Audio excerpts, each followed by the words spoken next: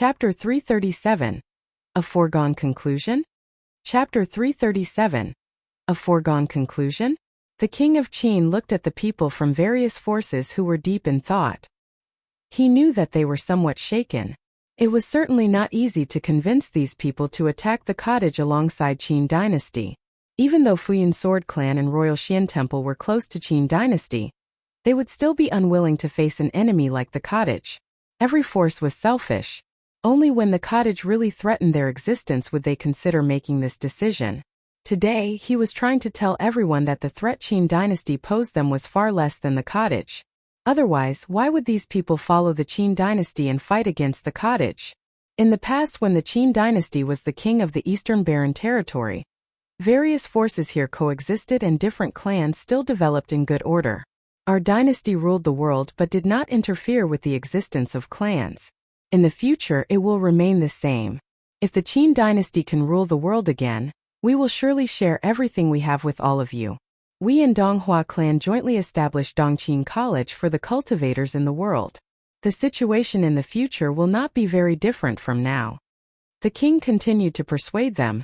Now we have even found the tomb of our ancestors.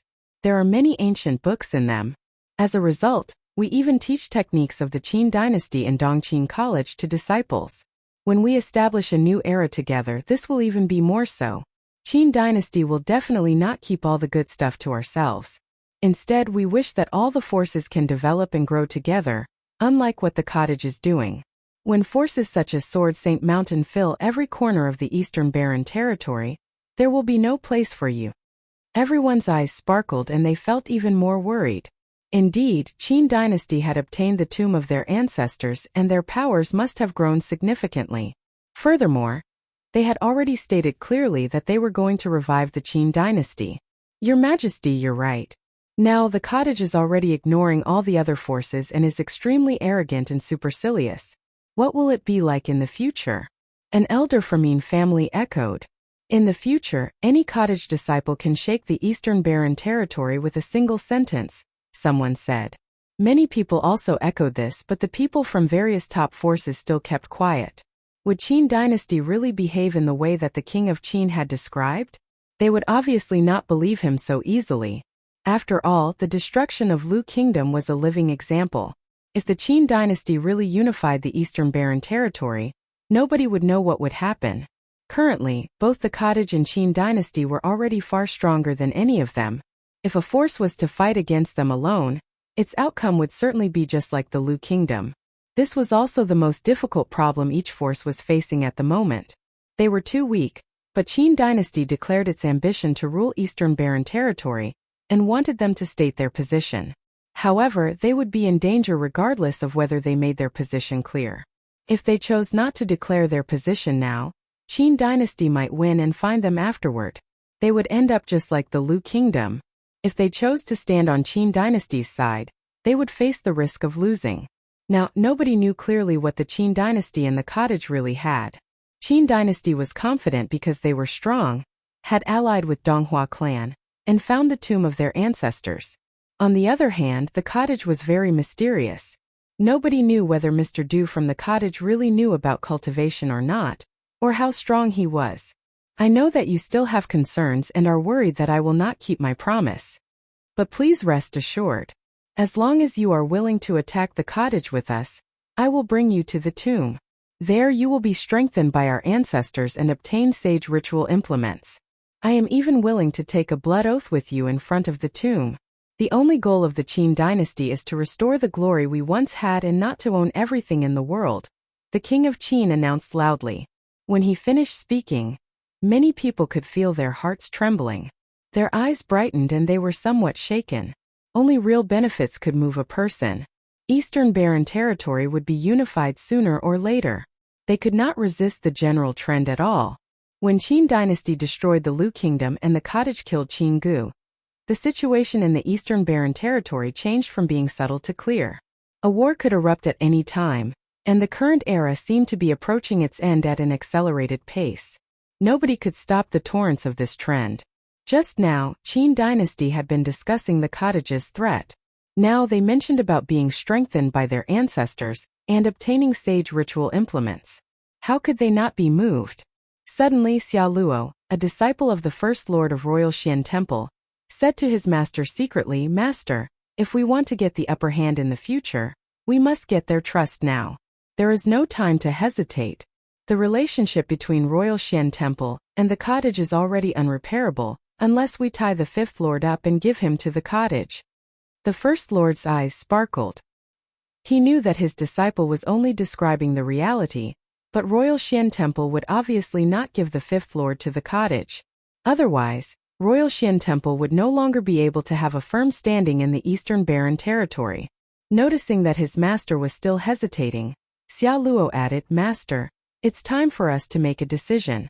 There is a difference between being the first to accept and being forced to accept. If the 5 lords in Royal Xian Temple can all be strengthened and get sage ritual implements, we will definitely be able to have a place in Eastern Barren territory in the future. Now we only want to maximize our benefits." The first lord clearly knew what his disciple was saying was all correct. He glanced at the people from other forces and discussed secretly with the other lords. The fifth lord, He Yulu, obviously supported this idea. Soon the first lord said, "The cottage is uncontrolled in their behavior and forced my Royal Xian Temple disciple to die. We have been unhappy about this since long ago, but we could only tolerate them because we were too weak. Now Qin dynasty is willing to call upon the world to attack the cottage, and Royal Xian Temple is of course happy to know that. We will join you in the battle." When he finished speaking, the place fell into complete silence. There was finally a top force that made their decision. Everyone knew that from the moment he said this, Royal Xian Temple would really be tied to Qin dynasty's war chariot. Qin dynasty, Donghua clan, and Royal Xian Temple had allied. The king's eyes glittered. Finally, a force declared its position. What Qin dynasty needed the most at the moment was such a primer. The statement from the first lord of Royal Xian Temple was sufficient to break the mental defense of the other leaders. The outcome was already a foregone conclusion. They had to join the Qin dynasty. Thinking about this, he glanced inadvertently at Xiao Luo, who was sitting behind the first lord of Royal Xian Temple. Xiao Luo's real surname was Qin and he had stayed in Royal Xian Temple for many years. All for this moment. In the future, he could assist his brother Qin Yu in ruling. Xiao Luo was also extremely excited at the moment, but he still controlled himself. He was sent to Royal Xian Temple when he was young, so naturally, he was very adept at hiding his emotions. In the many years at Royal Xian Temple, he had never once displayed any relationship to Qin dynasty. He even did not really contact the Qin dynasty. Only in Chaoga City did he start to execute Qin dynasty's plan. Finally, at this very important moment, he played a key role. He knew clearly that at such a time, the leaders of various forces only needed a primer, and he had played his role well, causing the first lord of Royal Xian Temple to make the decision. "Great. With your decision, Qin dynasty, Donghua clan, and Royal Xian Temple will definitely achieve a lot. Who else is willing to join me and establish a new era?" The king asked loudly. "Your Majesty, we will follow you." A person from Min family made his stance. "Your Majesty, we will follow you and fight against the cottage." Many people announced their decisions one after another. The forces which followed the Qin dynasty naturally knew what they should do at the moment. Royal Xian Temple had already nodded, so it was time to let the other forces feel that the torrent of change was unstoppable. The various top forces all felt some pressure from the situation. The eyes of the Futian Sword Clan leader sparkled, after which he also said, "Futian Sword Clan will also follow Qin dynasty." "Fantastic! With the aid of Futian Sword Clan we can accomplish anything," the king said, grinning. "Congratulations, Your Majesty. You will certainly destroy the cottage and rule the Eastern Barren territory." The voices of people became stronger and stronger. The cultivators from the Witch Clan, Ji family, and the Moon Clan sat on their seats. Looking at the scene before them, they all sighed in their hearts. Although the true strength of the cottage was unknown, they would probably not be able to fight against so many major forces. Even if Mr. Du from the cottage knew how to cultivate, he should not be stronger than the college chief. The top cultivators from Qin dynasty and Donghua clan would be able to deal with him. In the Qin imperial palace, the sound waves turned into a terrifying mass which spread outwards continuously. The crowd in the distance felt the power of the torrent and was deeply shocked. A new era was approaching. Were the college and the cottage going to be destroyed? Suddenly, a man in a black shirt appeared among the vast crowd outside the palace. He looked ordinary and was wearing a black robe which swung in the air. He also had long black hair. On his usual-looking face, however, there was a pair of eyes which looked as mysterious and deep as the stars, making him somewhat unusual.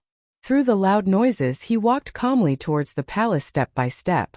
Occasionally, some people would look at him and notice his special temperament. They would frown and think about why he had attracted their attention although he looked ordinary. It felt as if at the moment they saw him, they knew that he was certainly extraordinary, unlike his appearance. Very soon, the man reached the gates of the palace and continued to walk forward. Seeing him, a guard outside the Qin imperial palace questioned, "Who are you?" The person ignored him and still walked slowly towards the palace. From his body, a faint might was being released. Seeing the scene, a guard walked forward and shouted, "Stop!" However, the person did not seem to have heard anything and continued to advance. A murderous aura was emitted from the guards, but in the next instant, the man in black shirt took a step forward and an invisible current started to flow. Immediately, the space around him seemed to freeze. The guards stopped and stood motionlessly at their spots like statues. They just watched as the person walked past them and into the palace. Very soon the guards could move again. They could all feel their bodies being filled with cold sweat and only astonishment could be seen on their faces. Such a terrifying person. Just now they felt that if they were to move even slightly, they would be crushed into a million pieces. Chapter 338. Extremely fragile. Chapter 338. Extremely fragile amidst the crashing tides, the black-clothed man stepped forward. His aura seeped out bit by bit. Many people from the surroundings looked at him strangely. He looked average, but his eyes were very deep.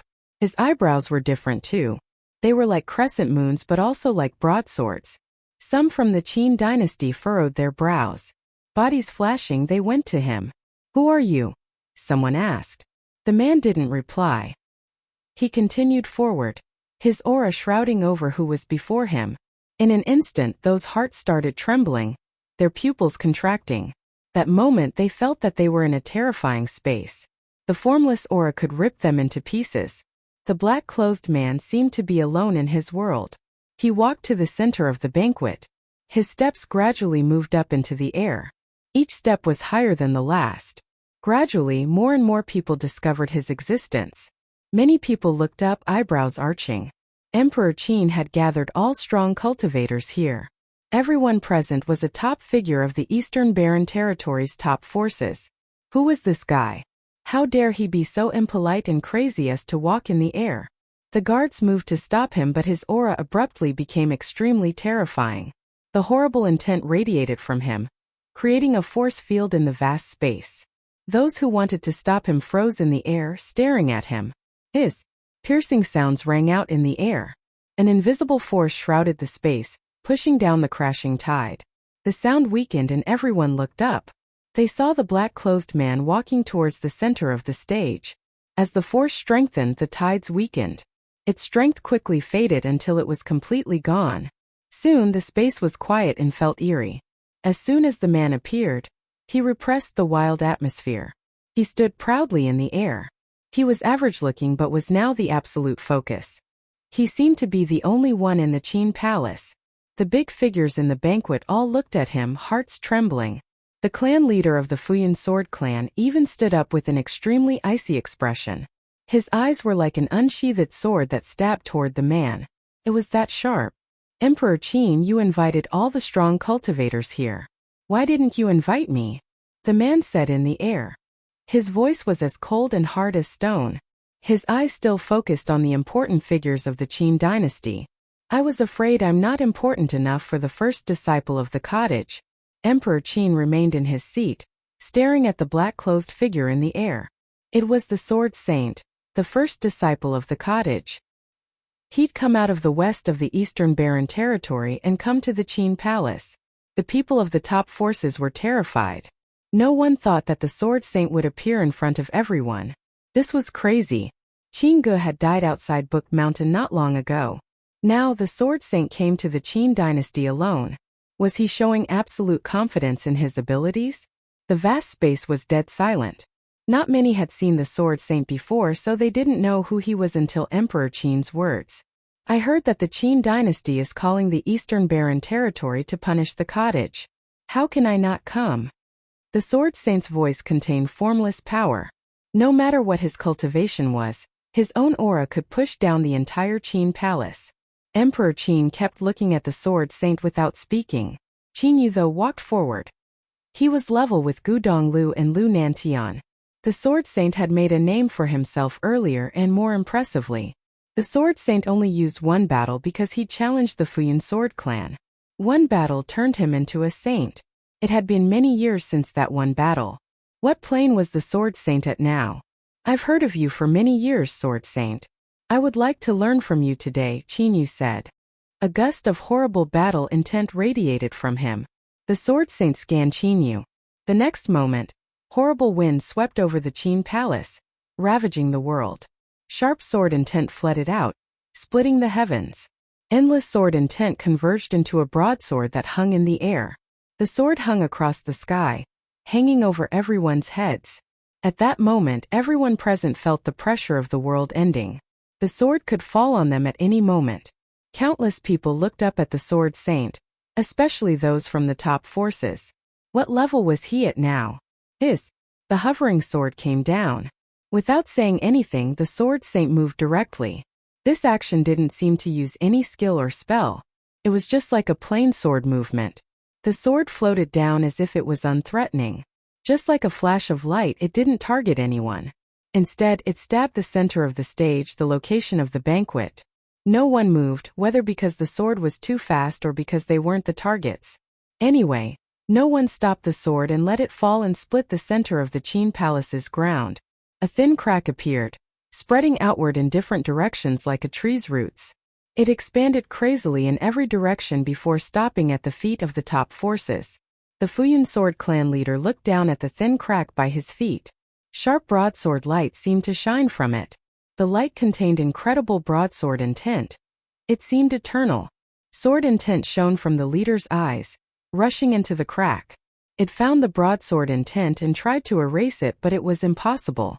Discovering this, he trembled involuntarily. He knew what this meant. It meant that the Sword Saint had sage intent now. He'd surpassed the Futian sword clan's leader and his sword intent. The Lord of the Royal Xian Temple also looked down to feel the broadsword intent. His arm trembled. His expression was uncomfortable. The other people all looked down and were unsettled. Those who had lower planes felt that their souls would be ripped apart when they felt the broadsword intent. At that moment, the broadsword intent in the crack exploded. It tore apart everything as it expanded crazily. The ground was ripped apart with horribly deep fissures. The light dimmed and the remaining broadsword intent scattered. All that remained was the mark. One could still feel the horrible existence within it. The vast palace was dead silent. Just as the Qin dynasty called the Eastern Barren territory to prepare to punish the cottage, the first disciple appeared. He just walked into the palace and made one move. He seemed to be the only one here. The strong cultivators of the Qin dynasty were uncomfortable, especially Emperor Qin and Qin Yu, the crown prince. Just then Qin Yu pulled out the golden dragon spear. A dragon roared faintly as if it contained the soul of a dragon. The Sword Saint's one move told him that the Sword Saint had progressed much further than him. His sage intent was deeper too. It would be impossible to win against him without a sage ritual implement.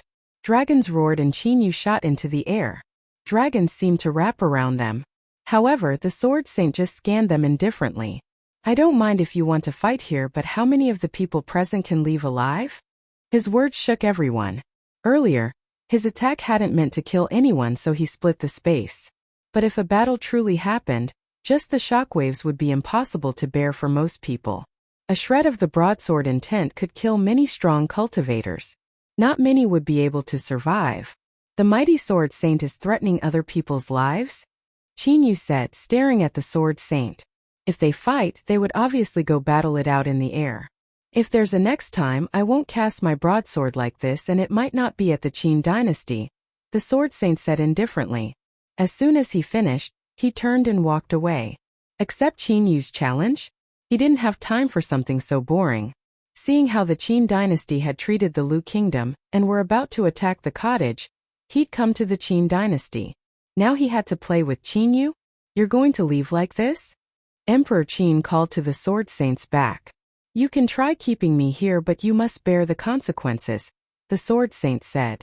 Emperor Qin stared at his backside with an ugly expression. He could feel from the bit of broadsword intent that the sword saint was no longer below his level. If he really tried to make the man stay, no one could predict the consequences. Many people would die. Qin Yu gripped the dragon spear as he glared at the man's back. Were they really letting the sword saint leave like this? There wasn't much time for him to think. The sword saint quickly transformed into a black that faded into the distance. Everyone stared at the sword saint, feeling unsettled inside. He was much stronger than before. What would the result be if he visited all their clans? They didn't dare imagine it. At that moment, the powerful atmosphere from earlier was gone. The Eastern Baron Alliance was about to be born, but now, it looked fragile enough to shatter at a touch. Chapter 339 Teacher is very lazy. Chapter 339 Teacher is very lazy. After such big news erupted in the Eastern Baron territory, the disciples of the cottage were a bit unsettled. They received news that the Qin Palace was holding a banquet to call for all the strong cultivators in the territory to attack the cottage. If a battle of this level really erupted, countless people would die no matter who won. But the cottage was still as quiet as ever. It was Futian who wasn't so indifferent though. After all, this was because of him. Second senior sister, I heard that the Qin Palace held a banquet today. Emperor Qin might call the entire territory to fight the cottage. Futian found Zhuge Hui to ask. She was so calm that she was sitting on a swing right now. She was beautiful, but Futian wasn't in the mood to appreciate it. Zhuge Hui smiled at him. Didn't Junior tell you to go cultivate? Don't worry, nothing will happen for now. Futian scratched his head in confusion. How do you know? The Qin dynasty wanted the entire territory to fight the cottage. The teacher is lazy and we can't find him, so who can take responsibility? Zhuge Hui asked. Futian scratched his head. I'm busy. You still have a first senior brother. Rolling her eyes, Zhuge Hui said. When the Futian sword clan insulted our teacher, first senior brother went there directly. Now those guys want to attack the cottage. He could go to any force and the alliance would fall apart. The cottage isn't the Lu kingdom. The Qin dynasty isn't completely confident, so he got a bunch of people to support him. They aren't stupid though. It's just that your first senior brother hasn't left his mountain for too long and they forgot. Hearing this, Futian was a bit more reassured. First senior brother must have improved over all these years. For a fight like this, they had to have complete confidence. Otherwise, who wouldn't be afraid of the first senior brother? A second senior sister said. First senior brother can probably beat the Futian sword clan's leader now, right? Futian asked curiously. They tied back then, but a cottage disciple's talent was usually better than most. Your third senior brother should be clearest about his abilities.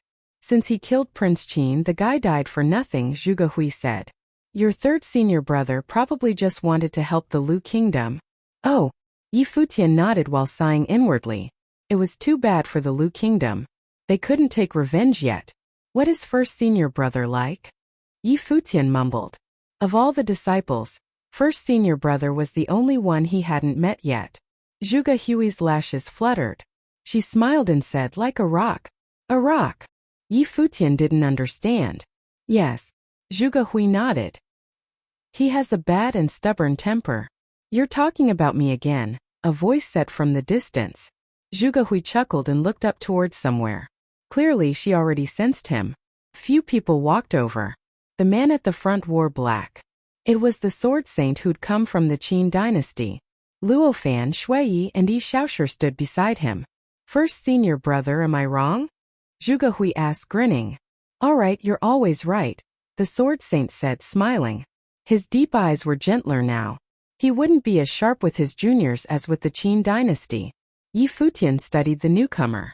This was their first meeting. It was also his first time seeing second senior sister lose her authoritative aura before the cottage disciples. Their eyes and simple conversation felt like regular siblings. No matter how many legends there were and how legendary they were, they're just regular people with their family.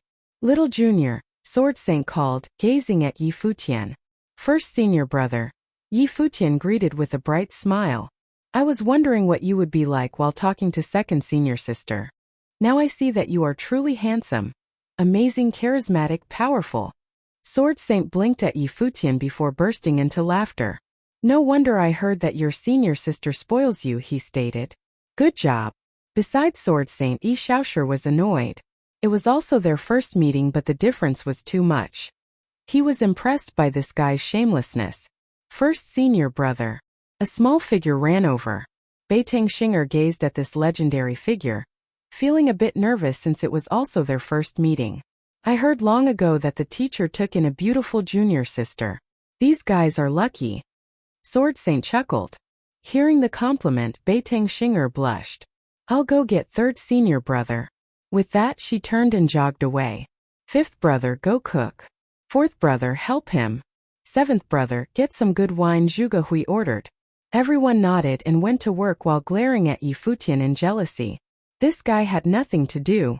Senior brother, you came back from the Qin dynasty? Zhuge Hui asked. You're smart. Sword Saint smiled at her. I went to visit the Qin dynasty and decided to drop by. I haven't met the juniors yet. Beside them, Yi Futian was stunned. First senior brother had talked about visiting the Qin dynasty so casually. He wondered how amazing it must have been. Prince Qin Gu of the Qin dynasty had died under Gu Donglio's hands. The Qin dynasty wanted to attack the cottage, so the first senior brother went to visit them when the entire eastern barren territory was guarded. It must have been extremely imposing and daring. It seemed that second senior sister had been right, but instead of going to the other forces, first senior brother had gone to the Qin dynasty. Our junior had been worried that the eastern barren territory would ally against us, Zhuge Hui said. Now he can rest assured. Yi Futian smiled, lips quivering. Since first senior brother went to the Qin dynasty and came to the cottage in one piece, he must have solved the problem. They don't have the courage to forge an alliance and fight the cottage, the Sword Saint said.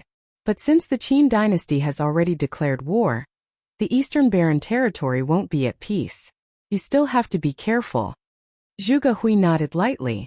The rivalry had been sowed. Even if the Qin dynasty didn't dare to fight directly, war was inevitable since their declaration. They just didn't dare show their hidden cards now and start an extreme war. Is there still no news of the teacher? The Sword Saint asked. First senior brother. It's not like you don't know him. Maybe he's finding pretty disciples somewhere again, Zhuge Hui muttered. It's all his fault for not keeping his eyes on the teacher. You think third junior can keep the teacher if he wants to leave? Sword Saint said. You know how lazy he is. Yi Futian listened to the conversation, feeling awkward. What kind of legend was the teacher? First senior brother. You really spoke up for me. Handsome Gu Donglu walked over. He glanced at Zhuge Hui, who looked away, not feeling like giving him attention. Seeing those small movements, the Sword Saint shook his head. How lazy is the teacher? Yi Futian asked. How many disciples did he accept? And he just takes them in without teaching them. How lazy do you think he is? Second senior sister asked. Yi Futian felt more embarrassed. There were only 7 disciples before him, and the teacher just took them in without teaching. He truly was lazy. So many people are dreaming that the teacher wanted to rule over the eastern barren territory. Shaking his head, the Sword Saint said, It would be great if that old man has those aspirations. Zhuge Hui's eyes glimmered. If one knew how lazy the teacher truly was, one would know how bizarre it was to rule over the eastern barren territory. How many times have people seen him? How can they understand his state? Gu Donglu said calmly. Even those top figures couldn't say that they understood the cottage's teacher. These 3 were probably the most familiar with the teacher, but they still couldn't find him. As they chatted, the wine and food were prepared. Yu Sheng and Lulan Shui came too. Since Yi Futian joined, this was the first time all disciples were present. The atmosphere was as casual and light as before. The disciples were all legendary figures outside. But here they were all regular people who chatted normally. In the outside world, The Sword Saint's appearance at the Qin dynasty caused a great uproar. The Qin dynasty had wanted the entire Eastern Barren territory to attack the cottage, but he'd failed. The Sword Saint's appearance had dismantled the alliance. No one dared to risk it. The broadsword intent left in the palace also showed Emperor Qin that his cultivation was the peak of the Eastern Barren territory. Anyone who wanted to attack the cottage knew the consequence.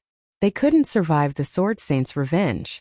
Of course, they couldn't send soldiers directly, but the Futian sword clan and Royal Xian Temple had agreed publicly to ally with the Qin dynasty. This powerful force feared the Sword Saint, but they couldn't back out. Countless days later in the ancient barren world, many college disciples were cultivating at a relic. Just then, a group of strong cultivators descended. They were from the Qin dynasty. The leader was Qin Li. He waved his hand and surrounded the people of the college. "Disable them and leave," Qin Li ordered coldly. His men attacked instantly. The bystanders were all terrified and moved to the side. The college disciples fought back violently but were soon all disabled and taken away. Many hearts were trembling. As expected, the Qin dynasty didn't send soldiers directly to Book Mountain. But they wanted to become the overbearing lord of the Eastern Barren territory. They couldn't let Qin die for nothing. The war had descended without realizing. After that, the Qin dynasty sent word that the college could hand over Lu Feiyang and Lu Qinyu as an exchange. The college was furious. They knew that Lu Feiyang and Lu Qinyu were just an excuse to start a war. Chapter 340. Battlefield in the Ancient Barren World. Chapter 340. Battlefield in the Ancient Barren World. Obviously, the college couldn't agree to the Qin dynasty's request. Not because Lu Feiyang or Lu Qinyu were of any particular importance to them, but because this was simply an excuse for the Qin to start a war. What kind of people would they be to send these youngsters to their deaths? Since a war had already been declared, then following this they were going to have to get into battle mode. The college recalled all disciples cultivating in the ancient barren world. Then they were paired with more powerful cultivators before heading back, ready to retaliate. And so, the war between the Qin dynasty and the college erupted in the ancient barren world. The Eastern Barren territory was not surprised by the start of the war. The Sword Saint took a trip to the Qin dynasty and scared powers away from creating an alliance with the Qin. And although they didn't dare to directly send troops to exterminate the cottage, the Qin weren't just going to give up. The ancient barren world was meant to be a place for disciples of all powers to train and cultivate. So it was, without question, the most fitting setting for this war to erupt. On this day, two figures descended from a mountaintop in the lower ancient barren world, traveling in the air. They were particularly fast. One of them had large, golden rock wings on his back. Majestic he was. The other had dim golden wings of a devil which brought the winds. These two were Yi Futian and Yu Sheng. They had yet to enter the Arcana plane and could only enter the lower ancient barren world. However, it was because of this very reason that the people who could pose a threat to them in the lower world were little to none. The two of them continued forward on their journey to somewhere in the ancient barren world. People would look up in the skies at them as they passed by and couldn't help but be surprised. It was Yi Futian and Yu Sheng. "Let's go to the Qin's territory," someone said. There was no explanation needed for Yi Futian and Yu Sheng's appearance in the lower world. Everyone knew what they were here for.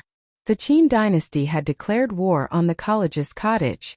In the center of the ancient barren world in the barren city, many people saw Yi Futian and Yu Sheng fly by.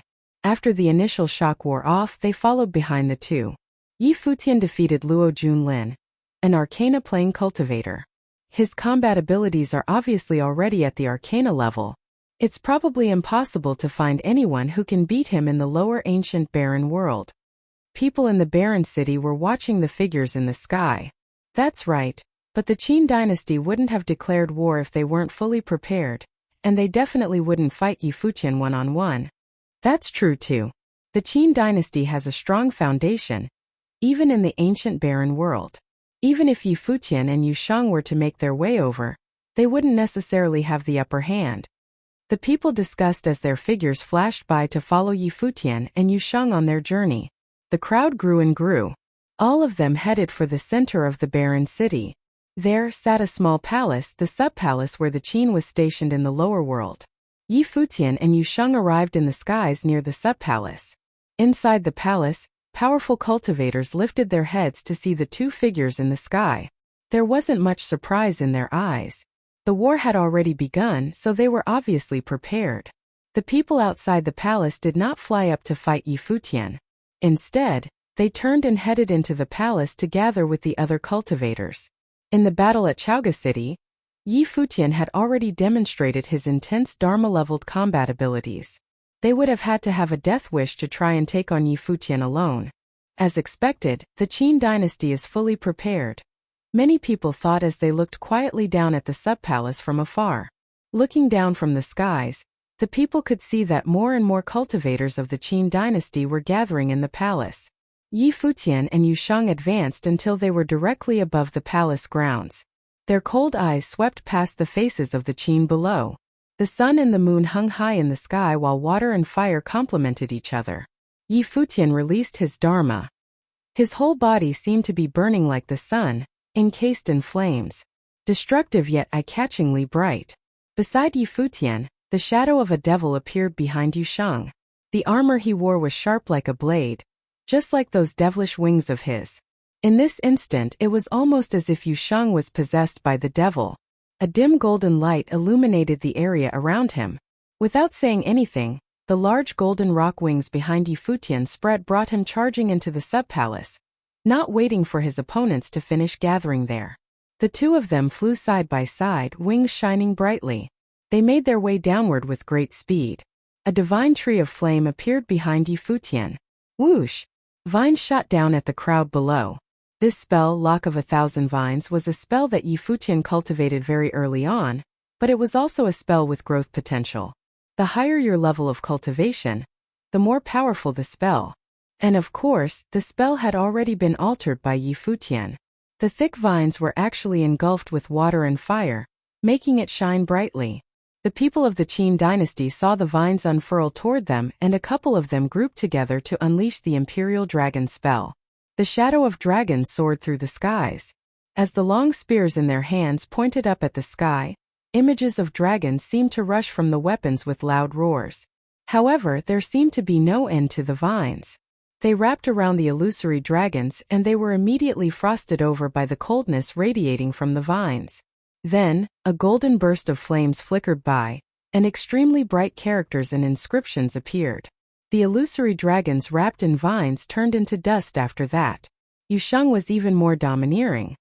He held the dark demon's heavenly halberd and turned into a forceful devil. He walked through the images of the dragons, ripping them apart. The devilish flame in his shining, golden pupils was a flame of fury. He took the destruction of the Lu kingdom, and what happened to Lu Qinyu and Yi Wuqian to heart, and now, he finally had a chance to release all the rage. Boom! Yu Sheng descended for the skies, stepping on a dragon. The small group formation was broken up when everyone was sent flying in a different direction. When they got back up, they surrounded Yu Sheng, all their eyes glued on the large built figure at the center of their circle. The devil wings behind Yu Sheng spread, and he charged ahead with the heavenly halberd in his hands. The cultivator in front of him yelled out in rage before the long spear in his hand spiraled forward like a dragon. When the halberd and the spear collided, the image of the dragon disappeared and the spear was destroyed. The heavenly halberd had pierced into Yu Sheng's opponent. Yu Sheng then lifted his weapon, with the body still on it, and threw the wounded cultivator at the incoming attackers behind him. Get in formation. Don't fight him alone. More and more people rushed out from the sub-palace. However, all it took was a loud, wild roar from Yu Sheng to scare everyone around him into backing up. They all knew by now that if they made a rash decision to fight this wild beast of a man head-on, it would only be asking for death. On the other side, those fighting Yi Futian had been trapped in a cage of vines. With the sun and the moon high in the sky, and the will of water and fire rushing through the battle formation, the people tried so hard to withstand the power. A large illusory dragon appeared around them and blocked off Yi Futian's attack. In the sky around Yi Futian, the flashes of lightning were bright and the sounds of thunder rumbled loudly. It was obvious that immensely powerful sorcery was being conjured around him. A terrifying thunder dragon took shape with the power of sorcery and traveled downward, growling loudly and ready for destruction. Thunder cracked loudly in the sky. The powerful cultivators on the ground below felt numb and their focus broke, as did the battle formation. The water and fire vines curled toward them and their screams rang out continuously. Their bodies were encapsulated by the bright light of water and fire. Quickly after, they perished. The people of the Qin dynasty rushed over from inside the sub-palace. None of their expressions looked too good. They did not make a move right away. Instead, they got into formation, barricading Futian and Yushang in the middle of a circle.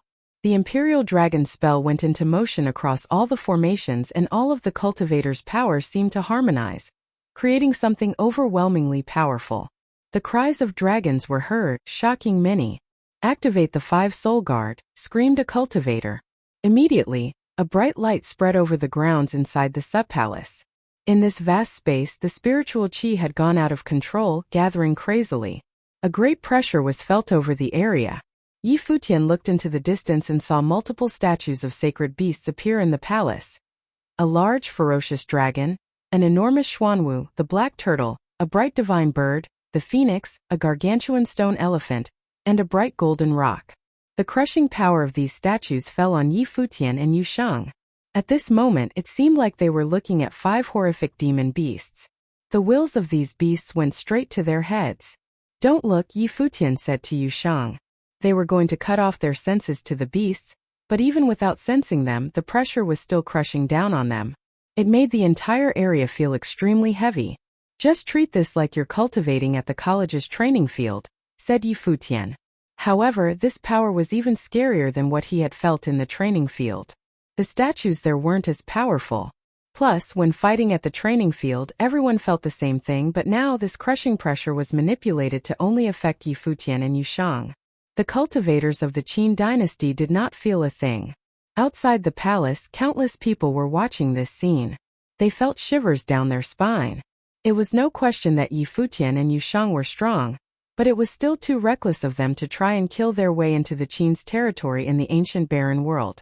They had to know the Qin dynasty chose this location because they could use the 5 Soul Guards' power to help them cultivate, and also use them in battle. This area used to be a relic site but was claimed by the Qin and made into this sub-palace. They had kept this place running for years. For these two to charge in so recklessly was simply putting themselves in danger. Although the Sword Saint's arrival in the Qin palace made all the other powers wary of sending troops to exterminate the cottage, Futian made his way to the sub-palace on his own. The Qin couldn't let him get away now. The Qin dynasty had their doubts, but so did the people of Sword Saint Mountain and the cottage. The two parties were keeping each other in check, but the war had already erupted in the ancient barren world. It had become the tacitly agreed upon battlefield. "Since you willing delivered yourself to the doors of hell, then we are happy to oblige," a Qin cultivator said coldly with his spear pointed at Futian and Yushang. It was an exciting thought, to be able to kill a disciple of the cottage. Everyone in the ruling class of the Qin dynasty wanted Futian dead. Now the chance was finally here. "This place is quite suitable for cultivation. This place will no longer belong to the Qin dynasty," Futian said. He completely disregarded what the other guy just had said. Chapter 341 To Claim for Oneself. Chapter 341 To claim for oneself even from afar. People were stupefied by what Futian had said. He was indeed just as arrogant as the rumors said. He was actually this confident. Even when standing in the Qin's territory, facing the statues of the 5 Soul Guard. "Initiate the spiritual matrix," a voice uttered coldly. After that, Futian and Yushang could feel an invisible weight push down on their bodies. It was as if an enormous sacred elephant was sitting on them. Not only was it difficult for them to move, but there was also a sharp and piercing intent, a burning intent. Along with this feeling, 5 spiritual beasts appeared in their minds. Yushang shouted Futian. Stepping forward, the image of the divine ape appeared, adding to his already wild aura. Yushang responded by following beside him with the halberd still clutched in his hand. The two of them moved forward, every step felt heavy than the last. Boom! They stomped down hard suddenly and their bodies were propelled forward. In front of them, a group of cultivators had gotten in formation and were staring at them with cold eyes. The Imperial Dragon spell went into action, and the battle will morphed into a dragon that danced wildly in the air. When the cultivators saw Futian and Yusheng charging for them, they gave a loud battle cry before throwing out the long spears in their hands. An enormous dragon followed the weapons, roaring loudly as it attacked. It seemed like the spiritual matrix the cultivators had formed added to the power of the dragon. This was evident as it charged for Futian and Yusheng, growling fiercely. Yusheng stomped down on the ground hard. His aura was explosive, making him look even scarier. The image of the devil enlarged as he took a step forward to stand in front of Futian. The heavenly halberd attacked, and in this instant, the demon seemed to be following right behind the weapon, cutting its way through everything in sight. The halberd, which was entangled by demonic will, collided with the dragon. The beast's body shook violently. The same powerful vibrations also made their way onto Yusheng. He screamed, a demonic growl if you will. Shockingly, multiple illusory images of a demon head were released before they exploded along with the image of the dragon. A figure flashed by. It was Futian. He rushed toward the Qin's battle formation. All the while, spiritual qi gathered and produced a large rod. The 5-element rod had exceeded the Dharma level and was not permitted in the lower ancient barren world. The same went for Yusheng's demonic tripod. When the long rod took shape, Futian swung it forward fiercely, ready for destruction. The powerful cultivators in formation yelled out together before attacking. Their powers harmonized and created a bright light that took the form of a dragon. Boom! The long rod was swung downward with immense power, almost as if it were the heaviest object on earth. Those in the formation moaned in pain, and the ones with lower levels of cultivation spat blood on impact. The formation was broken in seconds as many of them were thrown in different directions by the sheer force. Futian paid them no attention. He continued forward, making his way deeper into the sub-palace. Cultivators behind them tried to get into formation again, following after them. However, Yusheng turned around and with one blow from his halberd, he had single-handedly stopped their attack. Block him! Someone shouted when they saw where Futian was headed. However, their attempts were futile because they were no match for Futian as Dharma-plane cultivators. When the sun and the moon hung in the sky and the wills of water and fire descended upon them, it was the end. Futian charged over to the statue of the large golden rock of the 5-soul guard. The statue was enormous. The look in its eyes was filled with demonic energy. Its body glowed, including the wings on its back. A figure stood behind the statue and communicated with it through will to control its attacks on Futian. Immediately, Futian felt the golden rock rush into his mind. The look in his eyes became eerie as he allowed the rock's will to enter. He was shocked to find there really was the will of a golden rock inside the statue. The strong, sharp will could destroy most anything. What it wanted to do now was destroy Futian's will. A scary force of emperor's will rushed into the statue and took control of its will. If it had been the golden rock's will that had attacked Futian, he wouldn't have been able to do anything, but it was a Dharma-plane cultivator that was controlling the will. There was no way he could destroy Futian's will.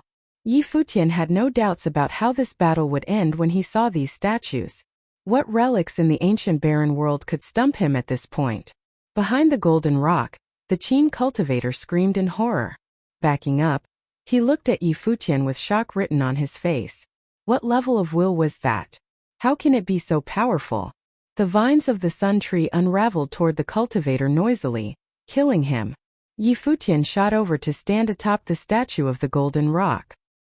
He closed his eyes and allowed his will to enter the stone. Yusheng fought his way through until he was stood in front of the statue. He was able to slow down the formation formed by the Qin dynasty's people all by himself. And although it didn't last very long, it was still an impressive feat. What is he doing? Many people questioned as they observed from the skies above the sub-palace. Presently, Futian was standing on the back of the golden rock statue. His white clothes fluttered and his hair blew in the wind. It was truly an extraordinary sight. Futian was able to control a statue at top of Mirror Mountain, someone said. Futian been famous in the ancient barren world, and was later accepted by Gu Donglu as a disciple of the cottage. Could it be? Just as the people had this thought, they saw the statue light up as if it was coming to life. It glowed with a bright golden light. Its wings looked ready to spread and take off. The people of the Qin dynasty were frozen in shock witnessing the scene in front of them. The 5 Soul Guard was a relic of the ancient barren world, and were eventually repossessed by the Qin dynasty. Throughout the years, many Qin cultivators have trained for combat using the 5 Soul Guard, but never had they seen the statue shine so brightly. This is bad. They all shared the same thought, not having a feeling about what was about to happen. In the next moment, they felt the painfully strong golden rock will break into their minds. It forewent any physical harm and went straight for their spiritual energy. It was an attack on the spiritual will. In their minds, a sharp, cutting image of a golden rock appeared. Some people screamed in pain as they felt their spiritual will being destroyed. They were on the verge of collapsing, no longer able to take the pain. Very quickly, every Qin cultivator experienced the same sensation.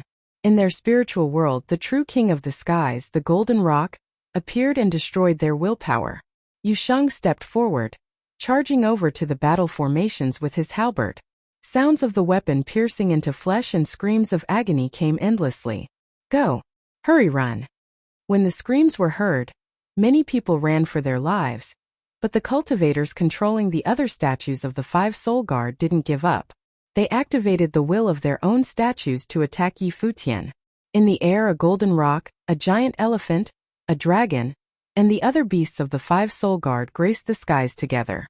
However, the will of the golden rock was stronger and powerful than the rest, allowing it to enter the wills of the other statues. The cultivators behind the statues spat blood before turning around to make their escape. The crowd watching from the skies trembled in fear at this scene. They couldn't believe this was the result of the fight. A complete wipeout. Futian and Yusheng barged into the Qin dynasty's territory and absolutely crushed their Dharma-playing cultivators.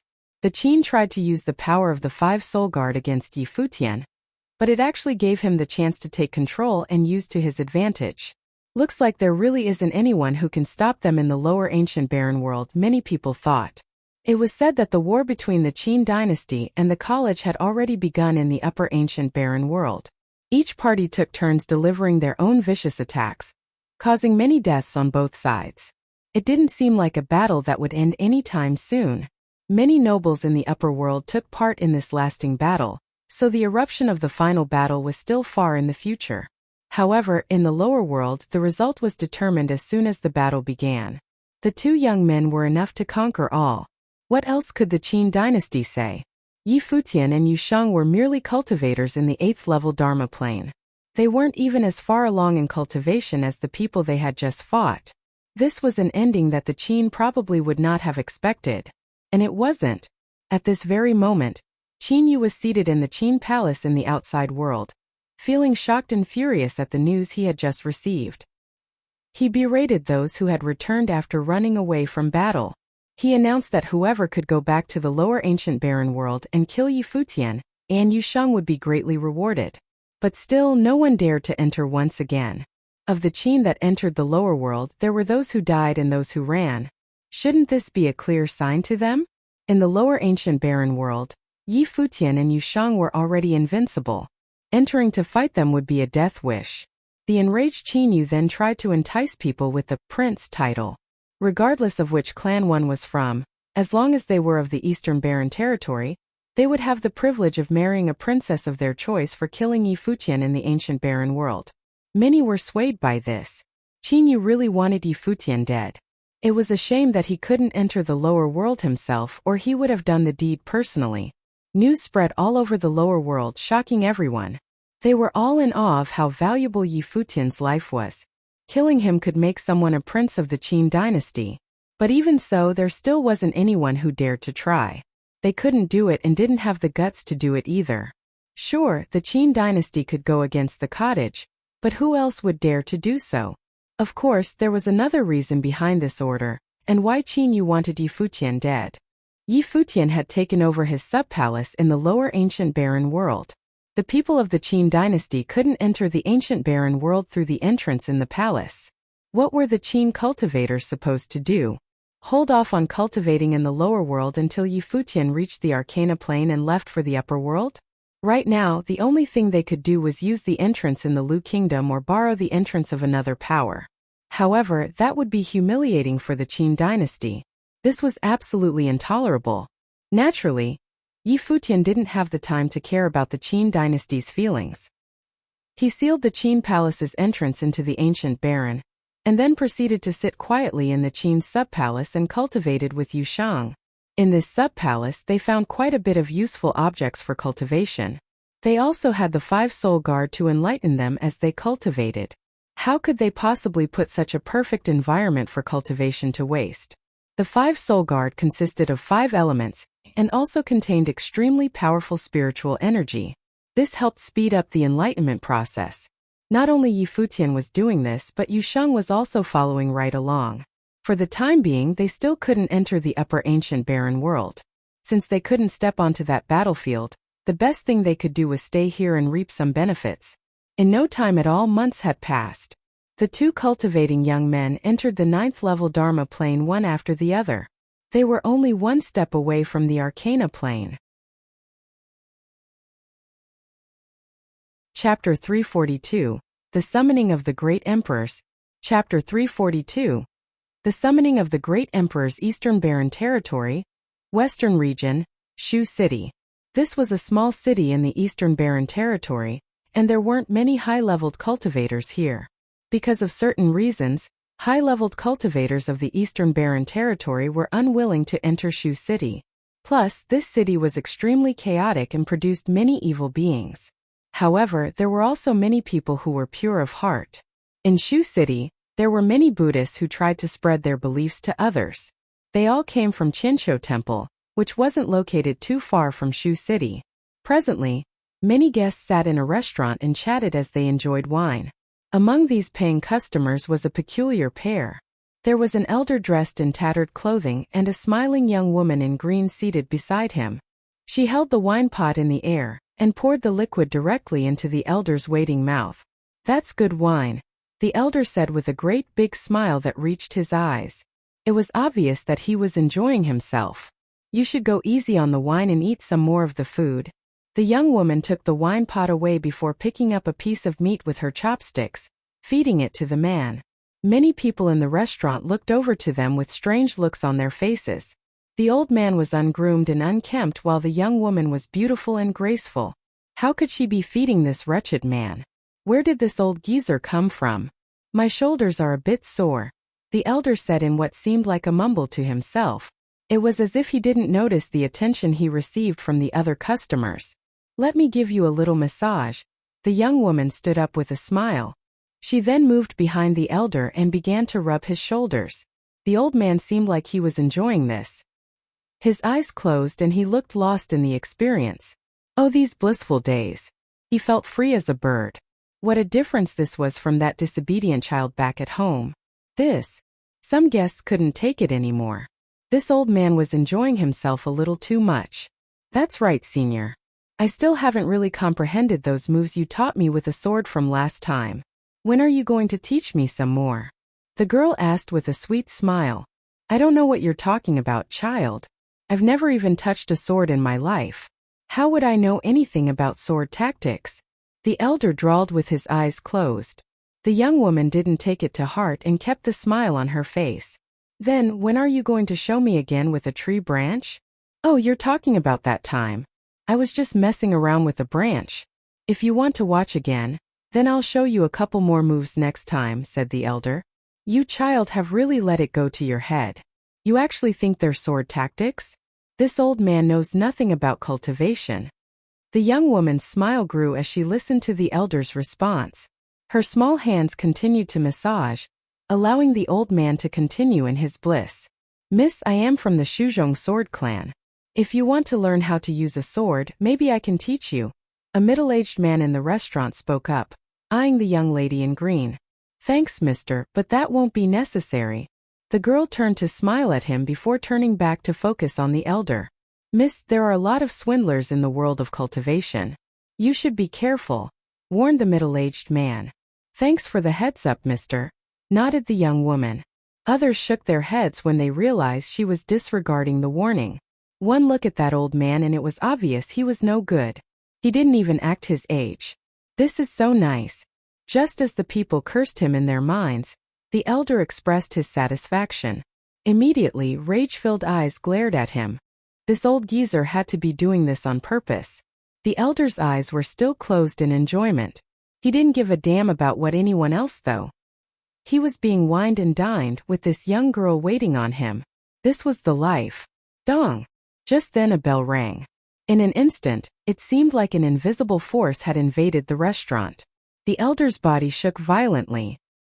He sat up straight abruptly, his body still shaking slightly, uncontrolled.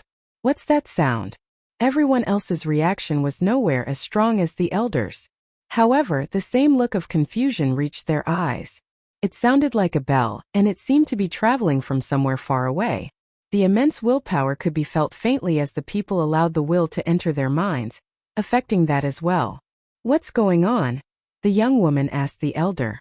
This was her first time seeing the elder so serious. In the months she had known him, the elder was always indolent and never took anything seriously. The elder was still slightly shaky. In a flash, he disappeared from inside the restaurant and was now standing outside. The young woman was dumbfounded. She hadn't even been able to see his movements clearly. Taking a deep breath, she followed after him. The elder looked behind him. A formless sound wave swept over the area, covering the entire Shu city. One after the other, people exited buildings all over the city. They lifted their heads, looking into the distance. The entire city listened as the bell sounds continued. They felt the willpower once again. The elder stared in one direction. The citizens of the city seemed like they finally realized what was going on and stared at the will. There seemed to be a holy light in some people's eyes. Where everyone was staring, there was a mountain, a blurred vision.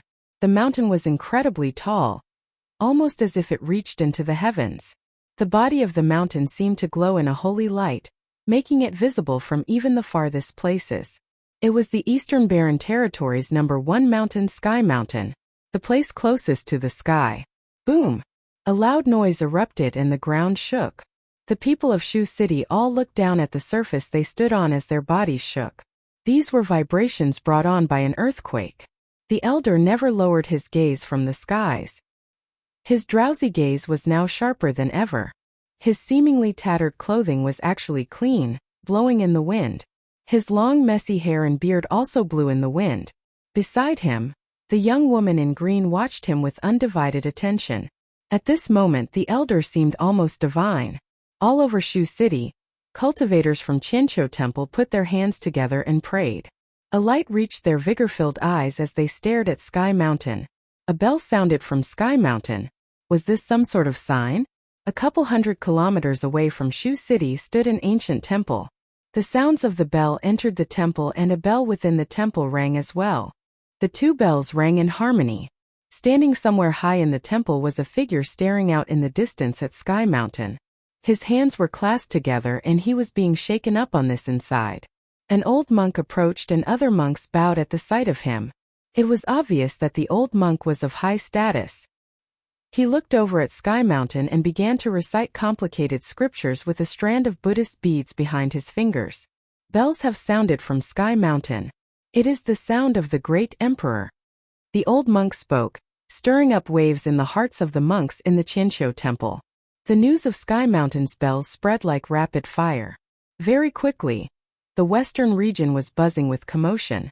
Sky Mountain was special in the western region. With all the commotion in the western region, there was no way for the news to be contained. It started to spread to other regions of the Eastern Barren Territory and eventually, every top power received the news. The bells have sounded from Sky Mountain, ringing out over the western region. At the moment, this news even drowned out the war between the Qin dynasty and the college in the ancient Barren world. All the attention in the Eastern Barren Territory was shifted to the western region. Futian and Yushang had been cultivating in the ancient Barren world all this time. They were in the Qin dynasty's sub-palace. Just then, a girl arrived in the sub-palace looking for Futian. It was a disciple of the college, Nangong Jiao. She was an acquaintance of Futian's. She was already in the top level of the Dharma plane. She was preparing to break into the Arcana plane just like Futian. When Nangong Jiao saw that the two of them had completely taken over the Qin dynasty's territory and claimed it as their own, she was speechless. "Are you here to cultivate?" Futian asked her with a smile. Although the college and the cottage didn't see eye to eye, it was all internal.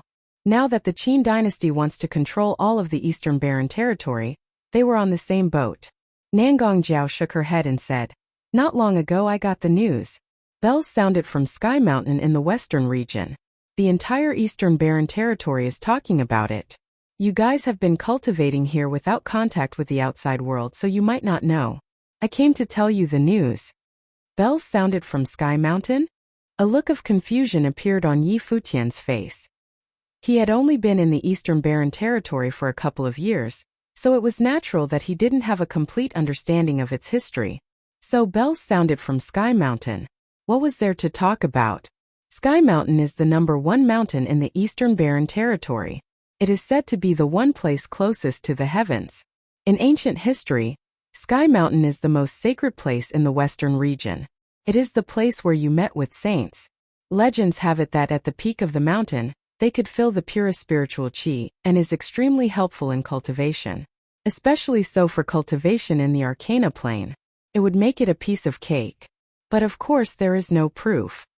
Nangong Jiao continued to explain. Then, something big happened at Sky Mountain.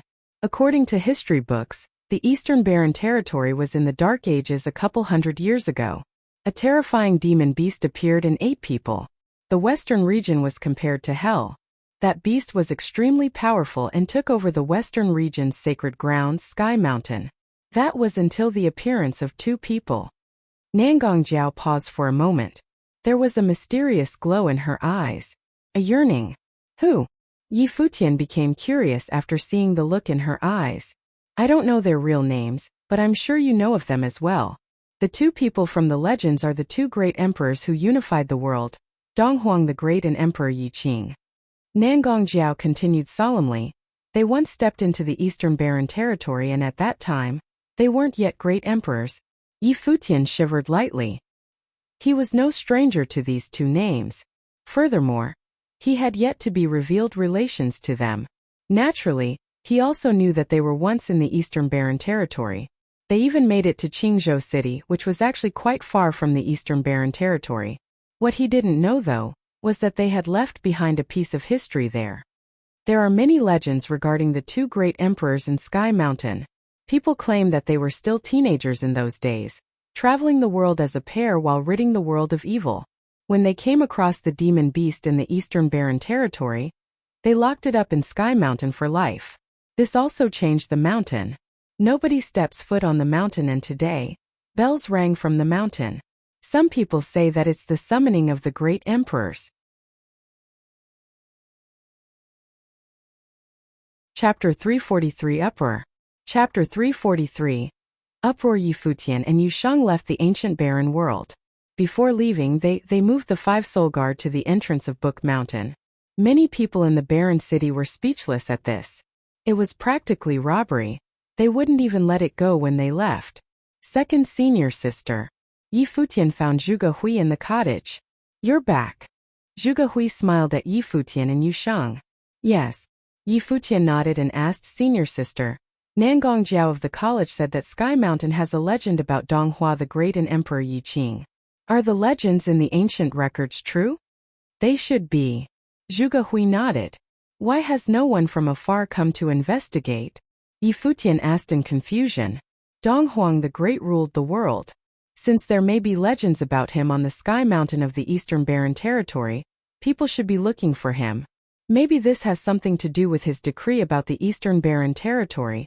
Second senior sister replied with a smile. Yi Futian's eyes flashed as he looked to her. Then he smiled. "You know so much. I'm your senior sister after all." Zhuge Hui grinned. Yi Futian scratched his head. She made sense. "Senior sister, I want to go to Sky Mountain," he said. He didn't act polite this time. The cottage was like his family now, and he didn't need pretense with family. Even if the bell didn't ring from Sky Mountain, he would still go if he discovered that there were traces of Emperor Yi Qing there. His birth was possibly related to Emperor Yi Qing. Minister Zhou of Nandu Nation had predicted that he had an emperor's fate.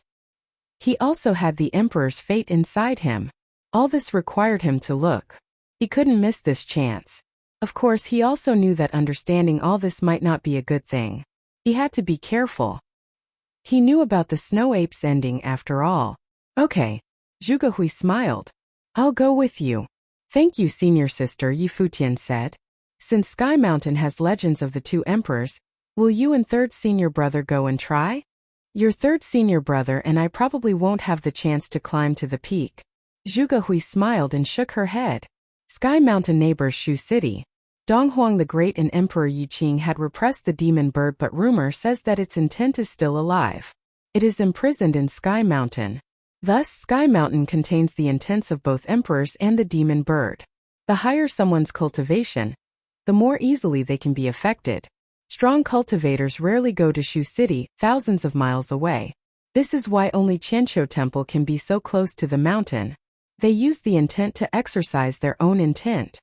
So it's easier for non-cultivators to climb the mountain? Yi Futian found it strange. Technically, yes. Zhuge Hui nodded and smiled. But those who don't cultivate can't climb onto Sky Mountain. However, the bell has rung, so some opportunities will appear. We can go for the fun. Senior sister, can I go too? Shui Yi came over and asked timidly. Has a year passed? Zhuge Hui asked. I can take care of our junior, right? And if you need help, you can just tell me, Shui Yi said charmingly. Zhuge Hui smiled at him. Fine. Go call all your brothers. Great. Shui Yi instantly cheered up and turned. Yi Futian understood that Zhuge Hui wanted all the disciples to go to Sky Mountain. After all, there was the legend of the two emperors. The bell ringing might be a sign of something. The cottage never cared about the Eastern Barren territory but decided to go out their mountain this time. It was evident how important the Sky Mountain's bell was. The other forces naturally went to Shu City too. Especially in the west, all forces, no matter size, went to Sky Mountain like pilgrims. The Eastern Barren territory was shaken instantly. Even the Qin dynasty inviting all top forces to Qin Mengrua and Qian Shanmu's marriage, the opening of the Dongqing College, or Gu Donglu and Lu Nanshan's battle wasn't as big as this. Last time mostly involved the top forces or powerful groups of the Eastern Barren territory. This time, many strong cultivators from the west went as well. Other than them, countless people from other regions set off too. No matter how talented Gu Donglu or Lu Nantian were, they couldn't be compared to Donghuang the Great. The relic of the two emperors that ruled over the east had rung its bell. One could imagine the effect it created. Shu City, closest to Sky Mountain, was in an uproar. This small city that was rarely visited instantly became the center of the Eastern Barren territory. People were everywhere. Strong cultivators in the Arcana Plain could be seen easily. Any random person on the streets may be in the Noble Plain.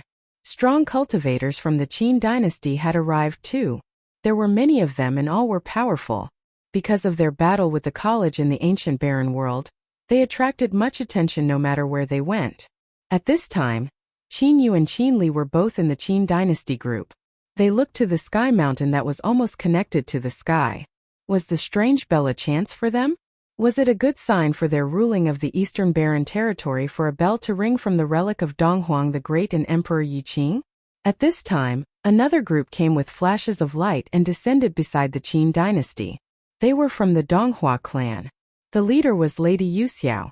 The talented Lu Nantian and Hua Qingqing were on either side of her. Lady and brother Lu are here. Qin Yu nodded at Lady Yuxiao. The wife of the Donghua clan's leader was his senior. How do you feel? Lady Yuxiao asked. It's thousands of miles away, but I can still feel the slight pressure from the Sky Mountain. No wonder there are rarely any strong cultivators in Shu City. The monks of the Qianqiu Temple are so strong. Qin Yu chuckled. Can you feel it? Lady Yuxiao asked Hua Qingqing. It's very weak, Hua Qingqing murmured. Lady Yuxiao nodded slightly.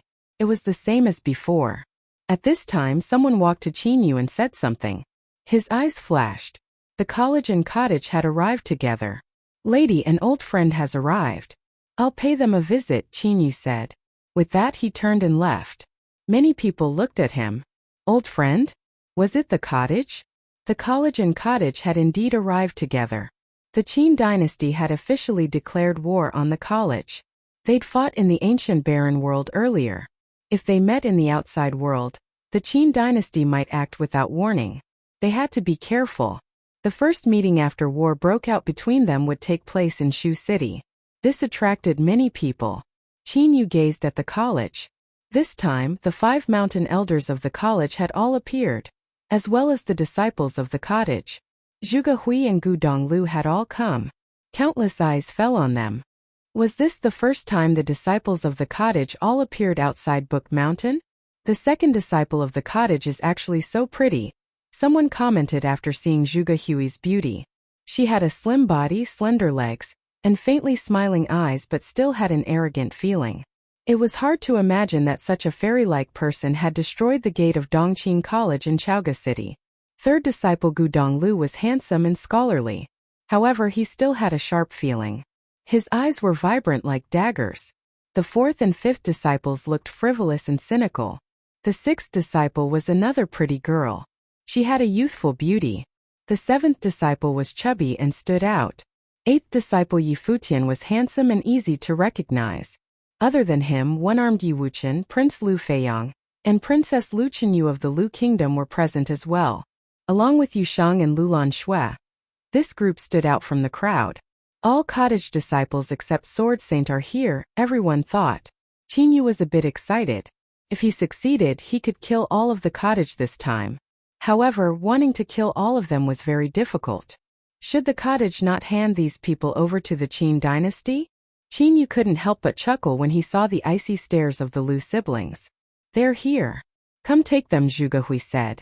She was smiling but still gave off a cold, arrogant feeling. I'd like to try. Qinyu laughed as he released his aura. A few figures appeared from the distance. They wore long robes and had sharp auras.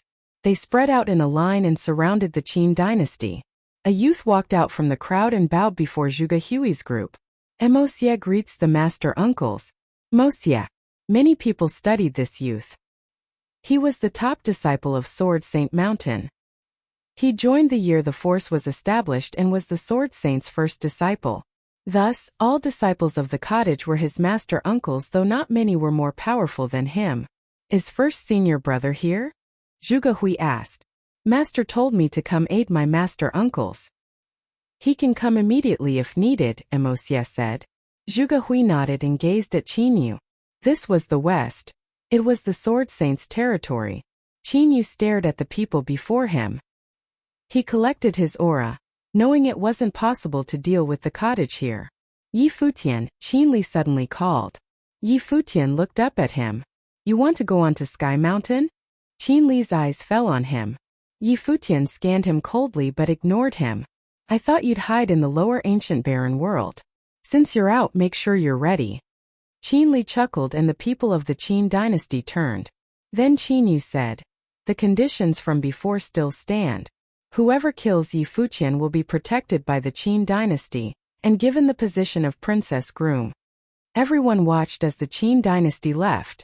Things were clearly different after war started. They didn't hide their murderous intent at all. Chapter 344 Someone on Sky Mountain. Chapter 344 Someone on Sky Mountain. The Sky Mountain's bell rang. All the strong cultivators in the Eastern Barren Territory gathered to go up the mountain.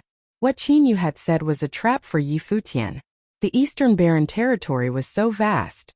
On Sky Mountain, someone could very possibly seize this opportunity to kill Yi Futian in order to join the Qin dynasty. The cultivators of the Eastern Barren Territory were of all levels. Not all cultivators could have the gifted talent to become a member of top forces, nor could they have the fate to marry the princess of the Qin dynasty. If they could make full use of this opportunity, they could rise up the ranks, though it was very risky. Human beings were the most complex creatures. No one could predict what this group of people would encounter. It was very ominous that Qinyu chose to stay here. This was Qin dynasty's style. But the cottage wouldn't be like them. Staring at Qinyu and Qin Li's back, murderous intent filled his eyes too. As long as there was a chance, he would kill them without showing any mercy as well. The surrounding people witnessed the exchange between the two top forces. They knew that if the Qin dynasty had the confidence to destroy the cottage, they wouldn't hold back. Let's go, Zhuge Hui said.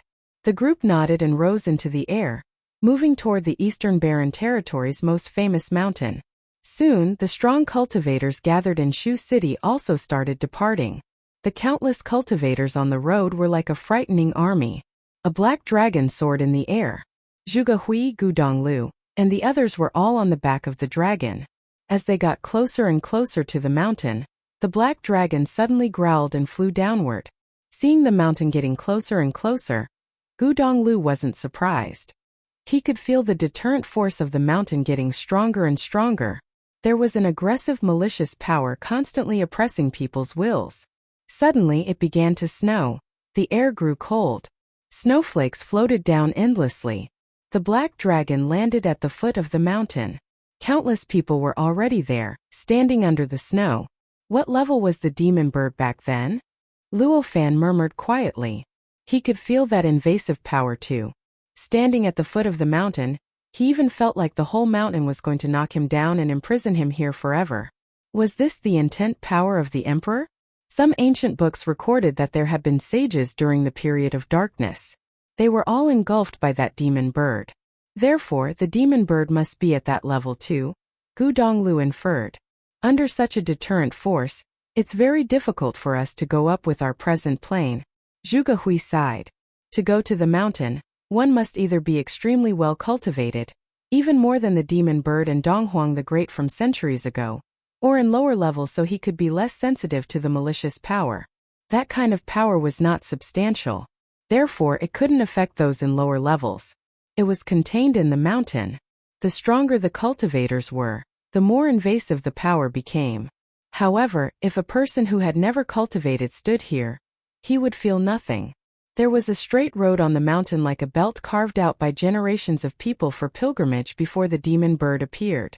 At this time a line of figures walked toward that path. They were dressed in cassock and chanted with their hands in front of them. The scene was very solemn. Their bodies emitted the light of the Buddha, covering them in a sacred sheen. The arhat that Yi Futian knew was among them. Obviously, they were the strong cultivators from Qianqiu Temple. The Buddha's scripture can protect them from devil power. Many people thought. Sky Mountain's bell has rung. If someone can go up to the mountain, it must be the monks of the Qianqiu Temple. Most people here belong to forces near the mountain. The Qianqiu Temple was their Mecca. Another line of figures came out. These strong cultivators were from the Witch clan. Yi Futian looked up at the mountain but couldn't see the top. It was as if the mountain's top melted into the sky. Though his level was not high, he could still feel that deterrent force from the mountain, as well as that invasive power disturbing his will. On the way to the top, the feeling would get intensified constantly. Under such a deterrent force, it would be very hard to climb the mountain. People gathered here because they thought the ringing of the bell on the mountain was the emperor's call. Otherwise, they wouldn't have come. Generations of people had tried before. At this time, people continually stepped up on the road to the mountaintop. Are you going or not? Why are you staring at us? At this moment, Wuxia turned back and saw the people of Futian Sword Clan.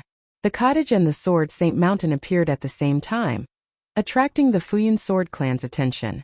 The head of the Futian Sword Clan was also here. Glancing at Yi Wuchen, he scorned. So the cottage accepts disciples that the Futian Sword Clan throws out? The mountain elder of the college stared at the man. At this time Zhuge Hui smiled. You are not young anymore. Why don't you just shut up? This is the Western Territory. Watch your mouth or you will regret it. The head of the Futian Sword Clan froze. Was this a threat? Funny. He huffed coldly but didn't continue the debate. The Futian Sword Clan moved forward. This was the Western Territory, which meant the Sword Saint was possibly here. The Futian Sword Clan was the inferior one. However, he was sure that the Sword Saint was not strong enough to confront with him. Moreover, the people of the Qin dynasty and the Donghua clan were also here. If the cottage dared to fight, the two forces wouldn't stand by. Zhisong and Qi Ao beside him were also staring coldly at the cottage. Yi Futian's group didn't move. Soon the Futian Sword Clan, the Qin dynasty, Donghua clan, and Royal Xian Temple all gathered together. These forces had all claimed to ally with the Qin dynasty when they were in the Qin dynasty's palace. Because of the Sword Saint clan, they hadn't taken any action so far. Now they kept close with the Qin dynasty. They were afraid that the cottage would take revenge. Let's go up. Zhuge Hui said and stepped forward. Ding! The bell's sound came down like a horrible wave. More snowflakes fell down crazily. Everyone closed their eyes. This ring seemed to be from heaven, coming down to the mountain and sweeping everything. Hearing the sound, those climbers felt like an enormous bell ringing in their heart.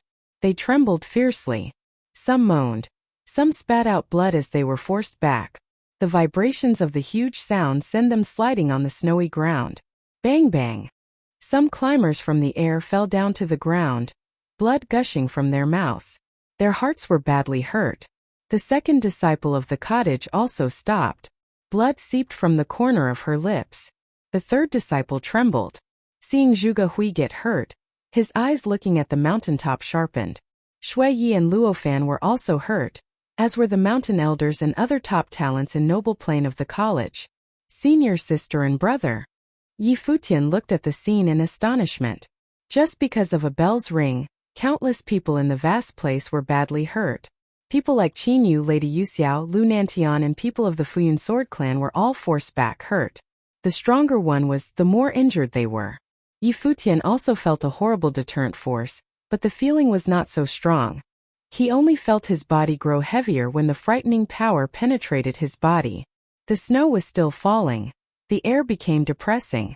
All big names of the Eastern Barren territory were hurt just because of the bell's one ring. Was this really the Emperor's call? What happened on Sky Mountain? Why did the bell ring? In the silence, everyone looked up at the mountain. Was it possible to climb this towering mountain? They all looked to the peak within the clouds. The snow kept falling. It was especially heavy near the peak. At this moment there was a figure standing on the top of the mountain and watching all of this silently. People would be stunned if they saw him because someone had managed to reach the top. In the snow, the figure seemed incomparably lonely. He took out a flask and drank a mouthful of wine. Then he spilled some wine on the snow. It was as if he was the only person in the world. Chapter 345 on Sky Mountain. Chapter 345. On Sky Mountain. Standing below Sky Mountain, Zhuge Hui looked up. She could feel that the pressure had strengthened after the bell. Does this mountain really have a spirit? Are the intents of the two emperors really looking and keeping nobles from stepping onto the mountain? Zhuge Hui asked. Bells rang from Sky Mountain for some reason, pushing down all nobles. If the intents of the two emperors really are here, there's no need to do this, Gu Donglu murmured, looking up. Donghuang the Great was the ruler of the divine prefectures of the east. He wouldn't care about the plane of those who climbed the mountain. I think we came for nothing. Shui Yi and Luofan were annoyed too after knowing that there was no hope for them. Xiaoshi Xinger Jr., only you all can go, Luofan said. Yi Futian nodded. He looked up at the high peaks. Snow fell down lazily, draping many people in a layer of white. The cottage disciples weren't the only ones who realized this. The mountain elders of the college were also advising the younger generation. Similarly, at the Qin dynasty, Qin Yu was telling his people, Qin Li, seems that only you all can go. Yes, father. Qin Li nodded. Don't hold back if you have the chance. Qin Yu's eyes flashed coldly. He still hadn't taken revenge for Qin Gu by killing Gu Donglu. I understand. Qin Li's eyes were cold. Beside them, Lady Yuxiao of the Donghua clan looked to Hua Qingqing. She murmured, Qingqing, will you go? Yes. Hua Qingqing nodded. She wanted to go see what Sky Mountain was like. Lu Nantian gazed at her with gentle eyes. He reached out as if wanting to caress her flawless features. But as if afraid of tainting her, he just touched the strands of hair by her hair. Come down if you run into any danger, he said gently. Okay, Hua Qingqing replied. Take care of her.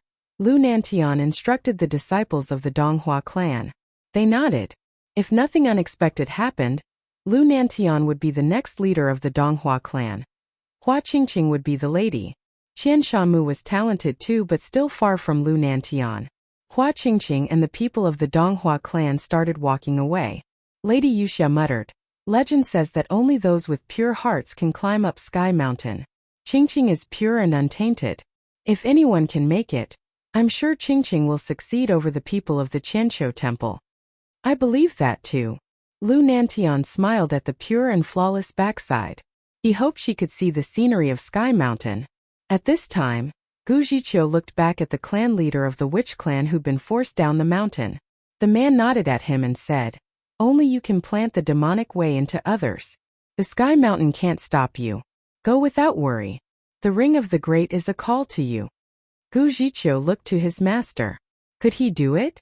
Even the most talented man of the Eastern Barren Territory would lose confidence when faced with Sky Mountain that the Great had once come to. "Senior brother, you can do it," Gu Biu said, smiling. Gu Zhiqiu nodded. Eyes determined, he continued walking. The Arhat also looked at the foot of the mountain. A monk there put his hands together and chanted. The Arhat did the same and turned to climb the mountain.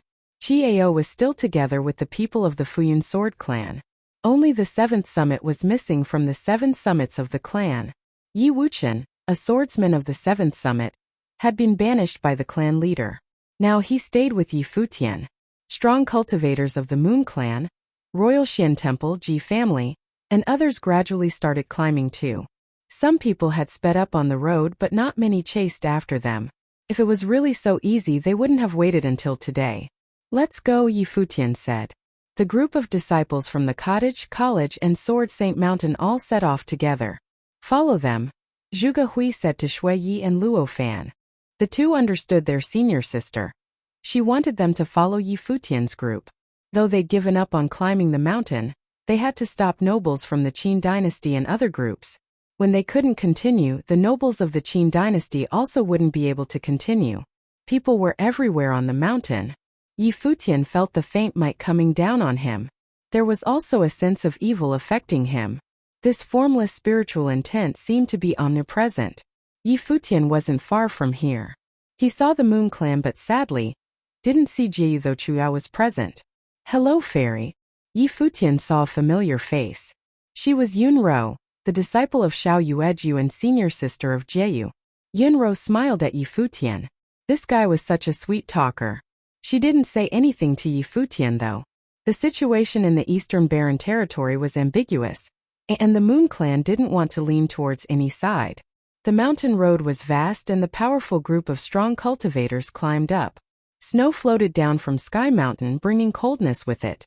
The entire mountain was covered in a layer of white. Some people were fast. Others were slow. Yi Futian's group maintained the same speed, neither fast nor slow. They could feel the formless pressure and invading evil intent getting stronger as they climbed. Some people of the Arcana Plane already started feeling the pressure. "How tall is the mountain?" Yi Futian asked Du Ming from the Sword Saint Mountain.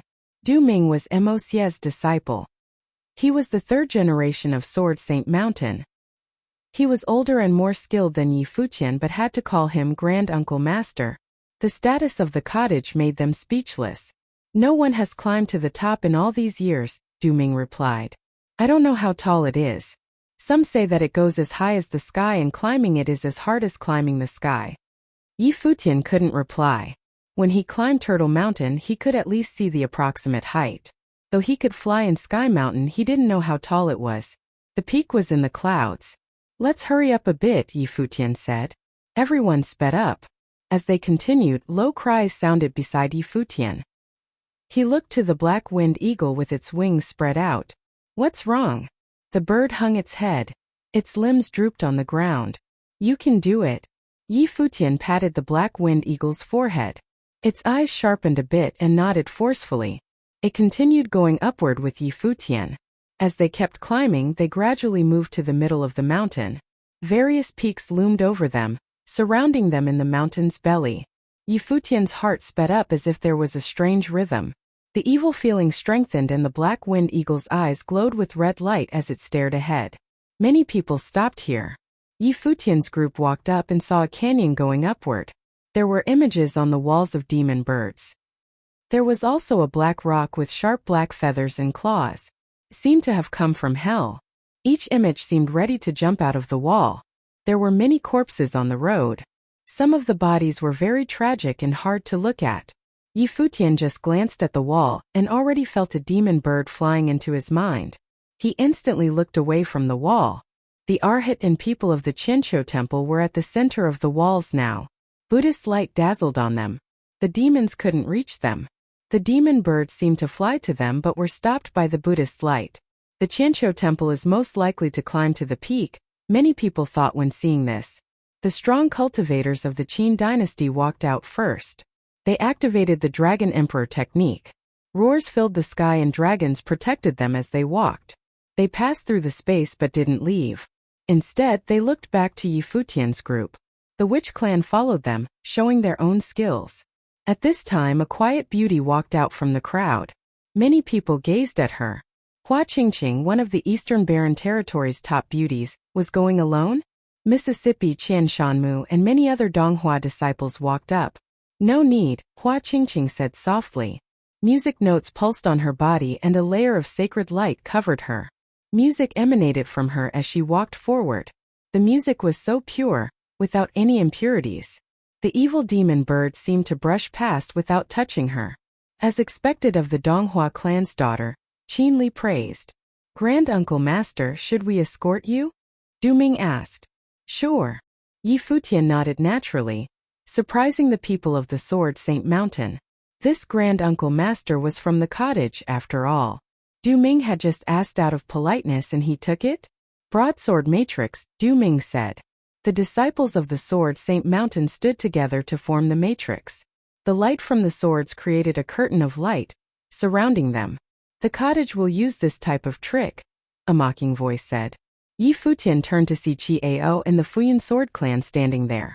Afterward, they gathered their sword intent into beams of dazzling sword light. They shot into the sky and passed through the space.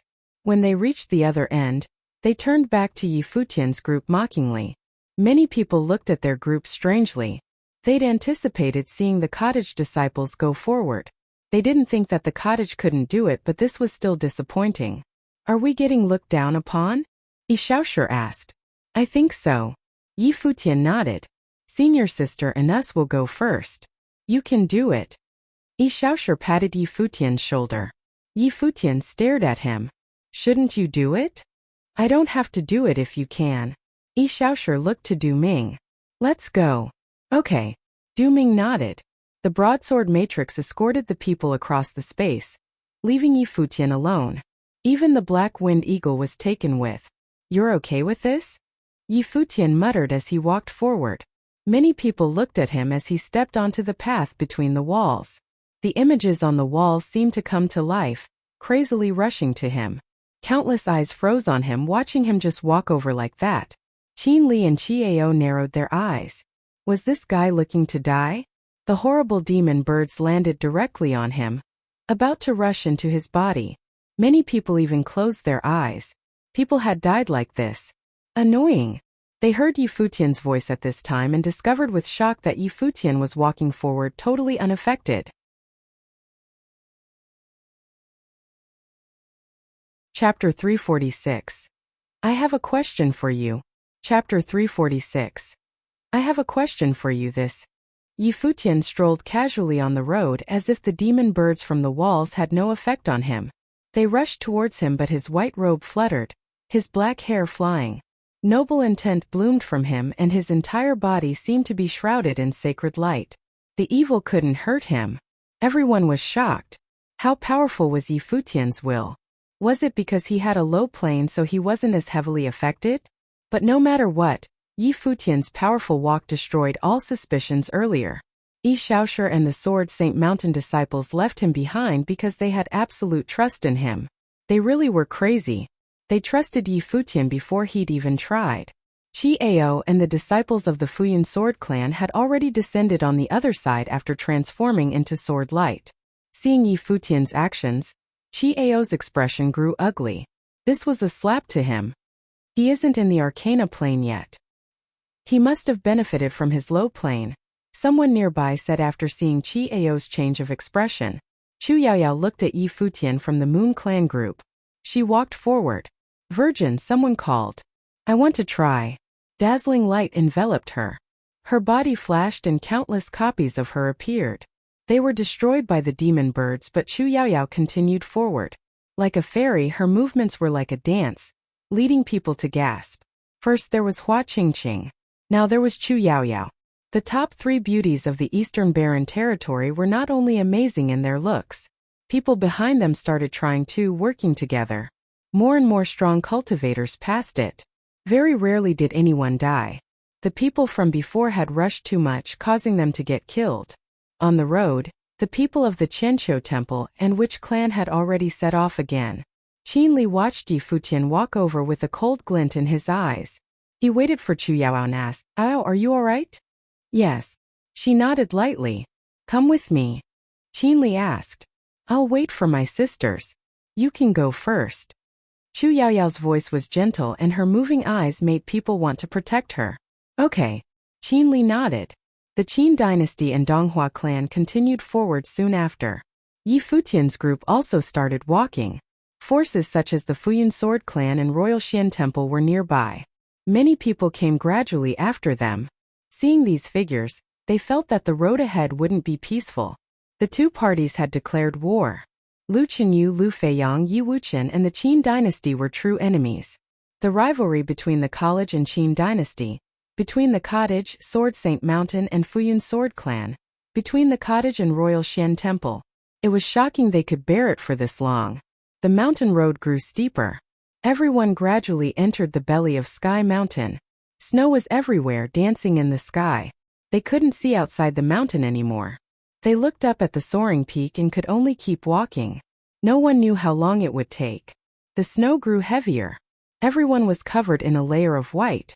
Some would use fire spiritual qi to melt the snow on them, but they started feeling cold.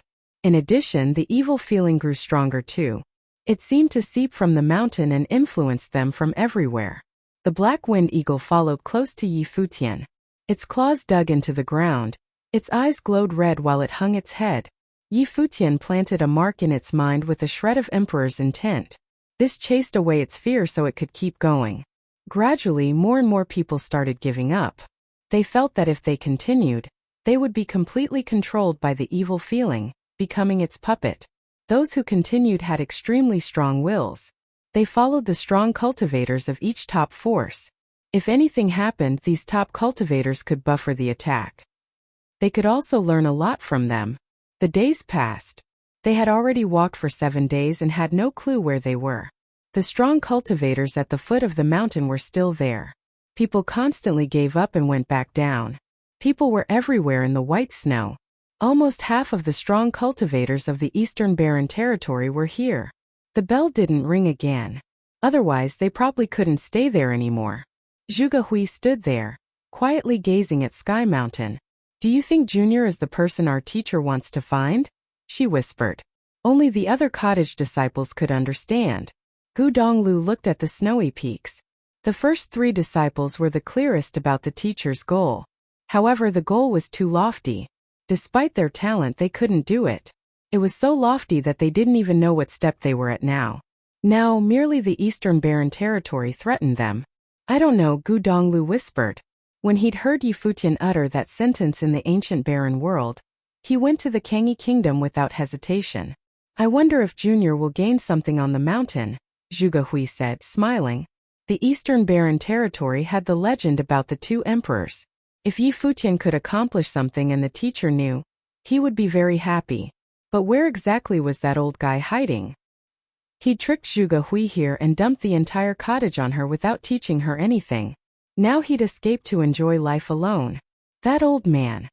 On Sky Mountain, the black wind eagle stopped again. Its legs trembled and the feathers on its wings stood up straight. There were many marks on the walls ahead. There were signs of claw scratches, lightning, and fire. A horrible aura emanated from it all. This was probably where the 2 emperors had fought with the demon bird. Everyone felt their bodies grow heavy. An invisible force pressed down on them. Black ravens flew between the walls. Their eyes had a deadly aura and occasionally glowed red. Thud thud thud. They could practically hear their own heartbeats grow louder and louder. "Push it down." Yi Futian glanced at the black wind eagle. The mark planted in its mind released a powerful might. He saw the black wind eagle's eyes become demonic, glinting with a bloody light. It was about to go crazy. "Ah!" A pained cry ripped out. Many hearts trembled and the people looked back. A strong cultivator in the Arcana plane couldn't resist the evil intent anymore. His eyes shone with terrible demonic light. His hand had also transformed into a frightening golden dagger that he stabbed into the man beside him. Blood bloomed in the white snow. Seeing the fresh blood, many people couldn't control the evil in them either. They screamed as the wild aura exploded. They lost control of themselves. Even those of the top forces started shaking. The evil accumulated in them was too hard to repress. They lost control and started attacking wildly. Many people charged towards Hua Qingqing, Chu Yao and Qin Mengru. The three were the top beauties of the Eastern Barren territory. They easily attracted evil thoughts. People also went crazily to the fairies of the Moon Clan. Kill them, Qin Li ordered coldly. Instantly, the people of the Qin dynasty and Donghua clan started acting. The scene became more chaotic. Blood flew through the air with the snow, leading to more evil thoughts. Even Lu Feiyong and Lu Qinyu's eyes turned red as they stared coldly at Qin Li. They hated his guts. This type of negative emotion was easy to be pushed out and affected by the evilness. Seeing this, Hua Qingqing stepped into the crowd and sat down, legs crossed. Her Guqin spirit appeared and she started playing. Seeing her flawless and angelic features, even more people pounced towards her. Music rang out. It was so wholesome it could almost purify their souls. The world fell quiet. All evil thoughts were eradicated by the music. Those who pounced towards her stopped, struggling in place. In the front, the Arhat and Qianqiu temple disciples who'd forged on alone looked back. Those who were pure enough would be unaffected by the evil influence. Hua Qingqing was probably that type of person. As the soothing music flowed out, much of the redness in people's eyes were a bit controlled. The fighting continued though.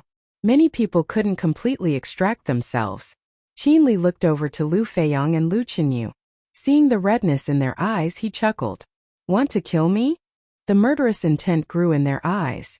Qingqing is kind, but it's better for these failures affected by the evil to kill themselves. Why save them? Qin Li asked, glancing at Hua Qingqing.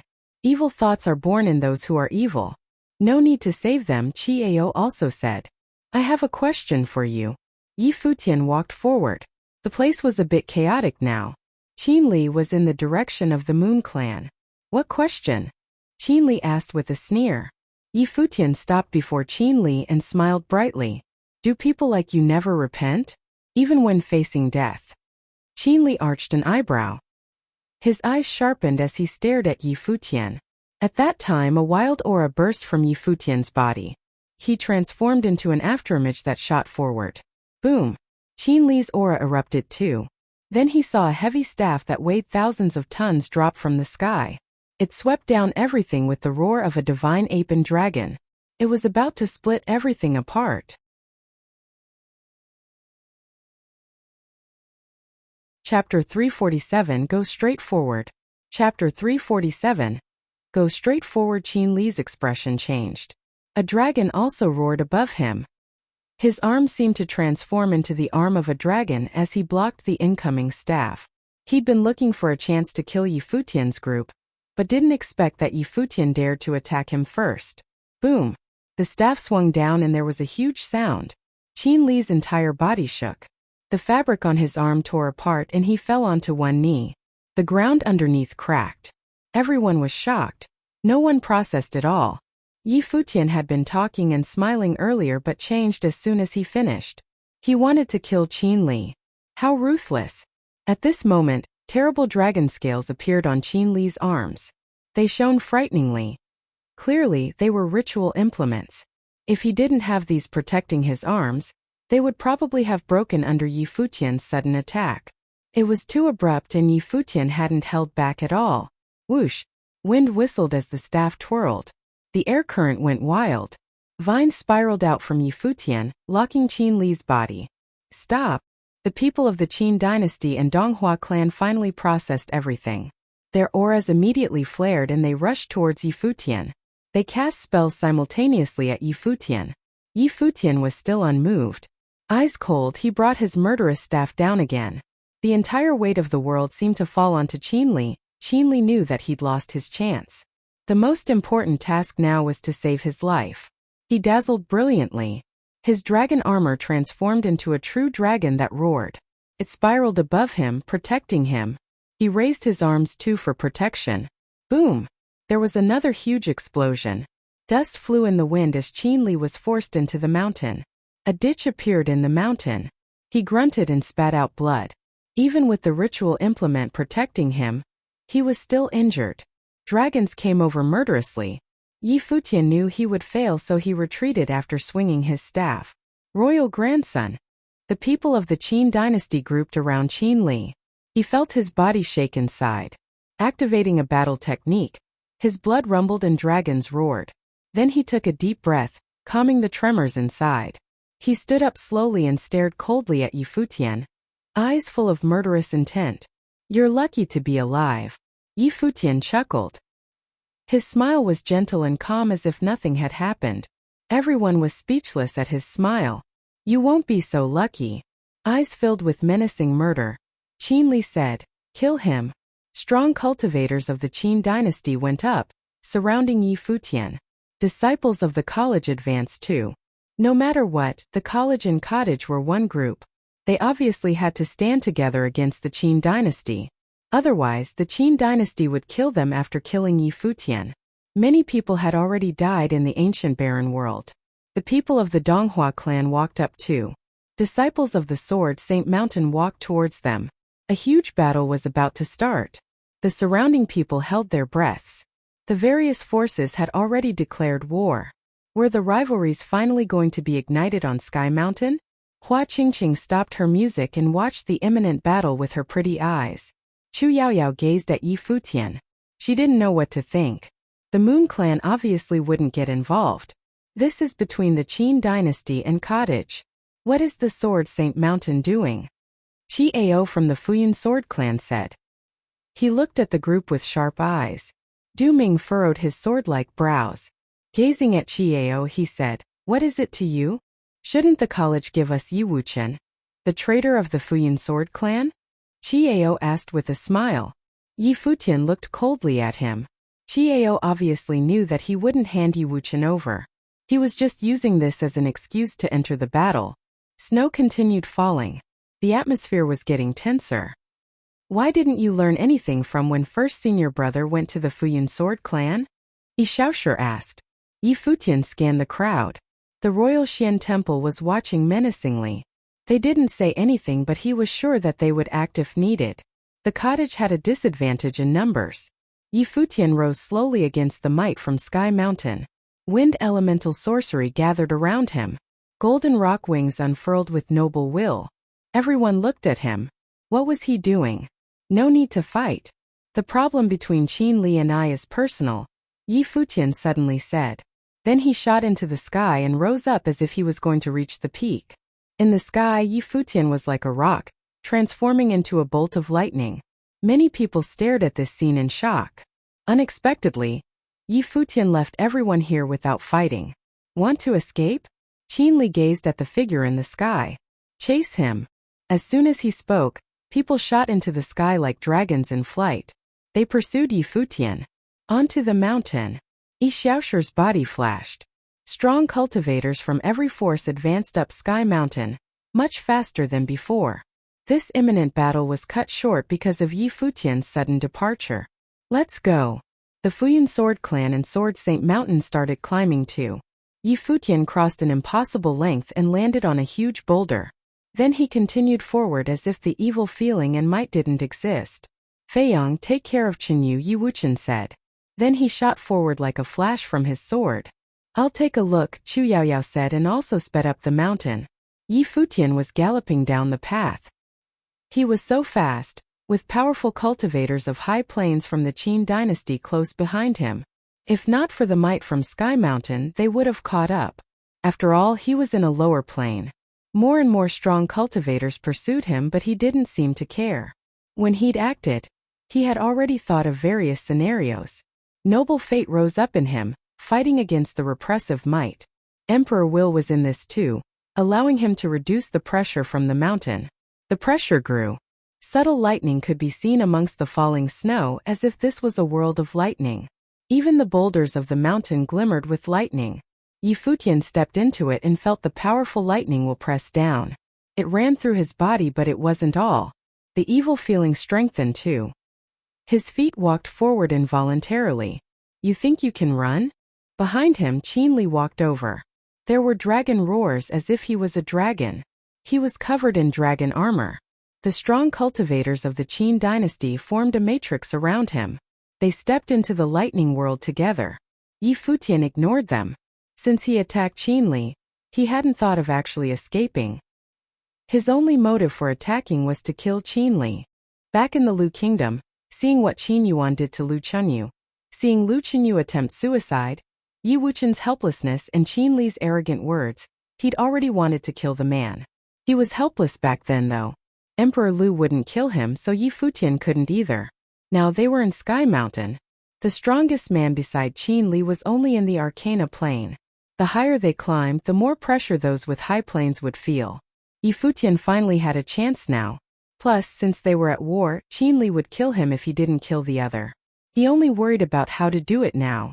Yi Xiaoshi arrived too, as well as some people from the Donghua clan. People from different forces gradually entered this lightning world.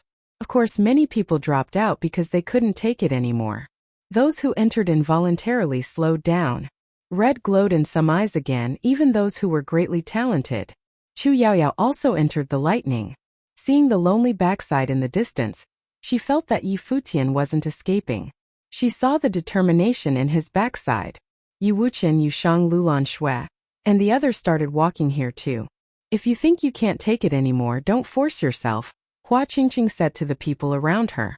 She obviously felt the pressure too. The Qianqiu temple and which clan were before Yi Futian. At this moment, Gu Bua stopped. She wanted to give up but saw Yi Futian speed up and overtake her. She couldn't help but stare and ask, "Are you crazy?" Yi Futian ignored her and continued past. Qin Li's expression grew uglier. His will kept getting corroded. He knew the pressure contained in this space, but Yi Futian kept advancing. Some of the strong cultivators of the Qin dynasty beside him were unstable already. Their eyes glowed red. Their murderous intent intensified. "We can't keep dragging it on. Kill him," Qin Li ordered coldly. His people burst forward towards Yi Futian. Their eyes were bloody. They wanted to kill so badly. Boom. Seeing this, Yi Xiaoshi sped up too and actually transformed into a bolt of lightning. He started later but arrived first. He leaped over Qin Li, body turning into a blur. He reached out and his arms actually stretched, curling towards the people going to kill Yi Futian. "Kill him," Qin Li uttered coldly. Various Qin dynasty cultivators stepped out and soared in the sky. Yi Xiaoshi seemed to have eyes on the back of his head. He kicked backward and his feet actually turned into a golden mountain. It pressed down, radiating with gold light. With a huge boom, it forced the people back. "Come back." Yi Xiaoshi waved his arm and dragged the people back like tentacles. As if he didn't know about the battle behind him, Yi Futian advanced without looking back. Qin Li's expression was ugly. "Take care of him," he said coldly. Then he brought some people to continue chasing after Yi Futian. The rest surrounded Yi Xiaoshi.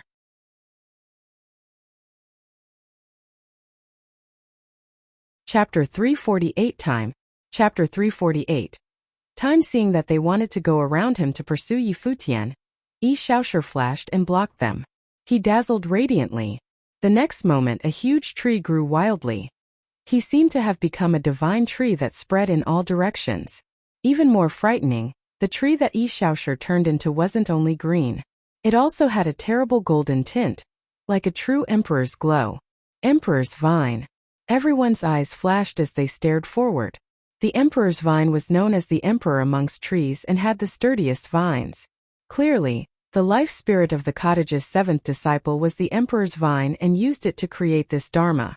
With this dharma released, all wood and gold spiritual chi were devoured. A wood elemental spell was released while dazzling gold tendrils covered the sun. They sped in the air, going towards the group that wanted to kill Yi Futian. Every vine was like a horrible blade. The strong cultivators of the Qin dynasty were facing a great enemy. Not daring to underestimate it, they turned around to defend themselves with spells. They didn't dare to keep chasing Yi Futian. "That's right." Yi Xiaoshi smiled brightly. That moment, countless strong cultivators formed a battle matrix and went straight towards him. Dragons roared from many of them. They stabbed their spears forward, wanting to shatter Yi Xiaoshi's body. Whoosh! Endless vines swept forward. transforming into thousands of tentacles that curled towards the people. A golden flower bloomed. The sharp petals spun and expanded like a frightening gold vortex. Horrible dragons roared above the spears with murderous intent. They destroyed everything. The gold petals continuously got shattered. It seemed powerful for the flower to be destroyed, but it kept blooming and blooming without end. The dragon apparitions extinguished and the powerful auras of the Qin dynasty disappeared. However, the petals were still coming. They exploded into a rain of petals. Every droplet of rain sharpened into sturdy golden blades. The people sped backward but saw golden vines coming at them from behind, blocking their escape route. They could only force themselves to fight back. Squelch! A horrible golden tendril pierced someone from the Qin dynasty. He screamed in pain. Retreat, battle matrix, someone yelled. Sensing danger, they didn't dare to feel cocky anymore. The seventh disciple of the cottage wasn't as famous, but he was just as powerful. The cottage couldn't be rated with common standards.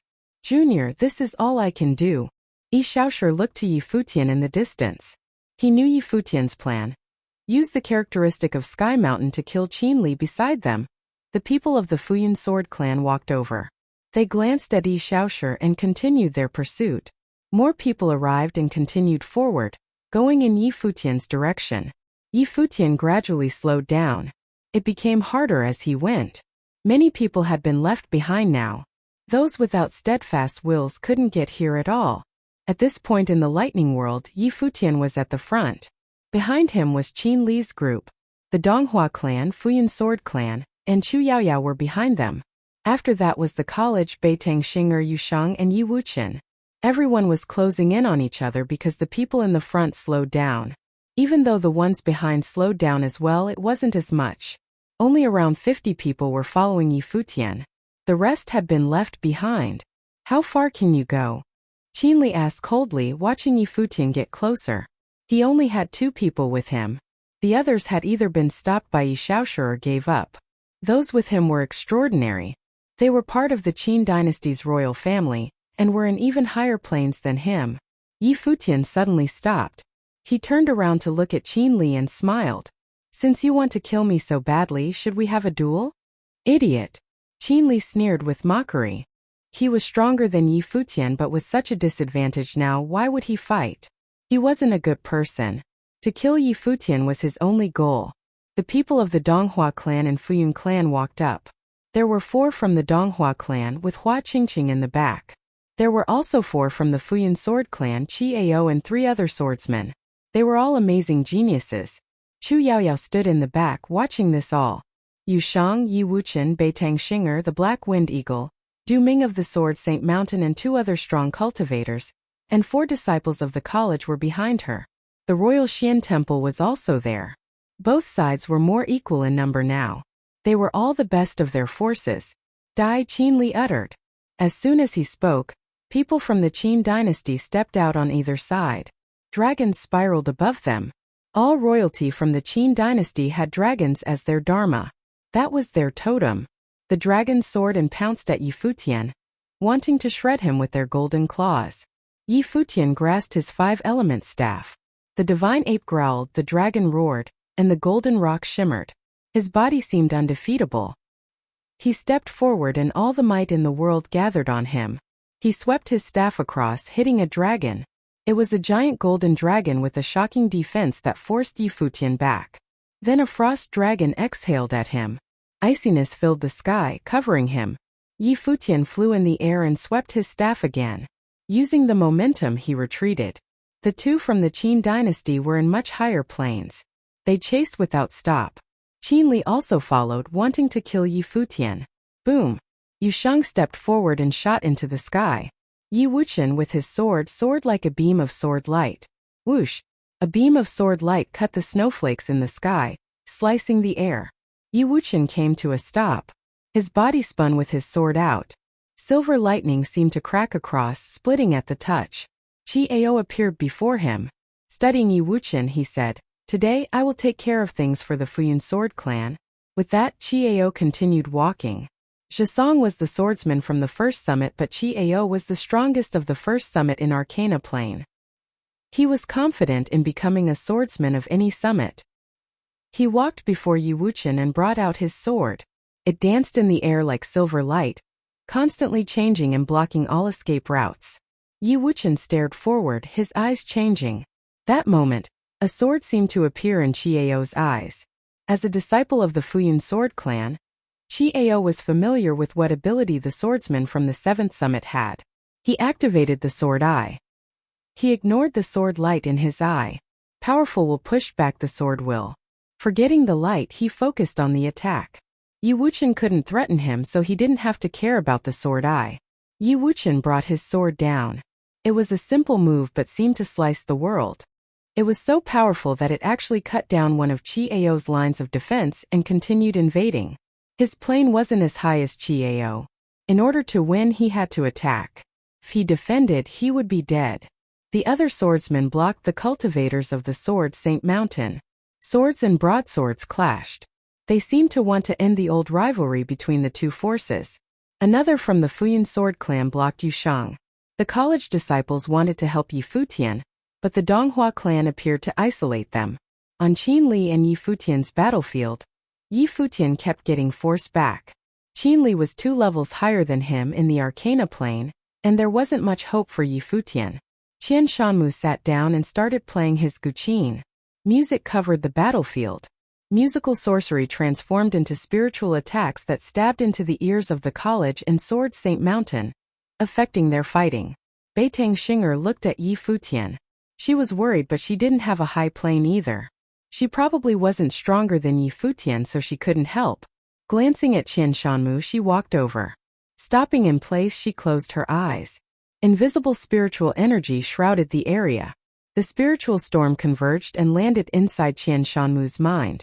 At that moment, he could only see Beitang Xinger's image in his mind. "Stop," Beitang Xinger uttered. It echoed countless times in Qian Shanmu's mind.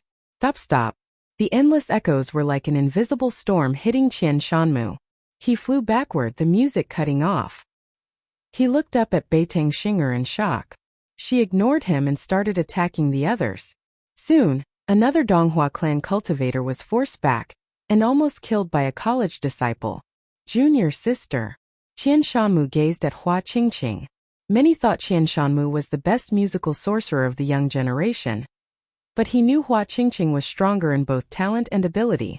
Hua Qingqing's eyes flashed. She walked to Beitang Xinger. They stared at each other and formless spiritual energy clashed. Hua Qingqing's clear eyes held the gaze. Beitang Xinger began to look worried. Her spiritual energy wasn't as strong as Hua Qingqing, so she couldn't help anymore. At that time, Yi Futian was forced back again. He crashed against a boulder and grunted.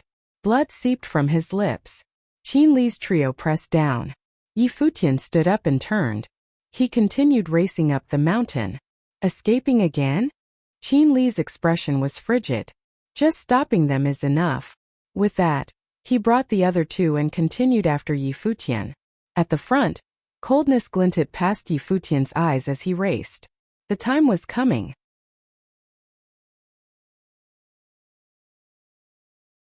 Chapter 349 Extreme Breakout. Chapter 349 Extreme Breakout in the lightning-filled world. The great battle continued. Even the geniuses from various top forces were under extreme pressure, and it was not just from the battle itself. Yi Futian slowly disappeared in the distance. Qin Li and the 2 upper arcana plane cultivators from Qin dynasty were chasing him. The mountain path was very rugged. Yi Futian did not look behind him and kept advancing forward. In front of him, the lightning-filled world seemed to be turning into an icy one, where ice storms were raging. Before he even reached, he already began to shiver. The snowflakes falling from the sky condensed into frost and turned into part of the icy world on Sky Mountain. Yi Futian stepped into it and could only feel extremely cold. It was as if he was covered in snow, and ice and coldness seeped into his bones continuously. Apart from being cold, evil thoughts also intensified and were mixed with the freezing coldness. Various negative emotions flashed across the eyes of Qin Li and the other 2 cultivators. A frightening murderous intent was released from them as they stared at Yi Futian's back with a bloodthirsty look. Before them, they could vaguely see the Arhat of Chenqiu Temple and Warlock Gujiqiu of which clan. The 2 advanced forward without any distractions and only had one goal: to reach the top of Sky Mountain. Their clanmates were all left behind as they did not have the ability to follow them. Suddenly, Futian changed his path and walked towards the side. Qin Li's body was fully covered with a piece of dragon armor.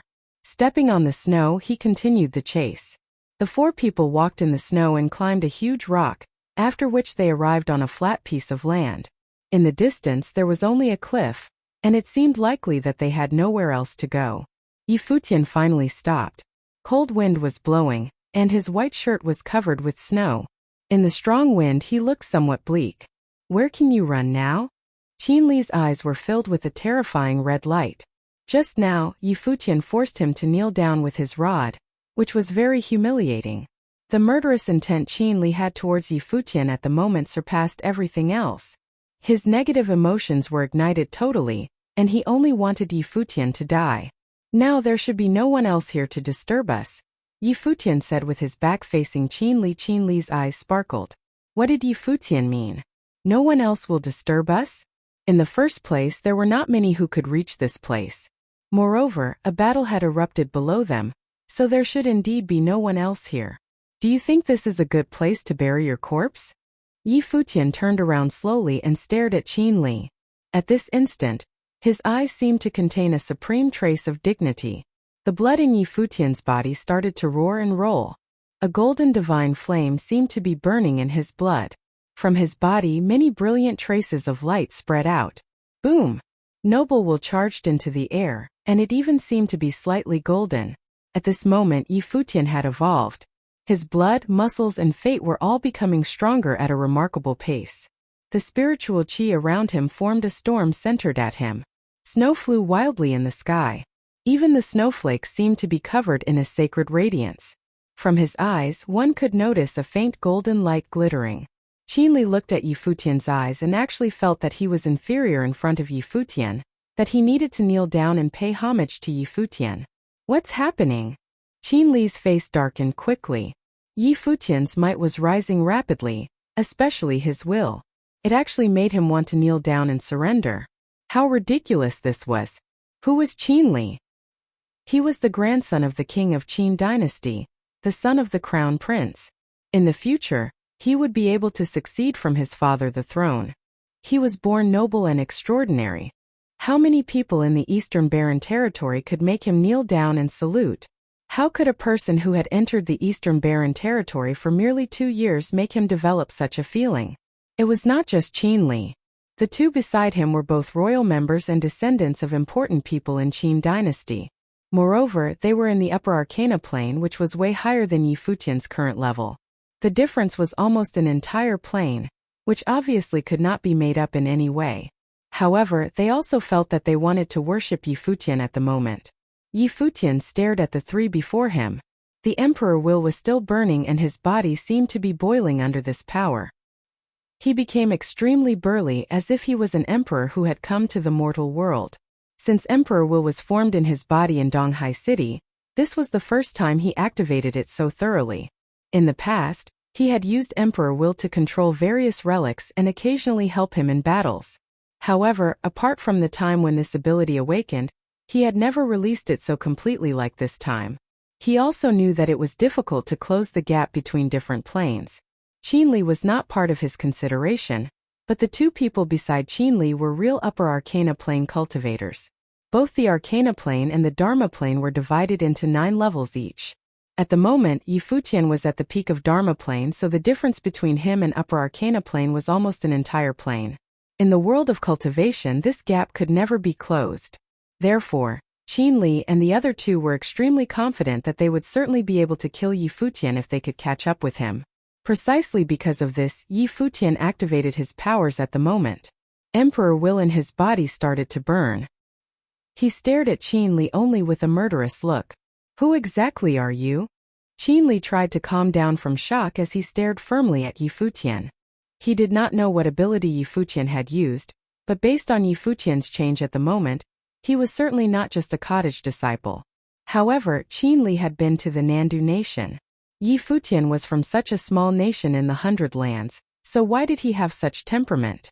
He was like a superior emperor. The person who will kill you. Yi Futian held the five-element rod in his hand, and his body was covered in an emperor armor. It actually looked more dazzling than the dragon armor Qinli was wearing. Yi Futian's Guqin spirit appeared behind him. Nobody was playing the Guqin spirit, but music was coming out from it. The spiritual qi in the sky converged on the Guqin spirit, and a trace of spiritual will circled around it. Yi Futian was controlling it with his mind. Meanwhile, the five-element rod in his hand expanded as emperor will gushed into it, making it seem as if it was on fire. The five colors on the rod turned into a brilliant emperor color.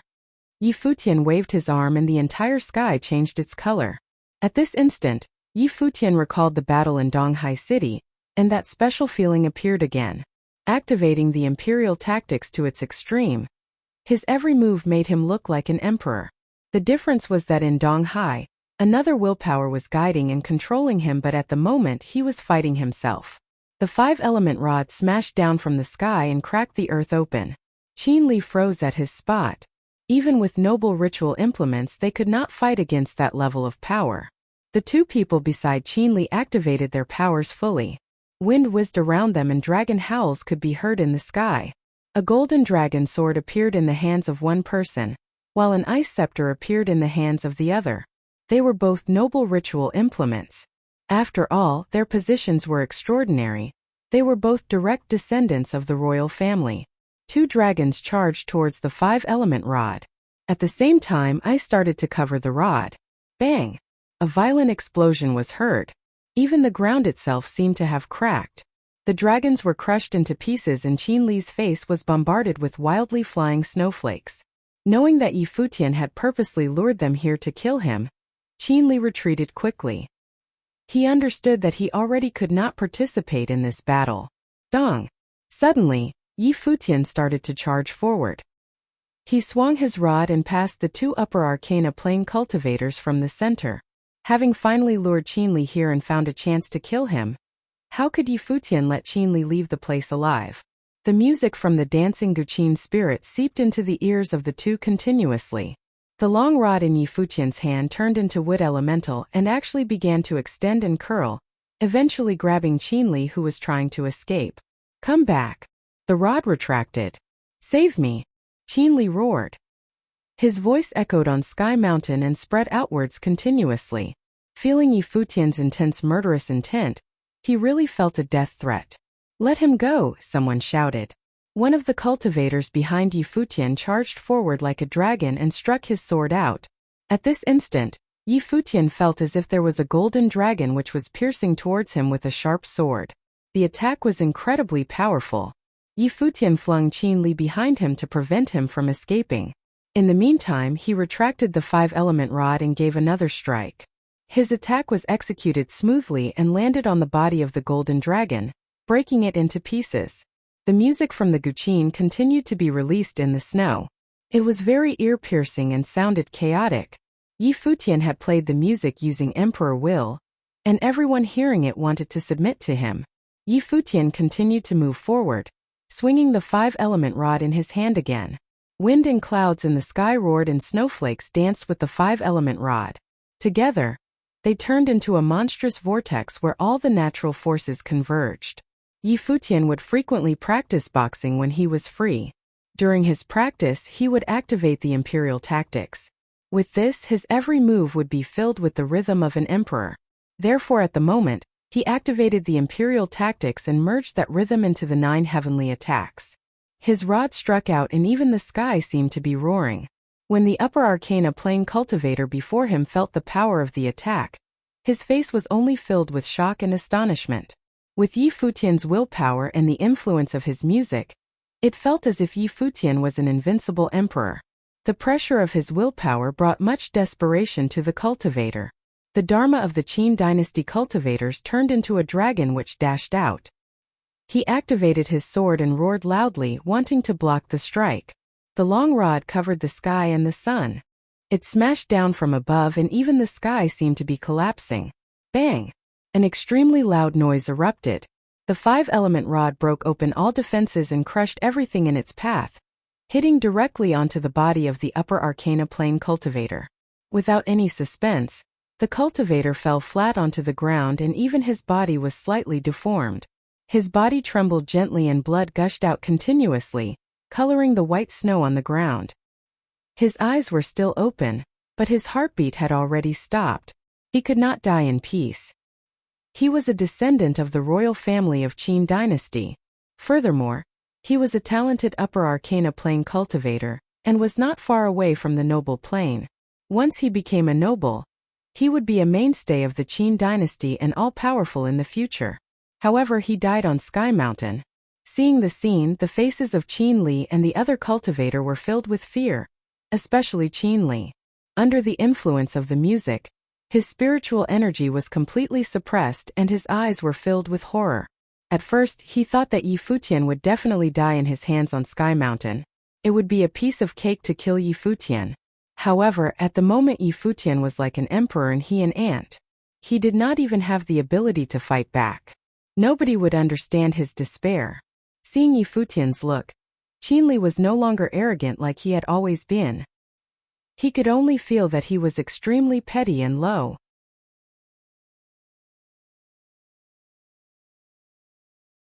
Chapter 350 Dancing Snow. Chapter 350 Dancing Snow. In the other battlefield, Qin Li's cry for help finally arrived. His voice echoed between the mountain walls. Everyone in the battle felt their hearts tremble fiercely. The cry for help actually came from Qin Li. 3 cultivators from Qin dynasty had gone to chase Futian, 2 of which were in the upper arcana plane, and the last one was Qin Li. On the other hand, Futian had not even entered the arcana plane. In any way that one could imagine, the outcome of this battle was blatantly obvious and it should end immediately. So why would the person asking for help be Qin Li? A while ago, Futian was injured by Qin Li and the other 2, and he spat out a lot of blood. This was also the reason why he tried to escape. Qin Li had asked the others not to chase with him and only intercept Futian's allies. Let's go. The people from Donghua clan quickly retreated from the battlefield. Then, the members of Futian sword clan also broke away and started to climb the mountain. Qin Li was the son of Qin Yu. In this alliance of various top forces, Qin Li was playing a very important role. If he was to die on Sky Mountain in the presence of the other forces, the people from these forces would not be able to give a sound explanation to the Qin dynasty. The disciples from the college and Sword Saint Mountain did not continue the fight as well. They similarly advanced forward. Everyone was enduring a great amount of pressure. There was actually another battlefield on the mountain path in front. There, 2 cultivators from Royal Xian Temple were battling with a lady. They were the ones who were the last to arrive at the place. They met on their way, and for some reason a battle erupted. The lady was Lulan Shui. Her level was lower than her opponents, but as she fought, a treasurable book was hovering over her head. When she released its power, her entire surrounding would be sealed with ice. With its incredible power, she managed to intercept the cultivators from Royal Xian Temple. Noticing many people coming towards them, they also stopped the battle. Lulan Shui glanced at her opponents, after which she started to climb the mountain. Her willpower was not that strong, but by relying on the power of the treasurable book she could still keep her mind clear from the corrosion. Near the cliff, Futian also knew that Qin Li's loud shout would attract the attention of the people below. Why did he lure Qin Li and the other 2 here? Firstly, he wanted to cut off Qin Li's reinforcement so that he could kill Qin Li here. Secondly, he did not want others to see his status at the moment. It was, after all, too unique for him to have Emperor Will in his body. Emperor Yiqing was a taboo, and the snow ape also fought to his death. So clearly he did not want to expose his secrets in front of everyone else. In addition, he could not maintain such a status for too long. Emperor Will had already been activated and his body could not withstand such a strong power. He was wildly burning his potential so that both his physical body and willpower could evolve to an extreme standard, allowing him to have incredible combat power at the moment. This was against the rules of cultivation, so naturally he had to pay a price. However, even though he knew that he had to pay a price, he still wanted to kill Qin Li. This was his determination. After killing an upper arcana plane cultivator, he walked toward Qin Li and the other cultivator. Spiritual qi whizzed in the air and converged around Futian. The dancing snowflakes that filled the sky were exceptionally beautiful. But in the eyes of the Qin dynasty cultivator, they were only decorations for his funeral. The ability he had been cultivating was precisely ice elemental. He pointed his scepter at Futian and an ice dragon appeared. At the same time, a frightening gust of frost swept out, trying to bury Futian forever. Kill! Qinli shouted loudly. On the ground, many sharp blades made from ice appeared and pierced towards Futian. However, even he himself was not very confident. Futian was showered in Emperor's light, and his body was covered with a piece of sacred armor. After killing the other cultivator, his momentum did not decrease at all. Instead, he became even stronger. As he swung the 5-element rod, air currents around him raged. The rod destroyed everything in its path, and the ice elemental abilities charging towards him were all crushed into ashes. Boom! Many deep noises were heard. As the 5-element rod swept forward, the many sharp blades were crushed one after another. Futian was waving the rod with a special rhythm. Finally, his arm struck forward. His action seemed to be very slow, so slow that one could clearly see his every move, but within the slowness, there was also ironically swiftness, as if his strike contained a mysterious rule. This strike caused space itself to explode. Eventually, the 5-element rod hit the ice dragon. Accompanying many explosions, the ice dragon was quickly annihilated. The 5-element rod continued forward and struck towards the cultivator with the same momentum. Holding the scepter in his hand, the Qin dynasty cultivator shouted, "Ice Guardian!"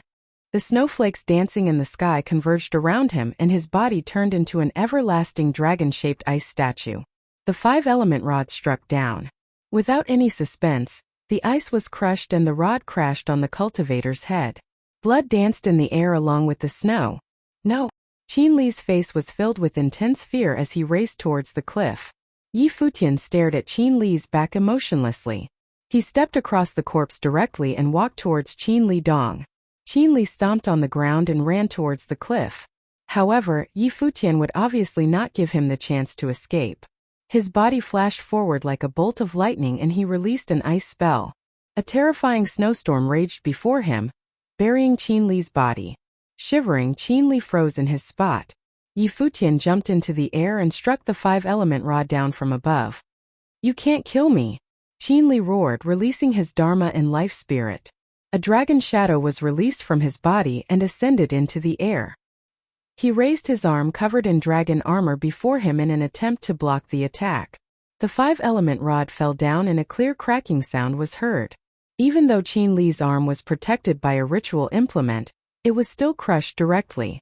Qinli was blown backward and spat up much blood. Lying on the ground, his face turned as pale as a sheet. Futian continued to walk forward, spinning the rod in his hand. He looked at Qinli as if he was only looking at a corpse. There was already no way that Qinli was going to survive. "A while ago, I asked you if you would repent before you die." Futian approached Qinli step by step and said coldly, "That was not a joke. Let me go. If you kill me, my father will surely kill you at all costs. Even the cottage will not be able to save you," Qinli said. "It seems like I was just wasting my time trying to talk to you." Futian raised the rod and Qinli's eyes were filled with desperation. Suddenly, wind whizzed over behind them. Futian frowned and turned his head around when he saw a charming figure walking towards them on the snow. It was actually Chu Yaoyao. She bypassed the battlefield and did not participate in the battle there. Instead, she chose to come here. "Yaoyao, save me!" Qinli was already in total hopelessness at the moment. He did not even think about how Chu Yaoyao could save him. Futian glanced at Chu Yaoyao and some murderous intent flashed across his eyes. Seeing Futian's look, Chu Yaoyao could only feel some pain in her heart. After all, she was Qinli's girlfriend. Futian would only consider her as his enemy, and would likely kill her. Chu Yaoyao stared at the stunningly handsome and brilliant figure in front of her. The genius of the Eastern Barren Territory, Qinli, was now lying before him, and two powerful cultivators from Qin dynasty were both killed by him. But so what? This young man who was both talented and good-looking, who dared to kill Qinli so casually, and whom she first fell in love with, only wanted her to die, because they stood on diagonally opposite sides. She was nominally Qinli's girlfriend. Thinking about this, Chu Yaoyao lowered her head slightly, feeling depressed. In her mind she recalled the lady who was also from Moon Clan, the lady who was brilliant and pure. She was somewhat envious. Why was she not the one who got to know him first? Raising her head, Chu Yaoyao gazed at Yi Futian with her charming eyes and said gently, "I like you." Snow was still falling down onto her exquisite face. Chu Yaoyao's words, however, seemed to freeze the entire space. Yi Futian was stunned and so was Qin Li. In any case, it was very inappropriate for Chu Yaoyao to say so at this time. Could even be considered as ridiculous and weird. However, she still chose to say it at such a time. Perhaps she knew that if she did not say it now, she would never have the chance to because the person whom she first fell in love with wanted to kill her. Spit. Qin Li spat out a mouthful of blood, and his chest rose and fell fiercely. He stared coldly at Chu Yaoyao as if she was from the deepest part of hell. "Bitch!" He roared angrily at Chu Yaoyao. When he was in such a hopeless situation, when his fate was controlled by Yi Futian, his girlfriend told Yi Futian that she liked him. Nobody could imagine how much desperation and humiliation Qin Li had suffered today. In fact, even an ordinary person would not be able to take such humiliation, not to say Qin Li. After being stunned for a while, Yi Futian asked, "Are you scared that I'll kill you?" He felt that it was too absurd. The only possible explanation was that Chu Yaoyao saw the scene and feared that he would kill her. Chu Yaoyao's heart felt as cold and freezing as the snow that filled the sky. She stared at Yi Futian and suddenly, she gave a self-mocking smile and said, "Is my love for you so petty?" She was the genius of the Moon Clan and also one of the top 3 beauties of the Eastern Barren Territory. She met the person whom she liked for the first time and even told him that she liked him. However, Yi Futian thought that she said so only to stay alive. How sad. "You bitch." Qin Li trembled and stared firmly at Chu Yaoyao. Yi Futian did not say anything else. He turned around and looked at Qin Li moving his arm. He raised the 5-element rod high in the air. "Let me off. I will give that bitch to you for free. You can get whatever you want. Don't kill me." Qin Li stared at Yi Futian in desperation. Who in the world would not be scared of death? The more arrogant one was, the more one would fear death. Qin Li was born extraordinary and superior, and glory awaited him in the future. How could he be willing to die? "You have already been alive for too long." After Yi Futian finished speaking, he struck the 5-element rod down. Following a soft sound, Qin Li's body trembled. He was still opening his eyes and staring firmly at Yi Futian. Blood flew down from his head and colored the white snow on the ground, but it was soon buried by snow again. Finally, Qin Li's head dropped to the ground and he lied there quietly. Never had he expected himself to die just like this. The snow on Sky Mountain was indeed cold. Chu Yaoyao looked at the scene calmly and was not shocked at all. She still stared at the standing young man. He was standing proudly in the dancing snow. His shirt was as white as snow and he was showered in emperor's light. Needless to say, he looked elegant and unparalleled. Even time seemed to freeze. There, a handsome young man and a beautiful lady stood in the boundless snow.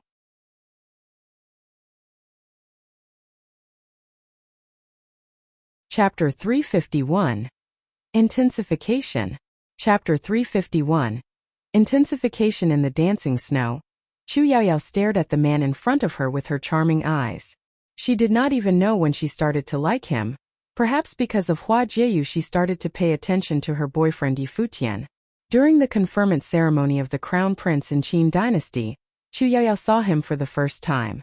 She saw the new disciple of the cottage, the young man who said these arrogant words in the ancient barren world and fought Qian Shanmu head-on with music. Notwithstanding, she only discovered her love for him on Turtle Mountain. In the illusion, the person that appeared in her mind was actually Yi Futian. She only realized at that moment that she really liked him. In her most beautiful age, she fell in love with a person whom she should not. Her love was thus destined to end in failure. She also did not know why she would say those 3 words today. Perhaps it was because she saw his murderous intent, or because she knew it was her only chance to say those words in front of him. Yi Futian similarly looked at Chu Yaoyao. Although he did not really like the lady before him, he still had to admit Chu Yaoyao's beauty. After all, she was one of the top 3 beauties. Snow was falling slowly onto her face, and her lovingly pathetic expression was sufficient to melt the heart of any.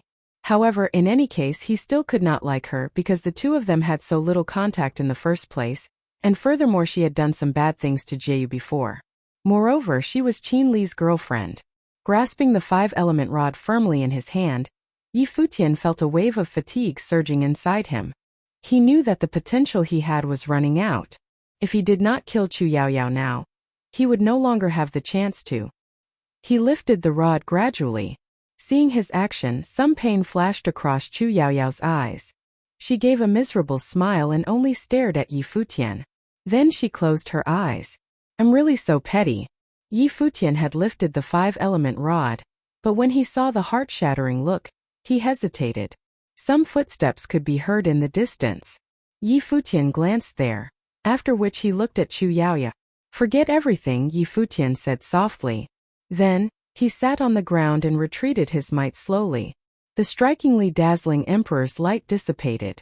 Yi Futian felt an endless amount of tiredness gushing towards him and really wanted to sleep on the spot.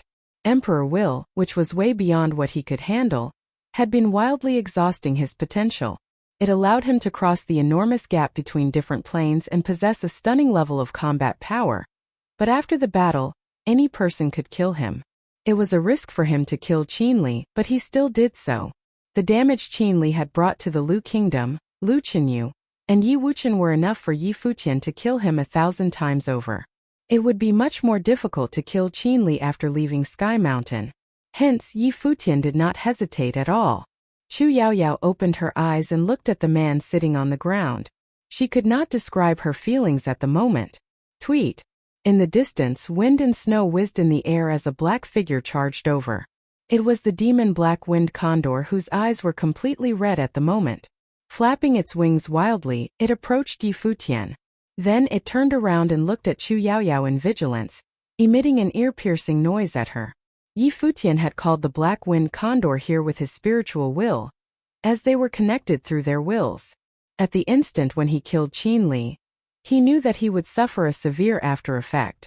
Thus, when he made his attack, he asked the black wind condor to rush here.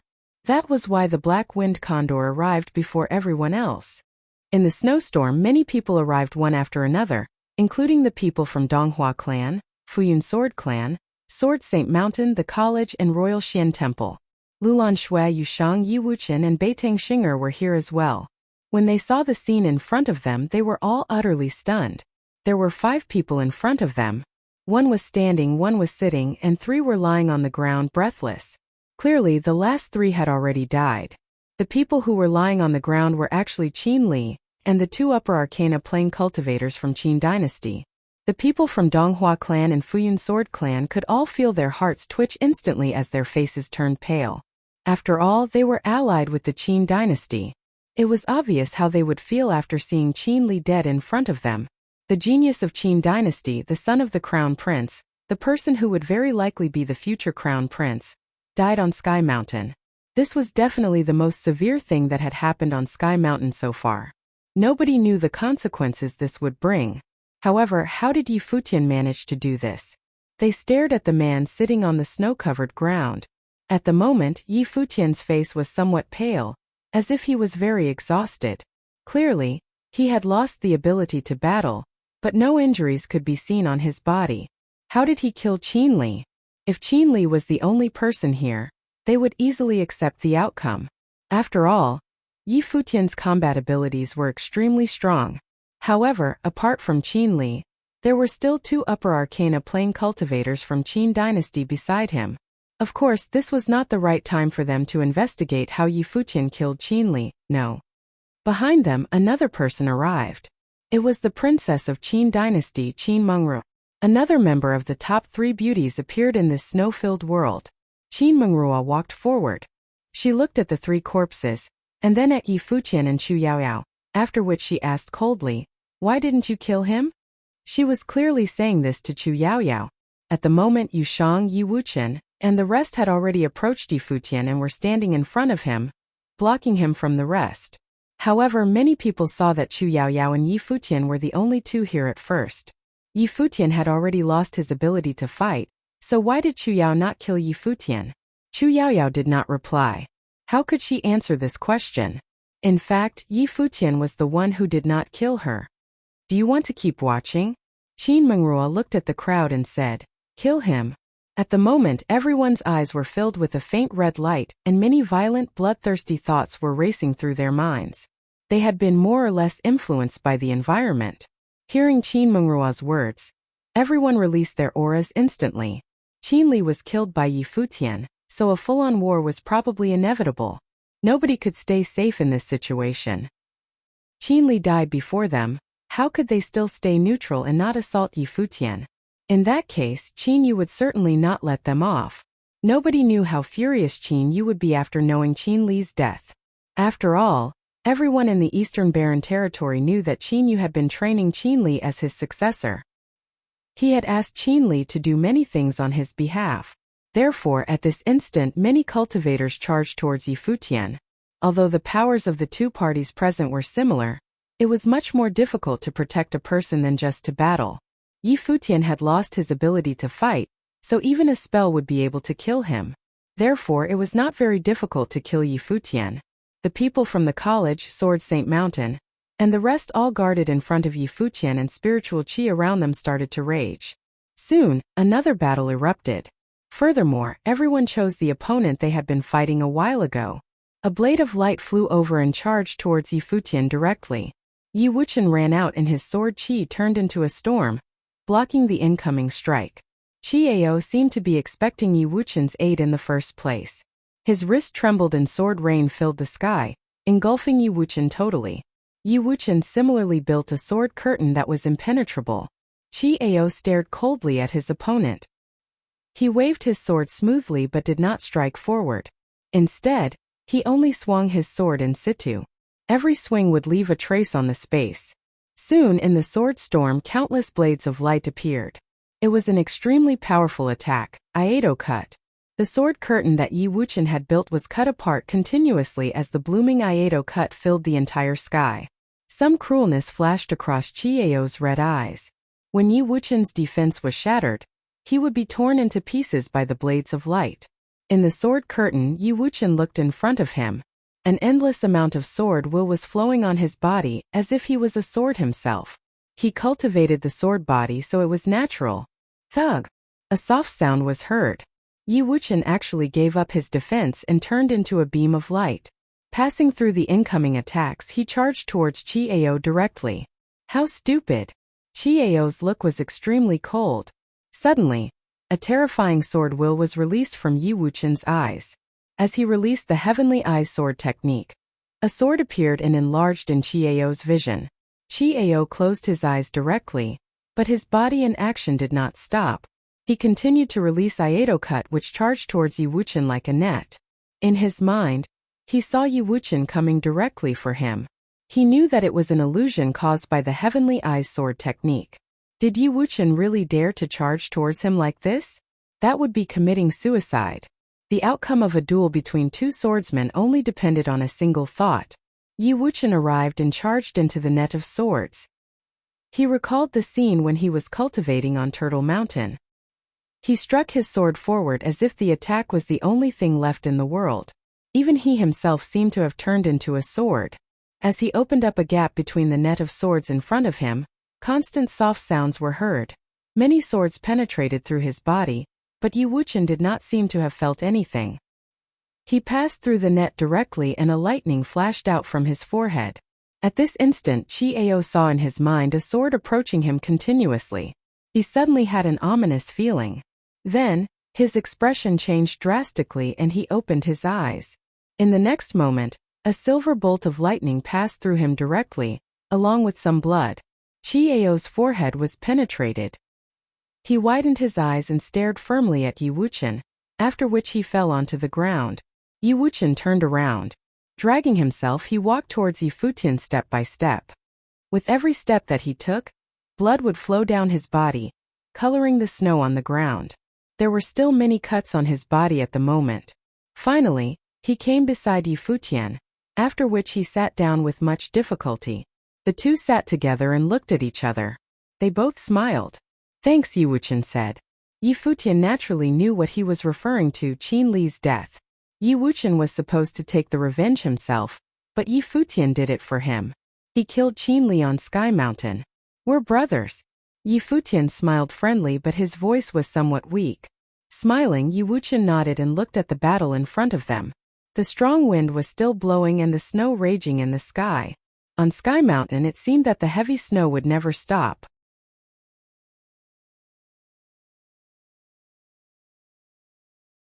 Chapter 352. Demonic Possession. Chapter 352. Demonic Possession. Yi Futian and Yi Wuxian had both lost their ability to continue fighting. One had completely exhausted his powers, while the other was severely injured. The coldness actually froze the wounds on Yi Wuxian's body, but it was extremely freezing.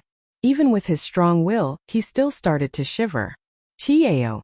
The other 3 members of Futian Sword Clan present were all swordmasters of their summits.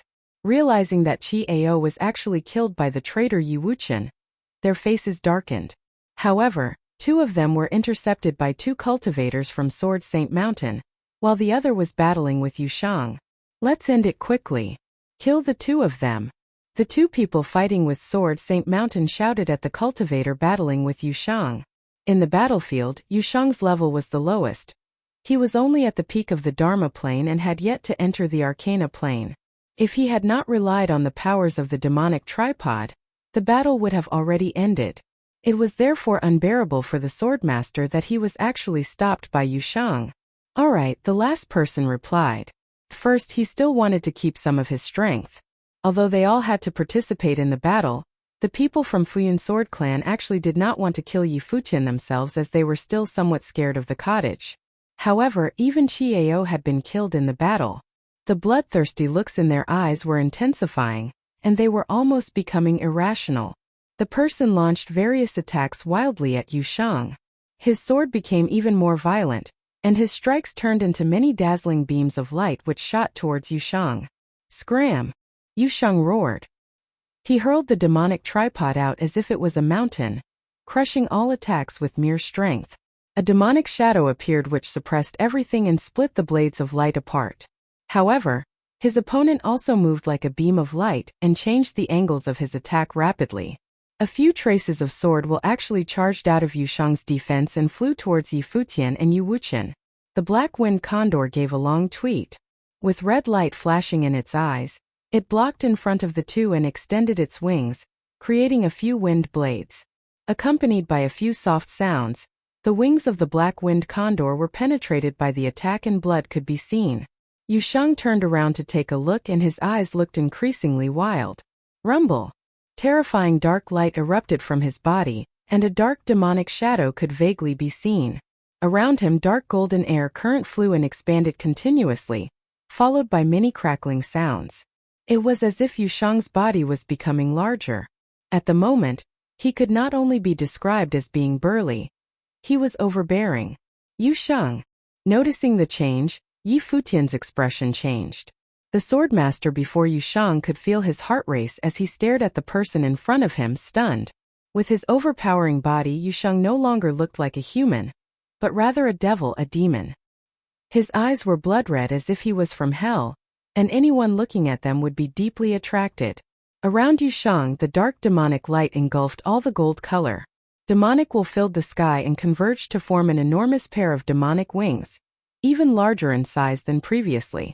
The demonic armor on his body also looked more ferocious and monstrous, as if it was even more frightening than a noble ritual implement. The spiritual chi in the sky gushed towards him wildly and was absorbed into his body. His might increased steeply, and he turned into an invincible demon. What monster is this? The other 2 swordmasters of Futian Sword Clan saw the situation and their expressions also changed. Was Yushang still a human? He looked completely like a demon. Yushang opened his mouth and roared. The heaven and earth thundered with him and even Sky Mountain itself seemed to be trembling. Everyone was wildly astonished and stared at him. They saw a demon appearing in the mortal world. With the dark demonic tripod in his hand, he walked forward. Demonic will in the tripod gushed rapidly towards Yushang's body, and the tripod soon turned into a small one which Yushang held with his left hand. At the same time, an endless amount of demonic will converged at his right hand, forming a heavenly halberd surrounded by demonic powers. Dong! Yu Shang stomped fiercely on the ground and even earth seemed to be cracking apart. Then he walked towards the Swordmaster of Futian Sword Clan. That Swordmaster was in the middle Arcana plane, but at the moment when he faced Yu Shang, he was actually somewhat scared. His heart raced and he only felt that the person before him was unbeatable. What kind of monsters did the cottage have? Yi Futian killed Qin Li and 2 upper Arcana plane cultivators from Qin dynasty. Now Yu Shang had also turned into such a horrifying state. What kind of people were they? Although the Swordmaster was frightened, he still forced himself to calm down with his strong willpower and started to swing his sword. The blades of light turned into a brilliant curtain which appeared in front of his body. It was as if anyone who tried to enter the curtain would be torn into pieces. This was the defense sword technique of his summit images of sword. Thousands of blades of light turned into countless afterimages. Each image seemed to contain an extremely strong attack power. Boom! The ground trembled and snow danced wildly in the air. Yu Shang approached the cultivator and stabbed out the heavenly halberd. A wave of demonic might gushed out and crushed everything. When the halberd pierced into the sword curtain, it charged inside directly, like darkness engulfing lightness. The huge demonic heavenly halberd broke the sword curtain and pierced into the Swordmaster's body directly. The Swordmaster trembled violently and his face quickly turned pale and he spat blood continuously. Why did I come to Sky Mountain? Why did I choose Yu Shang as my opponent? He asked himself. Buzz! Yu Shang withdrew the heavenly halberd. The body of the Swordmaster was thrown into the air along with the halberd, appearing to be so insignificant. A Swordmaster of Futian Sword Clan died so miserably and could not fight back at all. Everyone in the battle could feel their hearts pounding fiercely as they were all bewildered by the scene, especially the death of 2 Swordmasters of Futian Sword Clan. 4 geniuses of Futian Sword Clan had come here, but 2 of them already died. He has already been possessed by a demon, someone exclaimed, looking at Yu Shang's eyes. His eyes looked too terrifying. Red light was flashing in his black eyes. It was as if he was only a killing machine now and completely out of control. There were many powerful evil thoughts here in the first place. The demonic will that Yu Shang had released was similar in nature to the evil thoughts. All the other people had been suppressing the evilness with their strong willpower so that they would not be controlled by it. However, when Yu Shang released his demonic powers and stopped resisting the evil thoughts, the 2 negative powers complemented each other and caused him to sink into madness. Dong! Yu Shang raised his foot and continued to walk towards the battlefield. His body was already very big and burly in the first place. At the moment he had turned into a demon.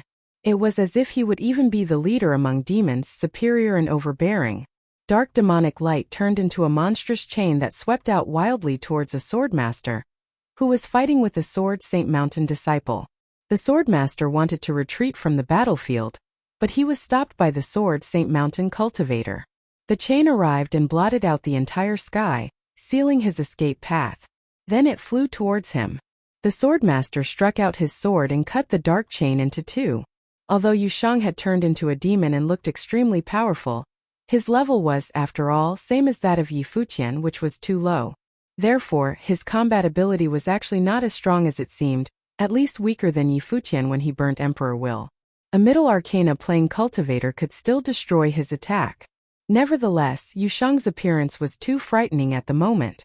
Even though his power was not as strong as everyone had imagined, he still caused an immense amount of pressure with his overpowering might. Even if a noble was here, he would probably not be as frightening as Yu Shang. Buzz! Just when the Futian Sword Clan Swordmaster was rejoicing, suddenly, Yu Shang tossed out the heavenly halberd in his hand. The Swordmaster did not have any time to dodge at all. With absolute power, the heavenly halberd pierced into his body and killed him in midair. Then it brought the corpse along and nailed him onto the ground. Air! Everyone was astonished. Junior! Qian Shamu looked at Hua Qingqing. Yu Shang was possessed by a demon at the moment and had turned into a killing machine. If this was to continue, he would kill every single one of them. Even if Yu Shang could not do so alone, with the help of others they would definitely lose badly. But he knew Hua Qingqing's ability. Only her music could affect Yu Shang's demonic state right now. Hua Qingqing glanced at Yu Shang. She stepped forward and a dazzling radiance was emitted from her body. She sat cross-legged in midair and a sacred light erupted from her. She released her dharma, which was actually a brilliant halo. An extremely pure figure appeared inside the halo, and she looked like a holy fairy. The sacred radiance shot towards Yusheng. Then she started to play her guqin. Immediately, the demonic light around Yusheng seemed to be retreating, as if it was suppressed. Holy sound! Yi Futian raised his head and glanced at Hua Qingqing. At the moment, the sacred her looked like a pure fairy. At the instant when she played the music, Yi Futian knew that Hua Qingqing was the person who was really suited to play holy sound. When the music was played by her, it contained a real holy aura. The music in her will fit perfectly. In the sky, the melodious music spread. Many people looked at Hua Qingqing. Her fingers were slender, and her hands were beautiful, just like herself. When she played her guqin, she was like a goddess and nobody dared to have any evil thoughts about her. It was no wonder that Lu Nantian was obsessed with this junior of his. At this moment, everyone realized that Hua Qingqing had actually never participated in any battle. Her mind was pure and she did not want to be involved in this.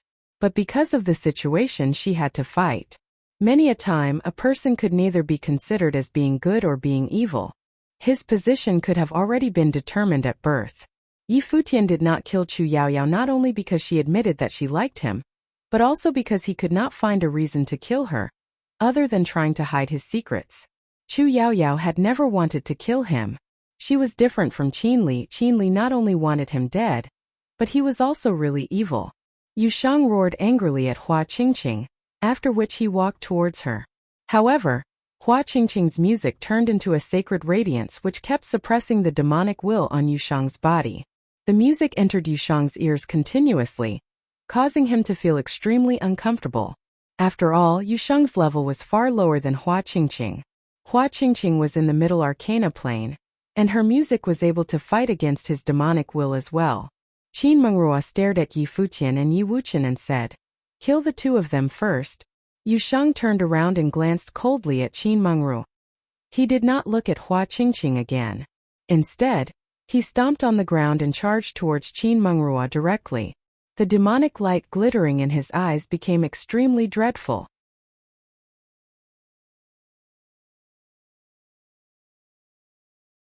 Chapter 353 Stubborn Conviction. Chapter 353 Stubborn Conviction. Seeing Yusheng charging towards her, Qin Mengrua's expression changed and she immediately started to back off. At the same time, Qian Shanmu appeared in front of Qin Mengrua. His zither spirit appeared and he started to play it. Yusheng's eyes were filled with red light at the moment. He raised his hand and the demonic will circling his hand turned into many sharp blades which pierced towards Qian Shanmu. Music erupted and the demonic blades also exploded with it. Following the loud bang, Yusheng arrived in front of Qian Shanmu. At this instant, Qian Shanmu felt an extremely terrifying pressure pressing onto him. Yusheng's might was way too fierce. Anyone close to him would feel incredibly pressured. Bang! Yusheng punched and his fist flew through the air. Taking the hit, even Qian Shanmu's life spirit seemed to be on the edge of exploding. He gave a muffled humph and spat out a mouthful of blood. Hua Qingqing's music finally arrived. Many dazzling illusory figures appeared around Yusheng and slowly converged into existence. They all looked like fairies. Bang! Yusheng, however, did not seem to have noticed them at all. He stomped on the ground and even snow cracked apart, leaving behind a deep footprint. His demonic wings flashed and cut across everything in its path as he continued to charge towards Qin Mengrua.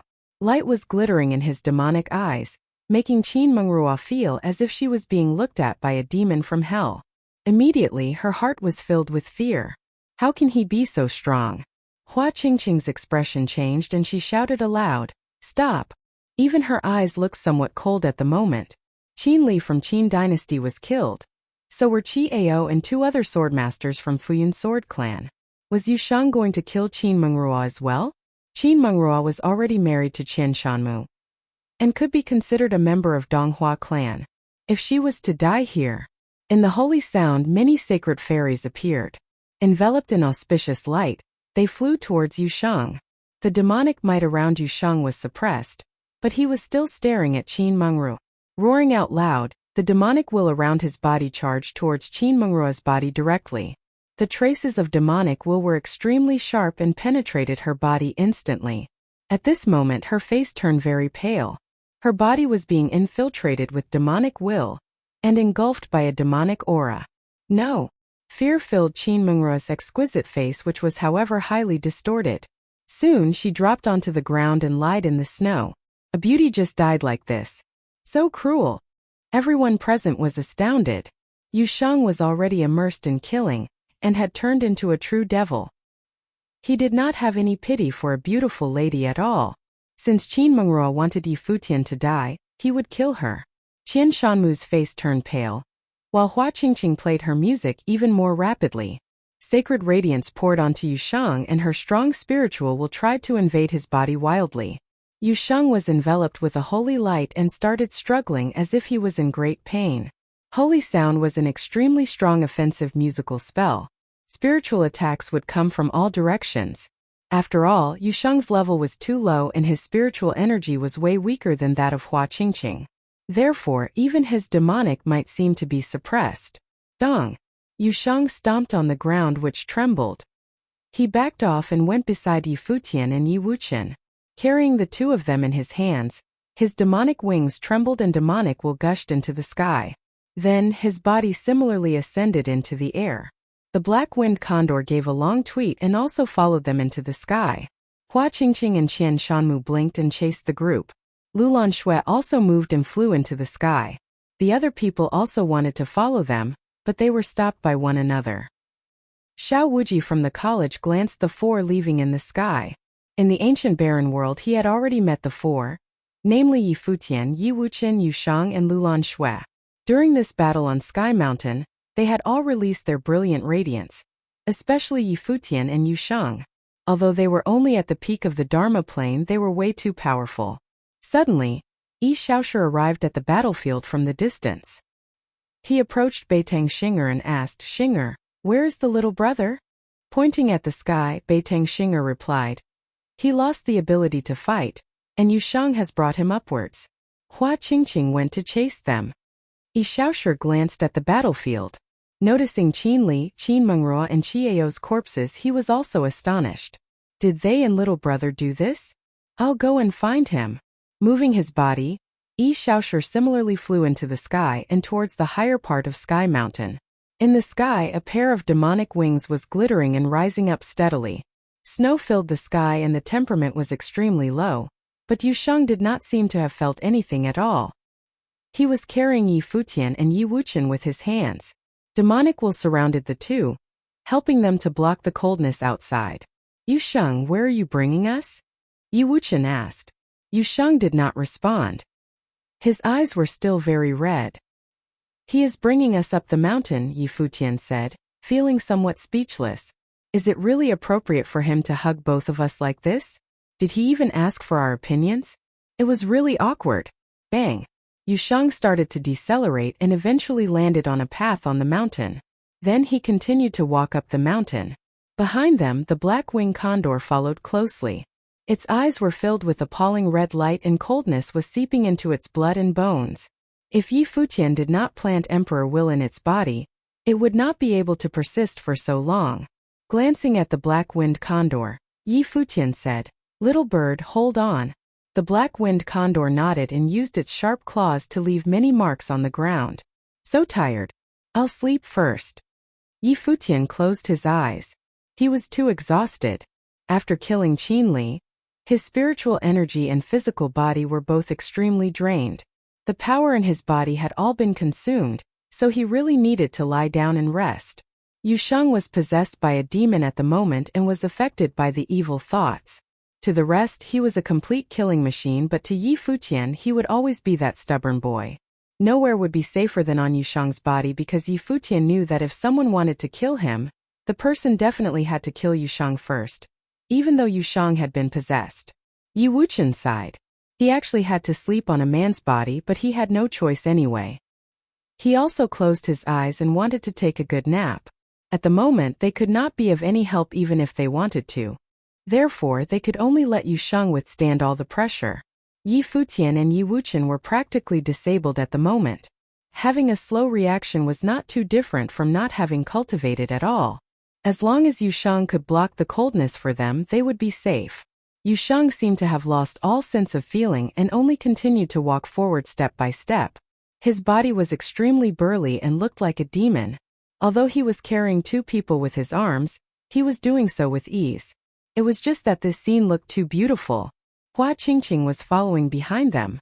She was similarly enduring a great amount of pressure, as the coldness and evilness were both becoming stronger. These 2 forces coexisted on Sky Mountain, but they also seemed to be balancing each other. She looked at the burly figure before her, and a strange look appeared in her eyes. Obviously, she knew that Yushang had already stopped resisting the evilness, and was allowing it to merge with his demonic will. At the moment, Yushang was already totally different. However, she did not understand why Yushang could still keep a bit of rationality at this stage. He protected Yi Futian and Yi Wuxian and even brought them up the mountain. She could not understand why. On Sky Mountain, she encountered many things which she could not understand. She could not understand why Yi Wuxian could kill Qin Li, and the 2 upper arcana plane cultivators from Qin dynasty, how Yi Wuxian killed Qi Ao, and how Yushang could still maintain his stubborn conviction even though he had turned into such a terrifying being. It was like protecting Yi Futian was Yushang's stubborn conviction which could not even be shaken by any evilness. Qian Shanmu and Lulan Shui were behind Hua Qingqing as their talents and levels were both weaker than Hua Qingqing. Intense hatred filled Qian Shanmu's heart, making it easier for him to be influenced by the evil thoughts. The red light glowing in his eyes was frightening, and he was hesitating about whether he should continue walking. His wife was killed by Yushang. Even if the cottage in Qin dynasty had already started their war, the person who died was his wife. Lulan Shui was in a similar state. She released her treasurable book to resist against the evilness on Sky Mountain and continued walking.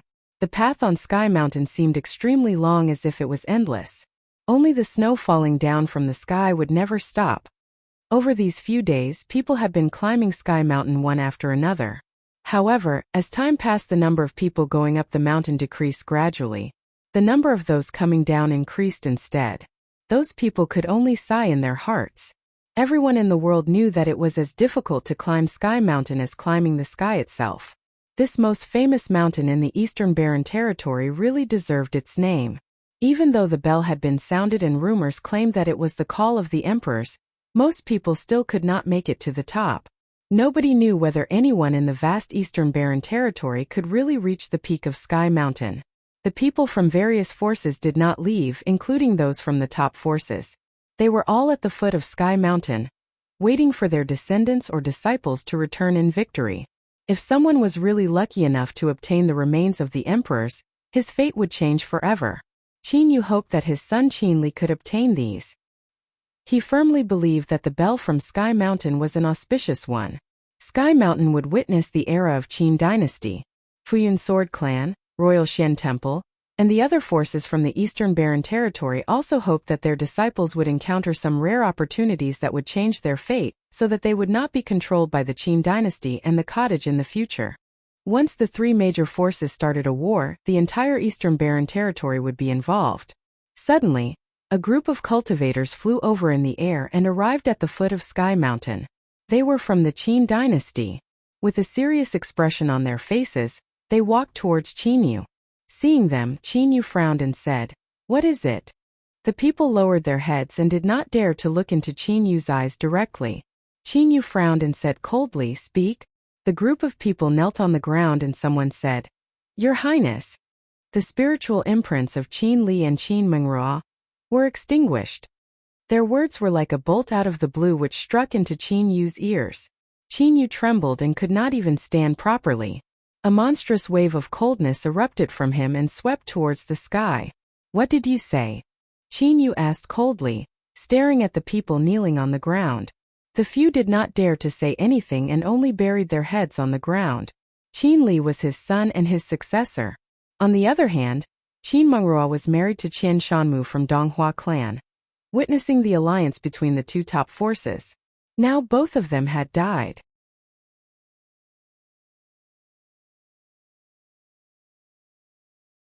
Chapter 354. Evil Eyes. Chapter 354. Evil Eyes. At the foot of Sky Mountain, The people from various forces were astonished by the news that Qin Li and Qin Mengrua died on the mountain.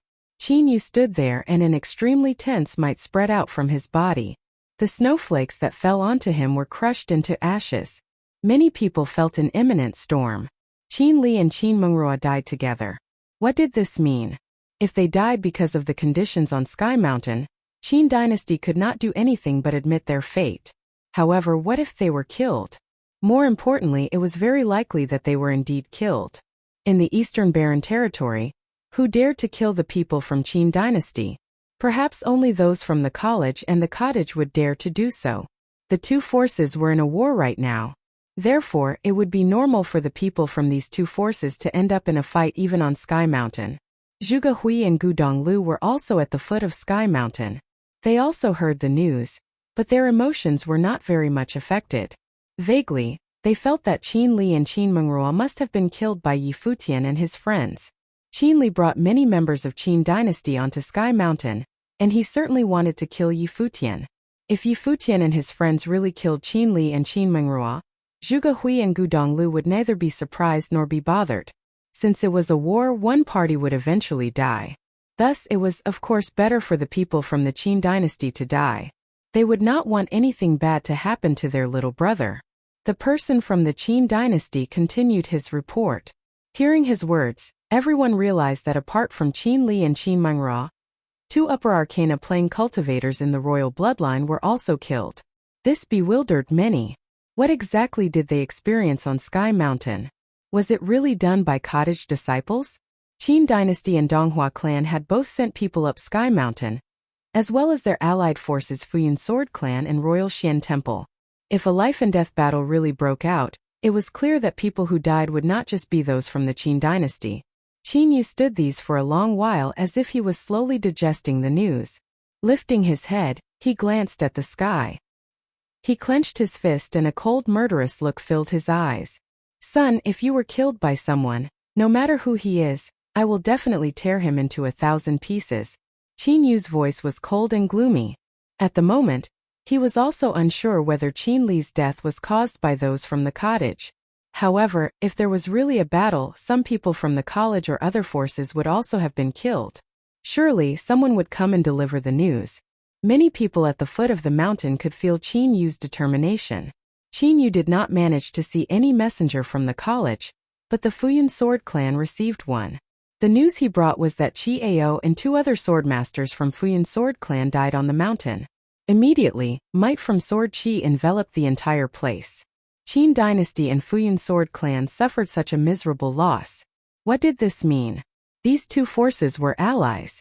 It seemed even more likely that there had been a fight.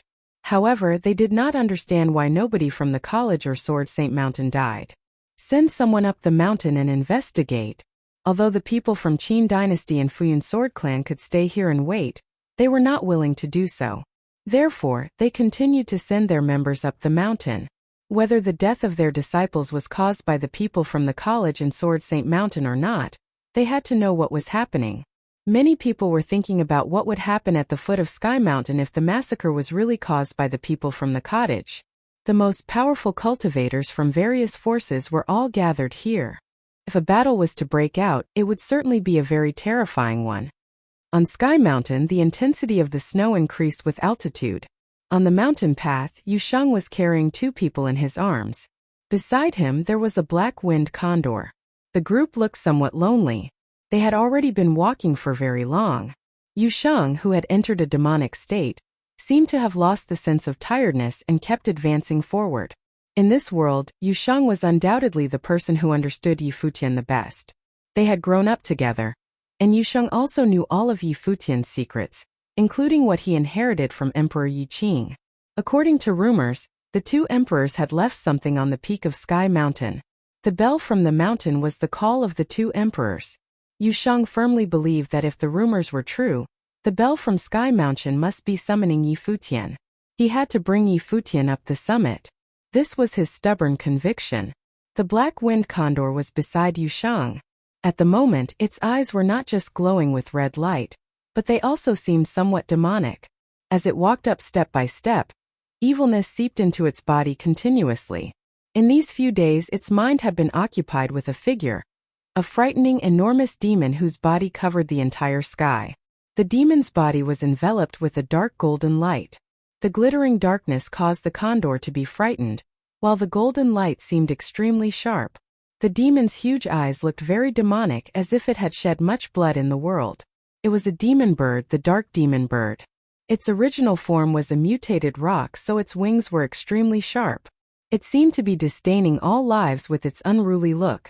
The black-winged condor felt that the will of the demon bird filled every corner of the mountain walls, and its image kept showing up in its mind. If Futian did not plant a trace of emperor will in its mind, it would not be able to tolerate this. On the mountain path, they met warlock Wuxia from which clan. Wuxia was walking very slowly, and his eyes were also filled with red light. He glanced at Yusheng, who walked past him, and a strange expression appeared on his face. Then Hua Qingqing also came and walked past him. Wuxia raised his head and glanced at the endless path helplessly. Could he really just not reach the peak of the mountain? Yusheng continued to walk up as if he would never be exhausted. Hua Qingqing had been following them closely. She stared at the figure in front of her. Yusheng, who had entered a demonic state, was burning his powers. How could he persist for so many few days? Over these few days, the shock Yusheng had given her was very intense, despite the fact that he killed many people, including Qin Mengro. On a huge rock along the mountain path someone was sitting. It was the Arhat from Qinsho Temple. The powers of Buddhism were mysterious and could fight against all kinds of evilness. Qinsho Temple was the force close to Sky Mountain.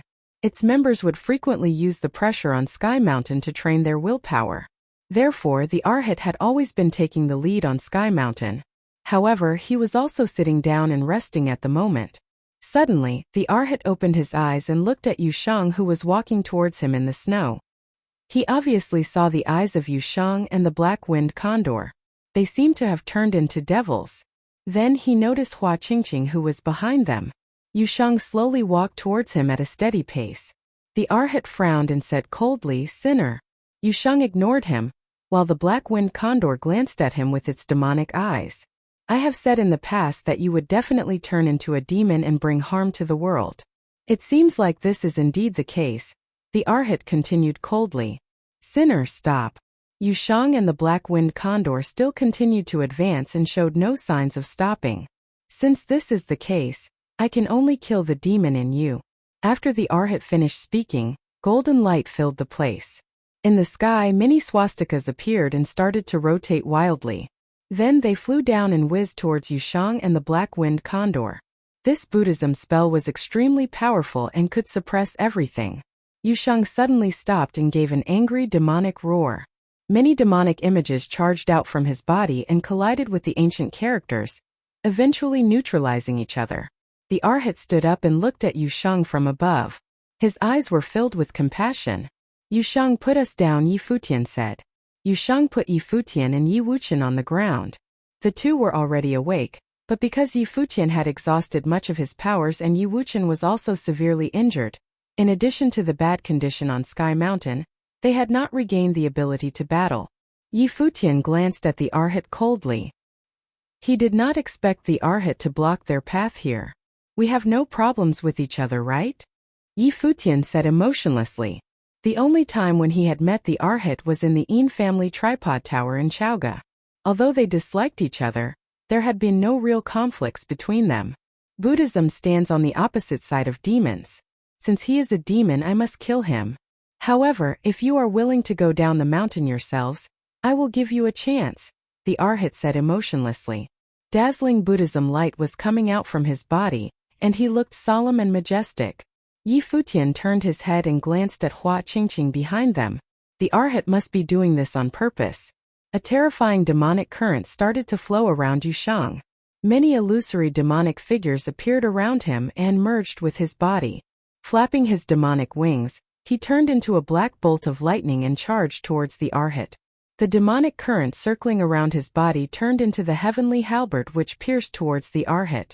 The Arhat put his hands together and mysterious sounds came from his mouth.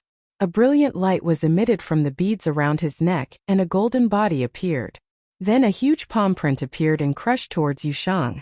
Although Yushang had been climbing the mountain continuously, he was obviously also tired and his might was weaker than it had originally been. In addition, the Arhat cultivated Buddhism techniques and was a genius from Qianshou Temple. Clearly, he was not afraid of Yushang's attacks. The two opposing powers collided and were annihilated together. The Arhat stood firmly at his place. A bright light was emitted from his body and he seemed unshakable. He also did not attack actively, as if his aim was not to really kill Yushang. Behind them, Hua Qingqing approached the group. Her Guqin spirit had already appeared in front of her. Yi Futian walked towards Hua Qingqing. Although he had not regained much of his strength, he could not watch Yushang fight against Hua Qingqing and the Arhat alone. He knew well that Yushang would not be able to hold for much longer. Holy sound was being played again. However, suddenly, the black winged condor appeared before Yi Futian. It flapped its wings and stared at Hua Qingqing with its demonic eyes. The black winged condor seemed to have given up any resistance and allowed the evil thoughts to corrode its mind.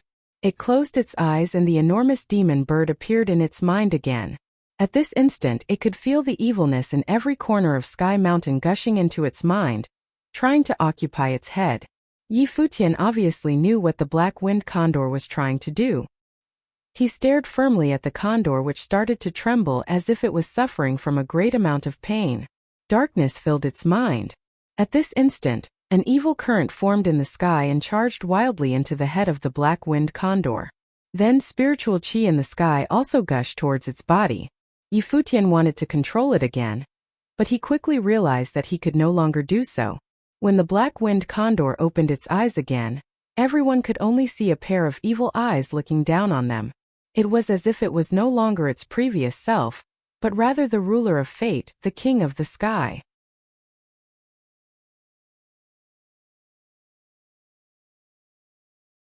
Chapter 355. Gazing at the mountaintop. Chapter 355. Gazing at the mountaintop, Hua Qingqing gazed at the black winged eagle. Its eyes were filled with terrifying bloodthirsty light. Faint evil thoughts rushed into her mind. The evil current flowed around the black winged eagle. Seemed to be evolving. The shadow of a demon bird seemed to rise above him. The melody wrapped around, protecting her will. Hua Qingqing's robes fluttered. She looked as pure as an angel. The fairies around her were like shadows. They uttered sacred chants as light loomed over the black winged eagle, trying to purify it. Wham! The black winged eagle, slightly transforming into a demon bird, flapped its wings. They covered the sun as evilness snaked around it. Darkness flashed through the wings as it filled the sky.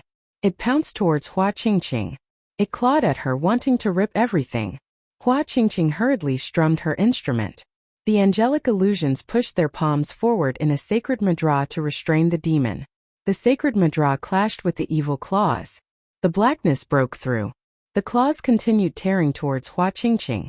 Under the might of the demon bird, Hua Qingqing looked especially small and fragile. She was like a weak girl who was about to be destroyed by the demon. However, Hua Qingqing's expression didn't change. Her delicate pale fingers continued playing the instrument.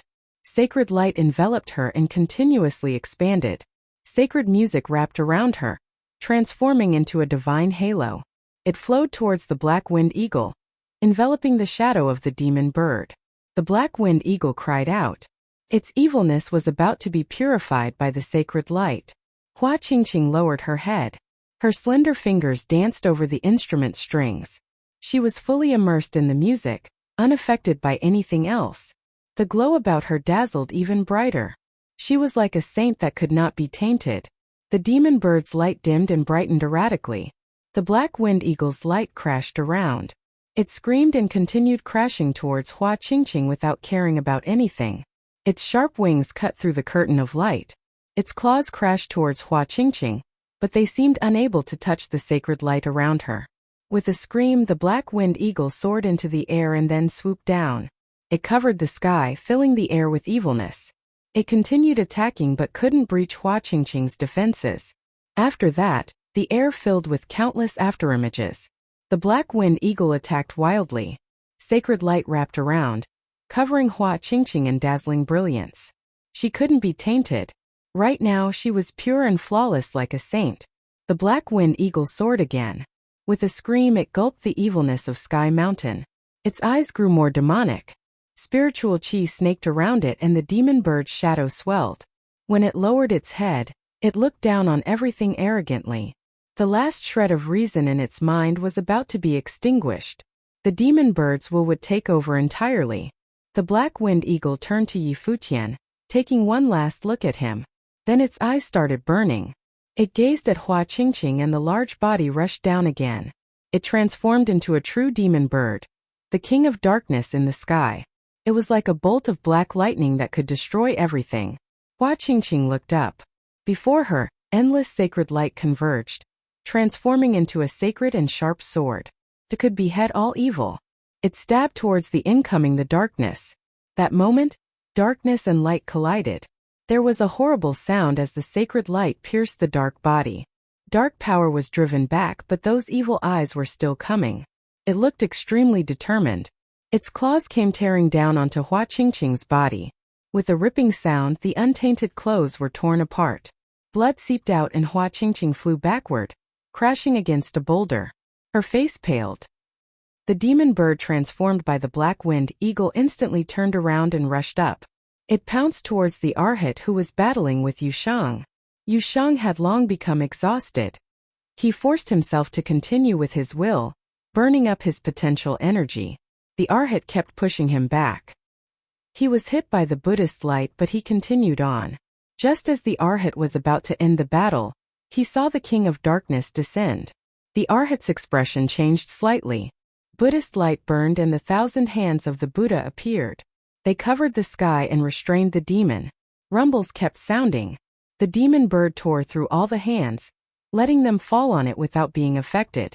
It just kept swooping down at the Arhat, the sharp claws coming down. The Arhat chanted and the Buddhist light dazzled, covering him.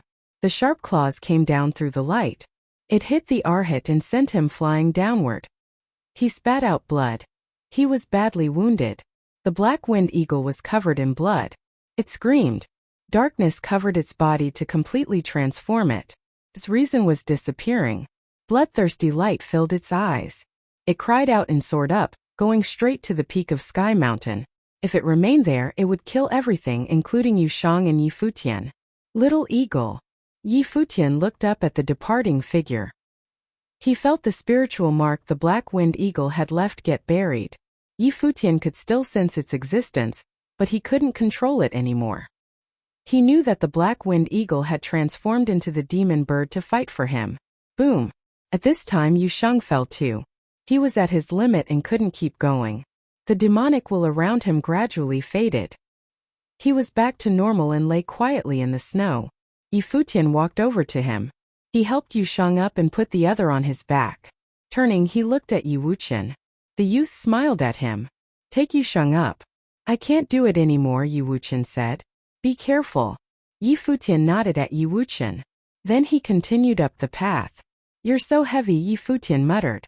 The two figures had a tragic feeling. Wuxian watched them continue up. He turned and started walking down. He couldn't keep going anymore. Even if he recovered, he still couldn't go to the top. Futian had to take care of Yushang. He had to give up. When he was close to Hua Qingqing, he saw that she had stood up. They exchanged glances. Wuxian asked, did Qin Li and the people of the Qin dynasty not deserve to die? With that, he continued downward. Hua Qingqing stared at his back. She obviously knew Wuxian's hatred of the Qin dynasty. She could tell that the Qin dynasty had arranged things to destroy the Lu kingdom and take over the eastern barren territory. The royalty of the Lu kingdom had been killed. Wuxian and Futian obviously had a reason to want to avenge Lu Qinyu. Did the people of the Qin dynasty deserve to die? Her heart trembled, but she was from the Donghua clan. She was the daughter of the clan leader. Yushang had killed Qin Mengrua, wife of her senior brother, Qian Shanmu. She and Qian Shanmu were both good at rhythmic sorcery. They often learned with her mother as children. Thinking of this, she smoothed her thoughts and started walking up again. Her clothing was messy and bloodstained, but it was still pure. The Arhat walked back with difficulty. He sat down and meditated with Buddhist light glowing around him. Hua Qingqing glanced at him and then to Futian. She was confused. What was just? What was evil? The Arhat tried to stop Futian and kill the evil. But Yushang, the evil in his eyes, risked everything to protect Futian, even if it meant dying. Even a beast sacrificed itself to be controlled by a demon to protect its master from getting injured. How did one determine what was evil or just? How could the handsome figure carrying Yushang be so attractive? He could risk everything for his friends, Yi Wuqian and Lu Qinyu, and kill Qin Li. From Yi Wuqian and Lu Qinyu's perspective, this was a friend for life. Because of that, they would live and die together. Hua Qingqing liked rhythmic sorcery since childhood and had pure thoughts. She didn't like conspiracies and didn't care about the rivalries of the world. But this time her will wavered. It was quite traumatic. Perhaps her mother was right. It was too hard to preserve a pure heart in the world of cultivation. She was able to keep her innocence because of her high status and protection from her parents. 3 figures on the mountain path seemed to never be exhausted. They were so tired but still kept going. The snow was still coming down, filling the air. Snow kept falling onto their bodies. Futian often used fire spells to chase away the coldness around Yushang. Hua Qingqing kept following behind him. They continued climbing. After who knew how long, Futian looked back at Hua Qingqing. The icy wind blew against his face. His eyes were tired but his smile was still like the sun. I have a girlfriend. You can't keep chasing me, Futian said. Hua Qingqing froze. He blinked and then started walking again. It's so annoying to be handsome. Futian was frustrated. He continued walking. He was so tired. Time passed. The 2 figures on the snowy path seemed especially tiny and lonely. They climbed higher and higher. Gradually they could see the sky when they looked up. The mountaintop was getting close. The evil intent was extremely terrifying now. The invisible pressure weighed down on them. It felt that they were carrying the entire sky mountain. Futian paused and then continued. Each step left a footprint in the white snow. Each step looked extremely heavy. But he kept going without stop. Behind him, Hua Qingqing left behind footprints as well. She was slow, very slow. She'd heard that only those with hearts pure enough could climb onto Sky Mountain. Then what about Futian? She looked up at the figure up ahead, carrying Yushang through the heavy snow. What kind of person was he?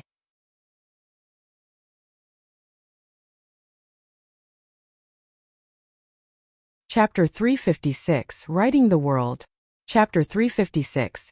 Writing the World. Carrying Yushang, Futian walked up the mountain, stepping through the snow. He smiled bitterly and walked with difficulty.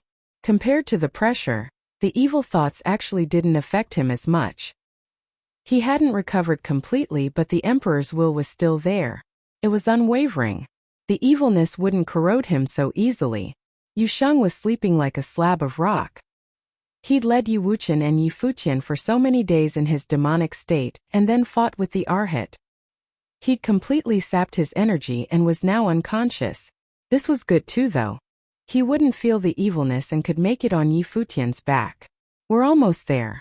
Futian looked up. The peak of Sky Mountain seemed to be right before him. The closeness was almost as if he could get there with one step. However, this was Sky Mountain. He took another step, leaving a deep footprint in the snow. Snow continued falling, but he couldn't feel any coldness. He let them fall on his body and head. He continued walking. It was difficult and slow, but he didn't give up. This was also Yushang's determination. Earlier he'd brought Futian up the mountain even in his demonic state.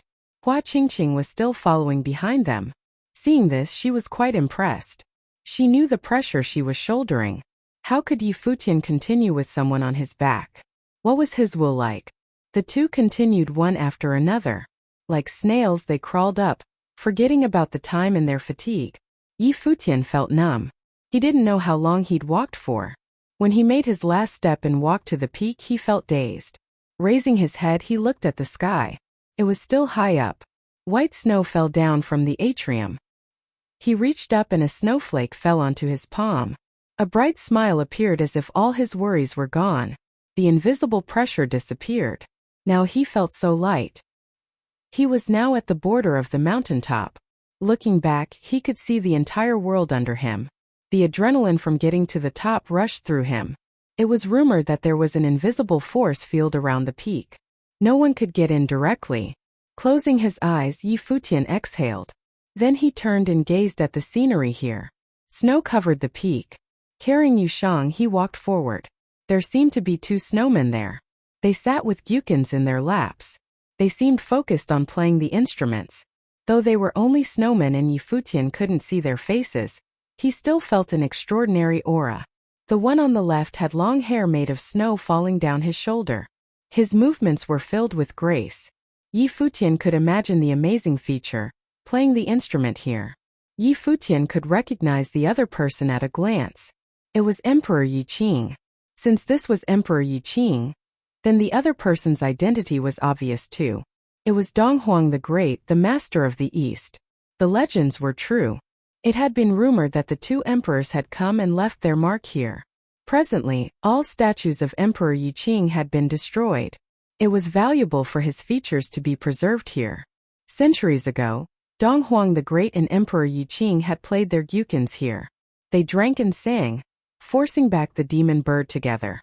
But later, Donghuang the Great ruled the world while Emperor Yi Qing disappeared. What had happened after the 2 ruled the world?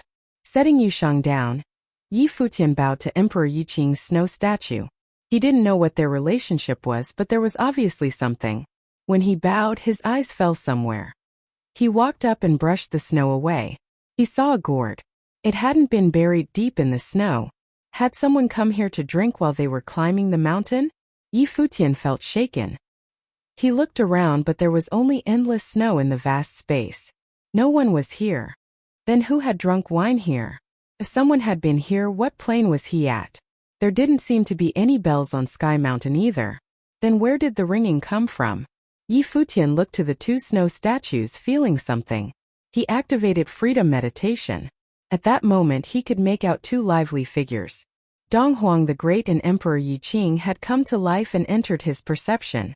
Senior, Yi Futian called to Emperor Yi Qing's statue. Centuries ago, Emperor Yi Qing hadn't become emperor yet. He was younger than when Yi Futian had seen him on Mount Tianyao. He was unrestrained and free. Donghuang the Great had very lively eyes.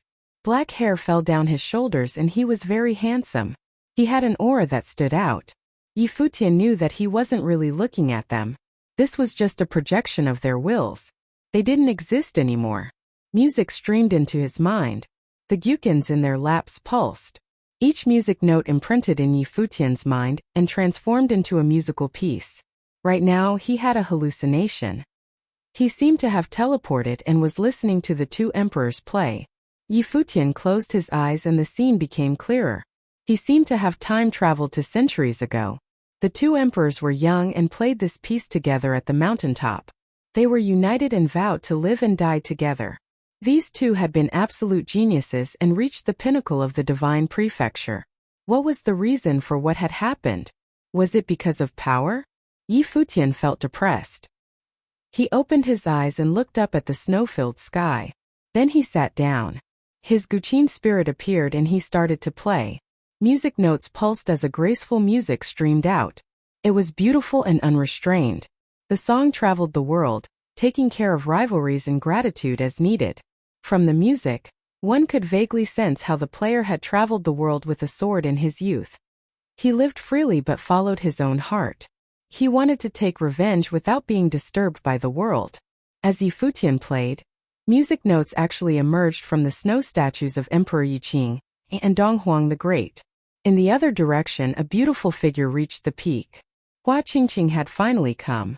She looked over at Yi Futian and found him playing the Guqin. Hua Qingqing loved music and was obsessed with the Guqin. She naturally understood the mystery of the music. It was so beautiful and without any flaws. The artistic conception showed was pure and heavenly. She walked over towards Yi Futian and Yushang, leaving footprints in the white snow. A moment later she was before the 2. She looked hard at Yi Futian but didn't do anything. She didn't want to interrupt the music. Yi Futian knew she was here, but he also didn't want to finish. The music notes kept appearing in his mind. His fingers strummed and sensed the thoughts of Donghuang the Great and Emperor Yi Qing at that time. The beautiful music gradually changed, becoming darker with a tinge of sadness. A shadow fell over the unrestrained feeling.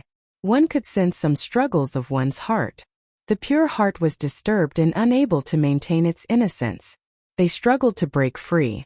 They were in pain, sadness, and anger. It snowed harder as if it could feel the sadness in the music too.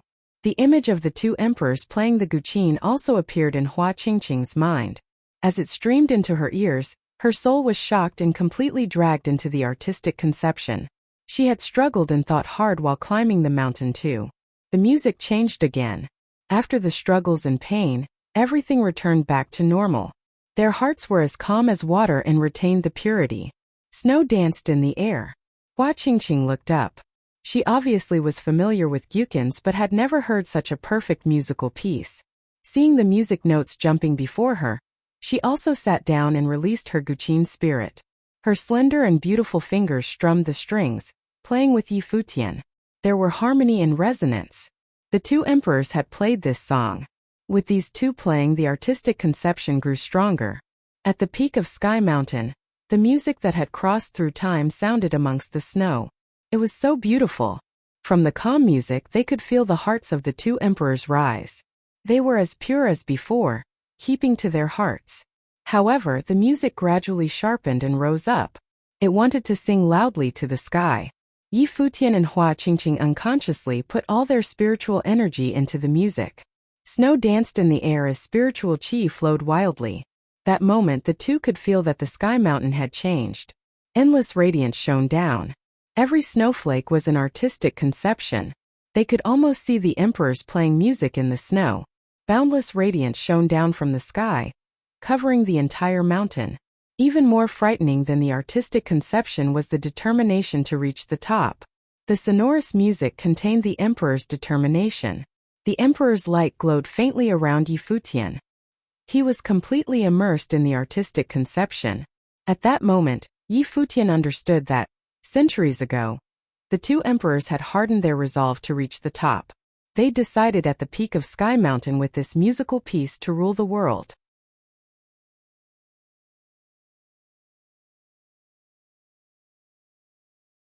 Chapter 357, 10 Musical Masterpieces. Chapter 357, 10 Musical Masterpieces. Futian and Hua Qingqing both immersed themselves in the music. They faintly felt that they were playing the same song, but in different artistic conceptions or different stages of growth. This song could be divided into two parts which could be played both separately and coherently as a whole. Snowflakes floated down from the sky. Each piece of them was a share of the mood.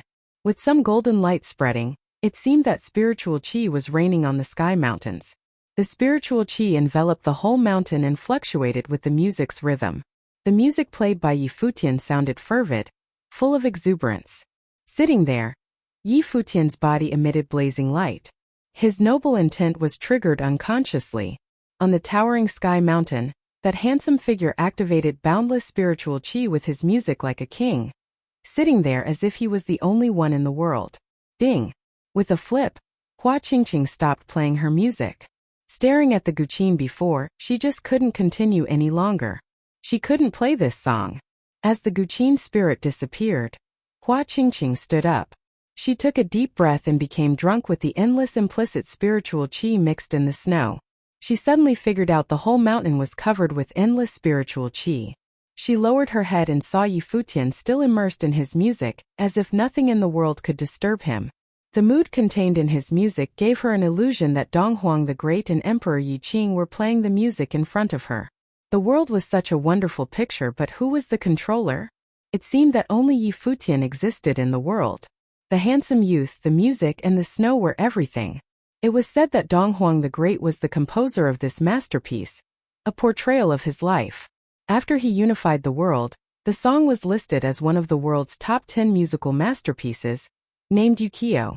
There were many tales about Donghuang the Great among, so this song was not very noticeable. However, it was a loud name to every music lover. The life of Donghuang the Great could be captured in the music. But after unifying the world, it was said that Donghuang the Great never played the song in the public again. Of course, it was impossible for people in the Eastern Barren Territory to know the truth. They heard all these hearsays from the distant. But as one of the divine prefecture's top songs, Yukio indeed existed. The name of the song just naturally dawned on Hua Qingqing when she heard what Yi Futian was playing. Especially when standing on the mountain covered with the two emperors' moods. She was sure that this was definitely Yukio. She could feel the straightforwardness mixed with sadness and struggling as well as the soaring aspiration in the end. What was a man's vocation in the world? No one knew the answer. But Dong Huang the Great knew that he was going to unify the world. If Dong Huang the Great's life was recorded, it must be an epic story. Suddenly Yi Futian stopped his playing. The artistic conception disappeared, but it was still snowing on the sky mountain. Seeing the floating snowflakes, Yi Futian took a deep breath and closed his eyes. He was going to play it from the start again. He could feel the uniqueness of this song. Far more marvelous than any other he had ever played before. The first part was the accumulation of mood and the second part was sublimation. The former part was easier to play, but the quintessence lay in the latter. He once played the world and a chaotic nation. Neither could hold a candle to Yukio. Yi Futian's present dharma plane was not low, and he'd even triggered his emperor's will. But only 1/10 of the artistic conception was played out by him. He couldn't even complete the song and had to start over. The melodious music was heard again. Yi Futian felt like he traveled to the world of centuries ago, the age of the two emperors and the era of chivalry.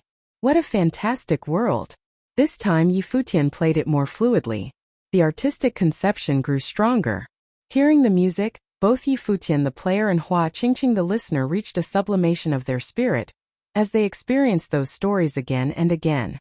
The unordinary emperors will effused from Yi Futian's body. On the top of the sky mountain there seemed to be only him.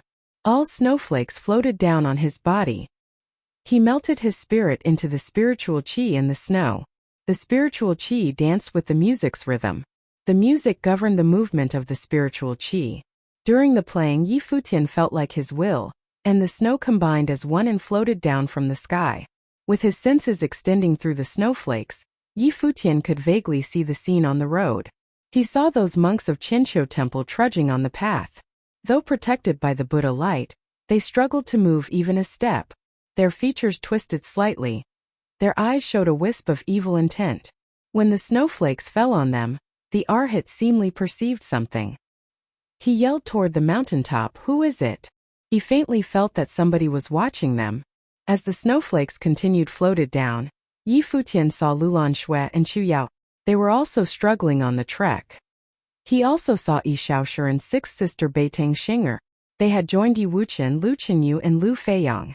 When meeting Yi Wuchen, Yi Shaoshi was afraid that Yi Wuchen would get more hurt, so he decided to take him back. On the way back, they encountered Lu Chenyu and Lu Feiyang. Through the snow, Yi Futian saw a lot of people on the road. He could see everything clearly. Gradually, he could make use of every tiny snowflake to sense every artistic conception and everything on Sky Mountain. However, while his senses extended, he stopped playing again. It was too strong and too tough for him to continue even with the help of the two emperors' will. Hearing the music stop and seeing that handsome figure in the snow, Hua Qingqing's heart brimmed with assorted feelings. Yi Futian looked up at her. Hua Qingqing stared back at Yi Futian's eyes with her own beautiful eyes. Finally, she turned around slowly and walked to the edge of the cliff on the sky mountain. Then she closed her eyes. Endless snowflakes were still falling. A drop of tears was dropped from her eyes and rolled down on her face. She leaped off Sky Mountain. The piercing cold wind beat on her delicate face. The most difficult thing in the world was no more than to deceive one's own heart. Why had she heard this music? Why was the player her rivalry? She just couldn't kill him. Seeing Hua Qingqing jump down, Yi Futian was stunned and confused. Obviously, he had never thought that Hua Qingqing would choose such a way. He was even prepared to fight with her. Now only he and Yu Shang were left on the Sky Mountain. Where was the little eagle? He put his hands on the guqin and continued to play it. The splendid music was heard again. At the foot of the mountain, those top forces finally saw someone come down from the Sky Mountain with shocking news.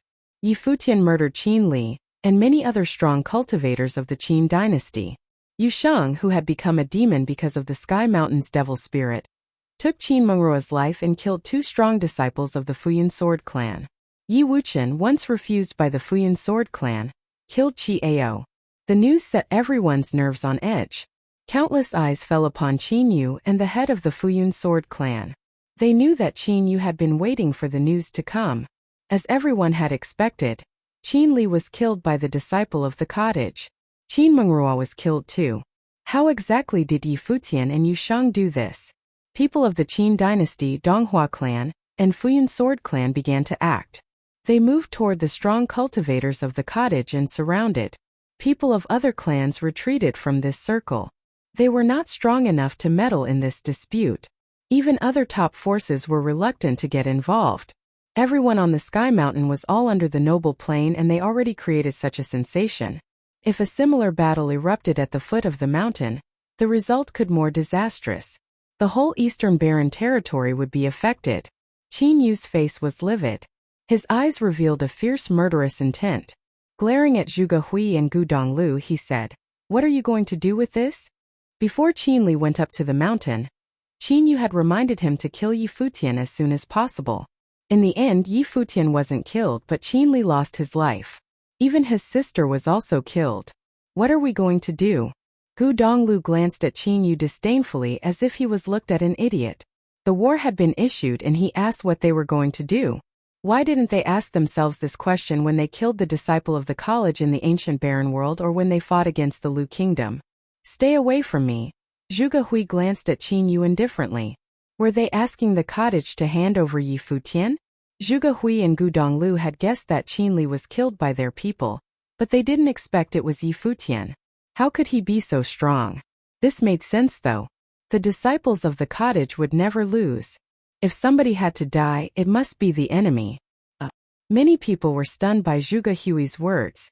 Was the second disciple of the cottage provoking the Qin dynasty?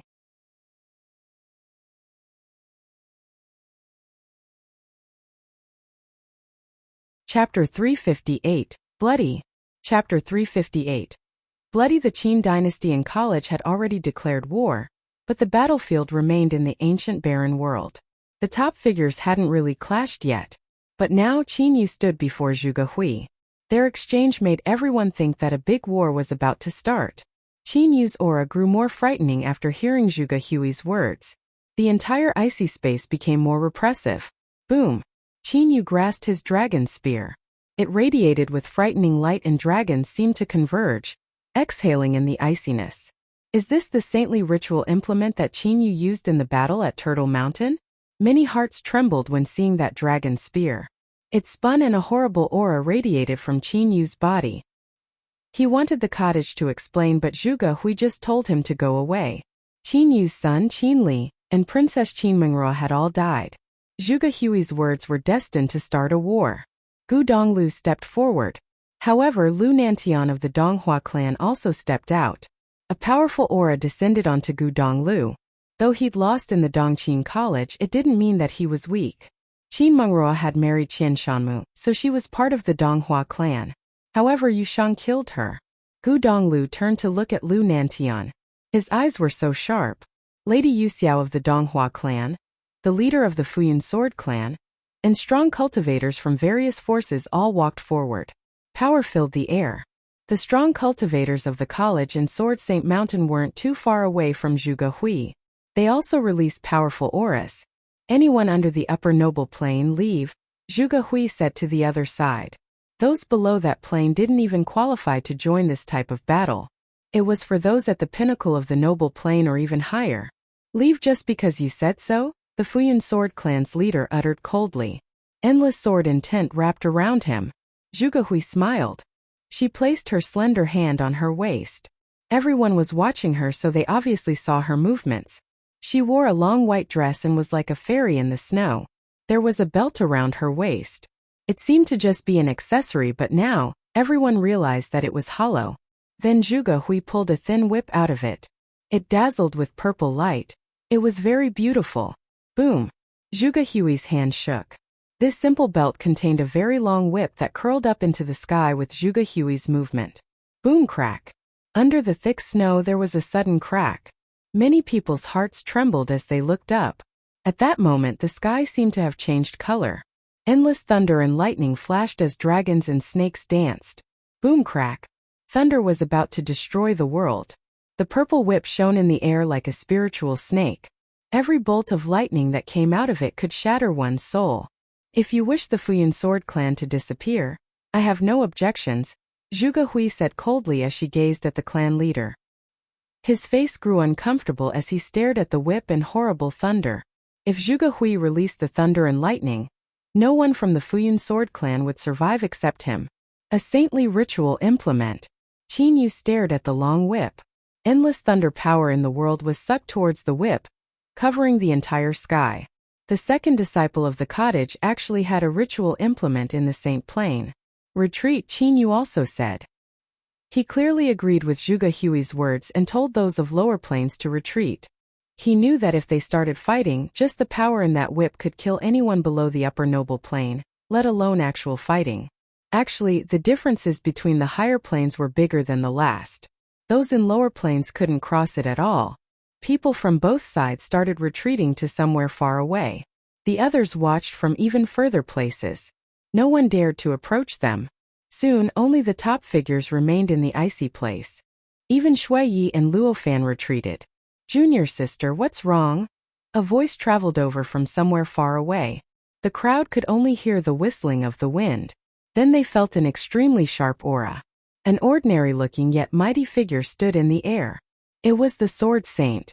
Senior brother, some people are getting cocky. I'm going to take care of them, Zhuge Hui said, smiling at the Sword Saint. Her tone was casual as if Qin Yu, crown prince of the Qin dynasty, was nothing. Okay, I'll help you. The Sword Saint nodded. Broadsword intent filled the air. The strong cultivators released their might. With them as the heart in this vast space, even the snow couldn't seem to get in. Qin Yu's expression was uncomfortable. Zhuge Hui's words were too arrogant, but he wasn't as confident after seeing the ritual implement. He was equal to Gu Donglu and Lu Nantian, but Gu Donglu was the third disciple of the cottage. Zhuge Hui was second. Before, the second disciple wasn't as famous. However, she made her powerful debut at Chaoga City and her reputation grew. Many guessed that since she was ranked higher than Gu Donglu, she couldn't be weaker, especially judging from her confidence. If this was the case and both sides had saintly ritual implements, Qin Yu really didn't have much of a chance. Zhuge Hui smiled at Qin Yu. Endless thunder grouped at the tip of the whip. Then she waved her whip elegantly. It curled up and slapped towards Qin Yu. The world darkened instantly as if the thunder of Armageddon was coming. Qin Yu looked up. A dragon roared and rushed out of his body. It soared into the air. He stabbed his dragon spear forward and countless dragons appeared. They gnashed at Zhuge Hui. Dragons could destroy everything. With this one action, the battlefield made everyone feel as if their blood was boiling. They were so powerful. They were the top figures of the Eastern Barren territory. They could change the skies. The whip swept forward, beating down on a dragon. It actually pierced straight through. It seemed to contain shocking thunder spell and frightening lightning. It blinded everyone and destroyed that dragon. A purple shadow burst from Zhuge Hui's whip. There was also a faint shocking white glow. It cut a beautiful arc in the sky.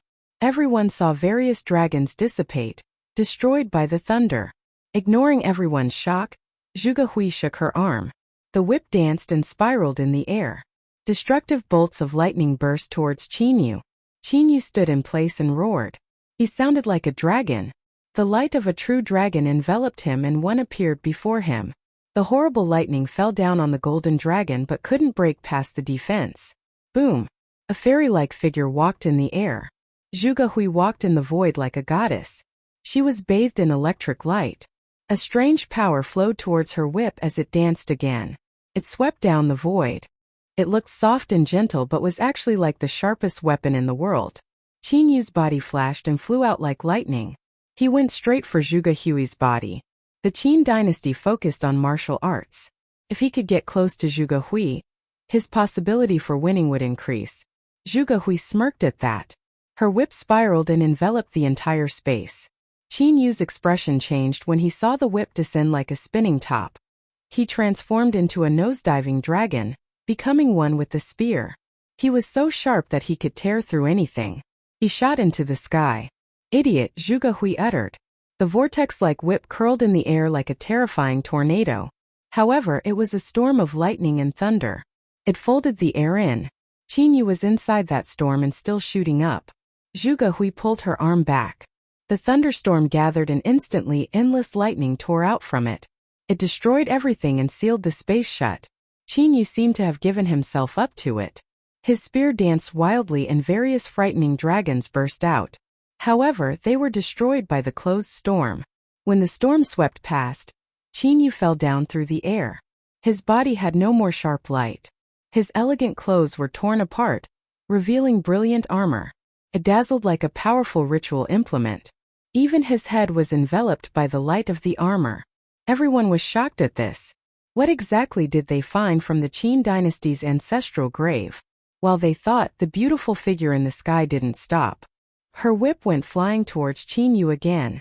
It was like a dancing snake, impossible to capture. Boom! Qin Yu didn't face it head first. He dodged this time, trying to escape it. His attack was under Zhuge Hui's whip. He couldn't use it. Even though he was fast, the whip was faster. It caught up to him and cracked crisply in the air. Various beams of lightning exploded on Qin Yu's body. He felt his nerves go numb and he was thrown back, his face pale. Ever since the Qin dynasty reopened their ancestral grave, they'd wanted to recover their past glory. Qin Yu was now standing at the top of the Eastern Barren territory. He'd destroyed the Lu kingdom with one battle and was so proud. He ruled over the Eastern Barren territory.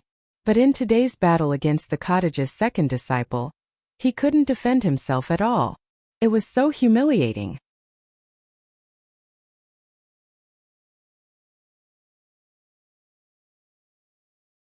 Chapter 359 Mystery of Sky Mountain. Chapter 359 Mystery of Sky Mountain. Countless figures stood below Sky Mountain, looking up at the figure in white. At that moment, many people realized that the second disciple of the cottage was also one of the most brilliant women of the Eastern Barren territory. In fact, one of might not even be needed. Even Lady Wuxia of the Donghua clan couldn't compare with her shocking beauty, coldly arrogant personality, and absolute talent and ability. Zhuge Hui won in all aspects. The first three disciples of the cottage were all standing at the tip of the Eastern Barren territory. This was also why the Qin dynasty viewed the cottage as the biggest threat, even though they only had 8 disciples. They were just too powerful. In this battle, even Qin Yu couldn't defend himself before Zhuge Hui. How could anyone else from the Qin dynasty fight against her? Probably a bunch of them would die from just one crack of the whip. Zhuge Hui's pretty face still had a faint smile, but her smile gave people a cold feeling. She waved her arm and the whip curled up again. It danced in the air, crackling explosively. The rumbling thunder resounded in the air. Zhuge Hui was bathed in the thunder's glory like a goddess. Bolts of lightning flowed down the whip. The tip connected with the thunder in the air. Lightning exploded there. It was powerful enough to destroy everything. Boom! Zhuge Hui waved her arm. That moment, the thunder god seemed to move with her. Her whip seemed to drag endless thunder down from the sky, hurling toward Qin Yu. Feeling the mightiness, many people were terrified. If they stood there, they would definitely be destroyed. Before the whip arrived, endless thunder and lightning already flew toward Qin Yu. A saint could cast a spell with a thought. Zhuge Hui was also someone at the pinnacle of the noble plane who had a saint's will and a saintly ritual implement. One could imagine how powerful the whip spell was. The snowy ground exploded. Qin Yu's body was shrouded in lightning. His dragon soared into the air. His armor was extremely brilliant and resisted the deadly thunder. At that moment he was like Zhuge Hui, bathing in the divine thunder. Seeing the whip come, Qin Yu's expression was terrifying. He stabbed his dragon spear again, riding a dragon's roar. With boundless electric brilliance, the whip was like a divine snake. It snaked upward, curling around the dragon. Beams of lightning cut through everything and killed the dragon. The whip snaked up the dragon's spear and transformed into a sharp blade. It hit Qin Yu squarely. Beams of thunder stabbed through. The whip was now like an undefeatable blade, about to pierce Qin Yu's body. Qin Yu instantly drowned in the lightning. If not for the powerful armor ritual implement, he would be stabbed through by the whip. Even so, his body still trembled under the light and was thrown back. However, Zhuge Hui didn't show any sign of stopping. Her whip curled around Qin Yu and tossed him in the air. Then it slapped down, crackling continuously. Everyone saw how Qin Yu's body was ravaged cruelly in the air. With a huge boom, Qin Yu was slapped onto the ground. His entire body was numb. Both his physical body and mind were traumatized. Even with the saintly ritual implement, he was still in a pathetic state. Enough, a voice said. Figures flashed before Qin Yu. They were from the Qin dynasty and Donghua clan. Do you still want an explanation? Zhuge Hui asked coldly, gazing at them. Qin Yu stood up and spat out blood. His body twisted, but he looked up, staring at the figure in the air. He was so humiliated. As the crown prince of the Qin dynasty, he had never been humiliated like this. His son, Qin Li, and his sister, Qin Mengrua, had both been killed. Now, not only did the cottage not compensate him, they defeated him so cruelly before everyone in the Eastern Barren territory. One could imagine how Qin Yu was feeling now. His eyes were bloody and filled with bloodthirstiness. Lady Wuxia, the clan leader of the Donghua clan, and others all stared up at Zhuge Hui. She had a saintly ritual implement and such powerful combat ability. She was definitely a force to be reckoned with. Paired with the Sword Saint, it would need the leaders of the Qin dynasty and Donghua clan to defeat them. If they fought here, they wouldn't gain anything. It might result in people of lower planes on both sides getting killed. Those of higher planes might not win either. At least, no one could defeat Zhuge Hui and the Sword Saint. It seemed that they had to swallow this humiliation. Let's go, Qin Yu gritted out. He clenched his fists tightly and murderous intent filled the air. But he couldn't kill Zhuge Hui. Not only that, he had to be defeated so humiliatingly. The group turned and walked away. In the air, Zhuge Hui collected her aura and put her whip away, casually tying it around her waist. Her delicate waist looked so thin and soft. She was such a beauty but had such shocking combat ability. Practically no one could defeat her. A battle that could have erupted ended just like this. It seemed that both sides had some scruples. After all, no one could bear the consequences if a battle of this level really erupted at full force. Before, the Qin dynasty was sure they could make the Lu kingdom disappear, so they destroyed it. However, the cottage, college, and Sword Saint were on a completely different level. If Qin Yu had defeated Zhuge Hui in this battle, they would try to kill everyone here. But since Qin Yu was defeated, they had no way of winning. The cottage had these worries too. Even though the Sword Saint and Zhuge Hui were powerful, the strongest enemies hadn't acted yet. It was enough to just force them back. If a full-out war really happened, the disciples of the college and Sword Saint Mountain would also be wiped out. The people of the Qin dynasty and Donghua clan hadn't actually left yet. They were waiting for the rest of the people to come down from the mountain. Time passed bit by bit. Because of that battle, the atmosphere was a bit ambiguous. Gradually, people came down. At this time, a beautiful figure walked over the white snow towards the crowd. Ching Ching. Lady Wuxiao and Lu Nantian walked up. Hua Qingqing walked towards the Donghua clan, and looked at the two with complex feelings. You didn't go up Sky Mountain? Lady Wuxiao asked.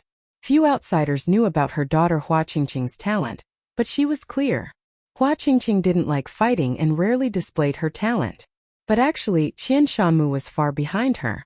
She was also pure and could fend off the evil intent. It was highly possible for her to climb Sky Mountain. Hua Qingqing shook her head and whispered, I climbed up. Lady Wuxiao's eyes flashed. Her heart trembled. Hua Qingqing had reached the top. What is there? She asked. It was rumored that the mountaintop had marks of the two emperors. They had ruled the world. What could they have left behind?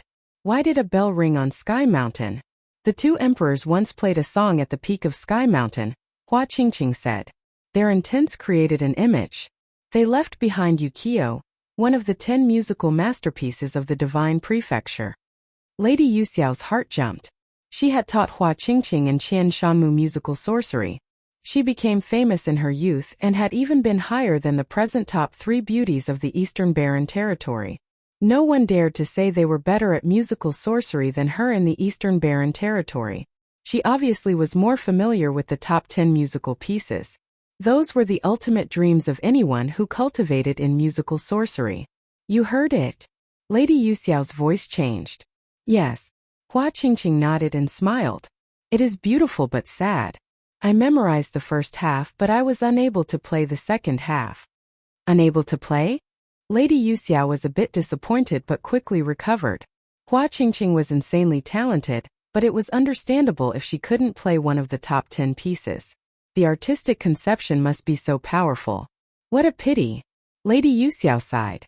It is rumored that Yukio is out of the world. Even you cannot play it. It seems that the Eastern Barren Territory is not destined to be able to witness the top 10 pieces. Apparently, Donghuang the Great will no longer play Yukio in the world. Will this piece just die away like this? Die away. Hua Qingqing sighed inwardly. Perhaps Yukio would appear in the Eastern Barren Territory soon. She didn't say anything else. She didn't tell Lady Wuxia that Yi Futian was also at the mountaintop and was able to play Yukio.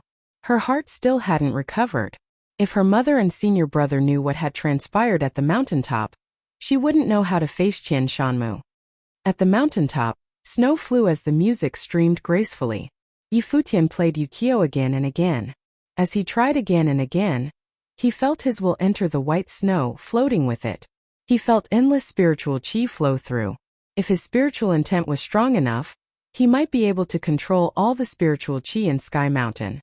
Sitting cross-legged, light flashed around Yi Futian. The snow that filled the air fell onto him, covering his body.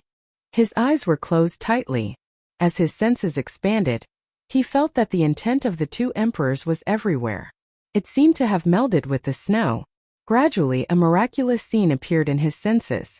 He was standing at the mountaintop and feeling the boundless spiritual qi that fell down. It was like a ritual bell. It was shapeless and invisible, falling with the snow. It covered Sky Mountain and pressed down on it. Perhaps this was the pressure that they all felt. As his will melded into the flying snow, the sense grew clearer. Not only was there a ritual bell that weighed down on Sky Mountain, he also sensed an extremely dark demon bird. It was also in Sky Mountain. You're tuning in to the Li Mei's Wuxia Whispers YouTube channel. We're so grateful for your support, and don't forget to subscribe to join us on this incredible journey through captivating stories. Your generosity through donations truly makes a world of difference, as it's the primary source of revenue that allows me to expand and enhance this channel for you. Thank you from the bottom of my heart for being a part of this adventure.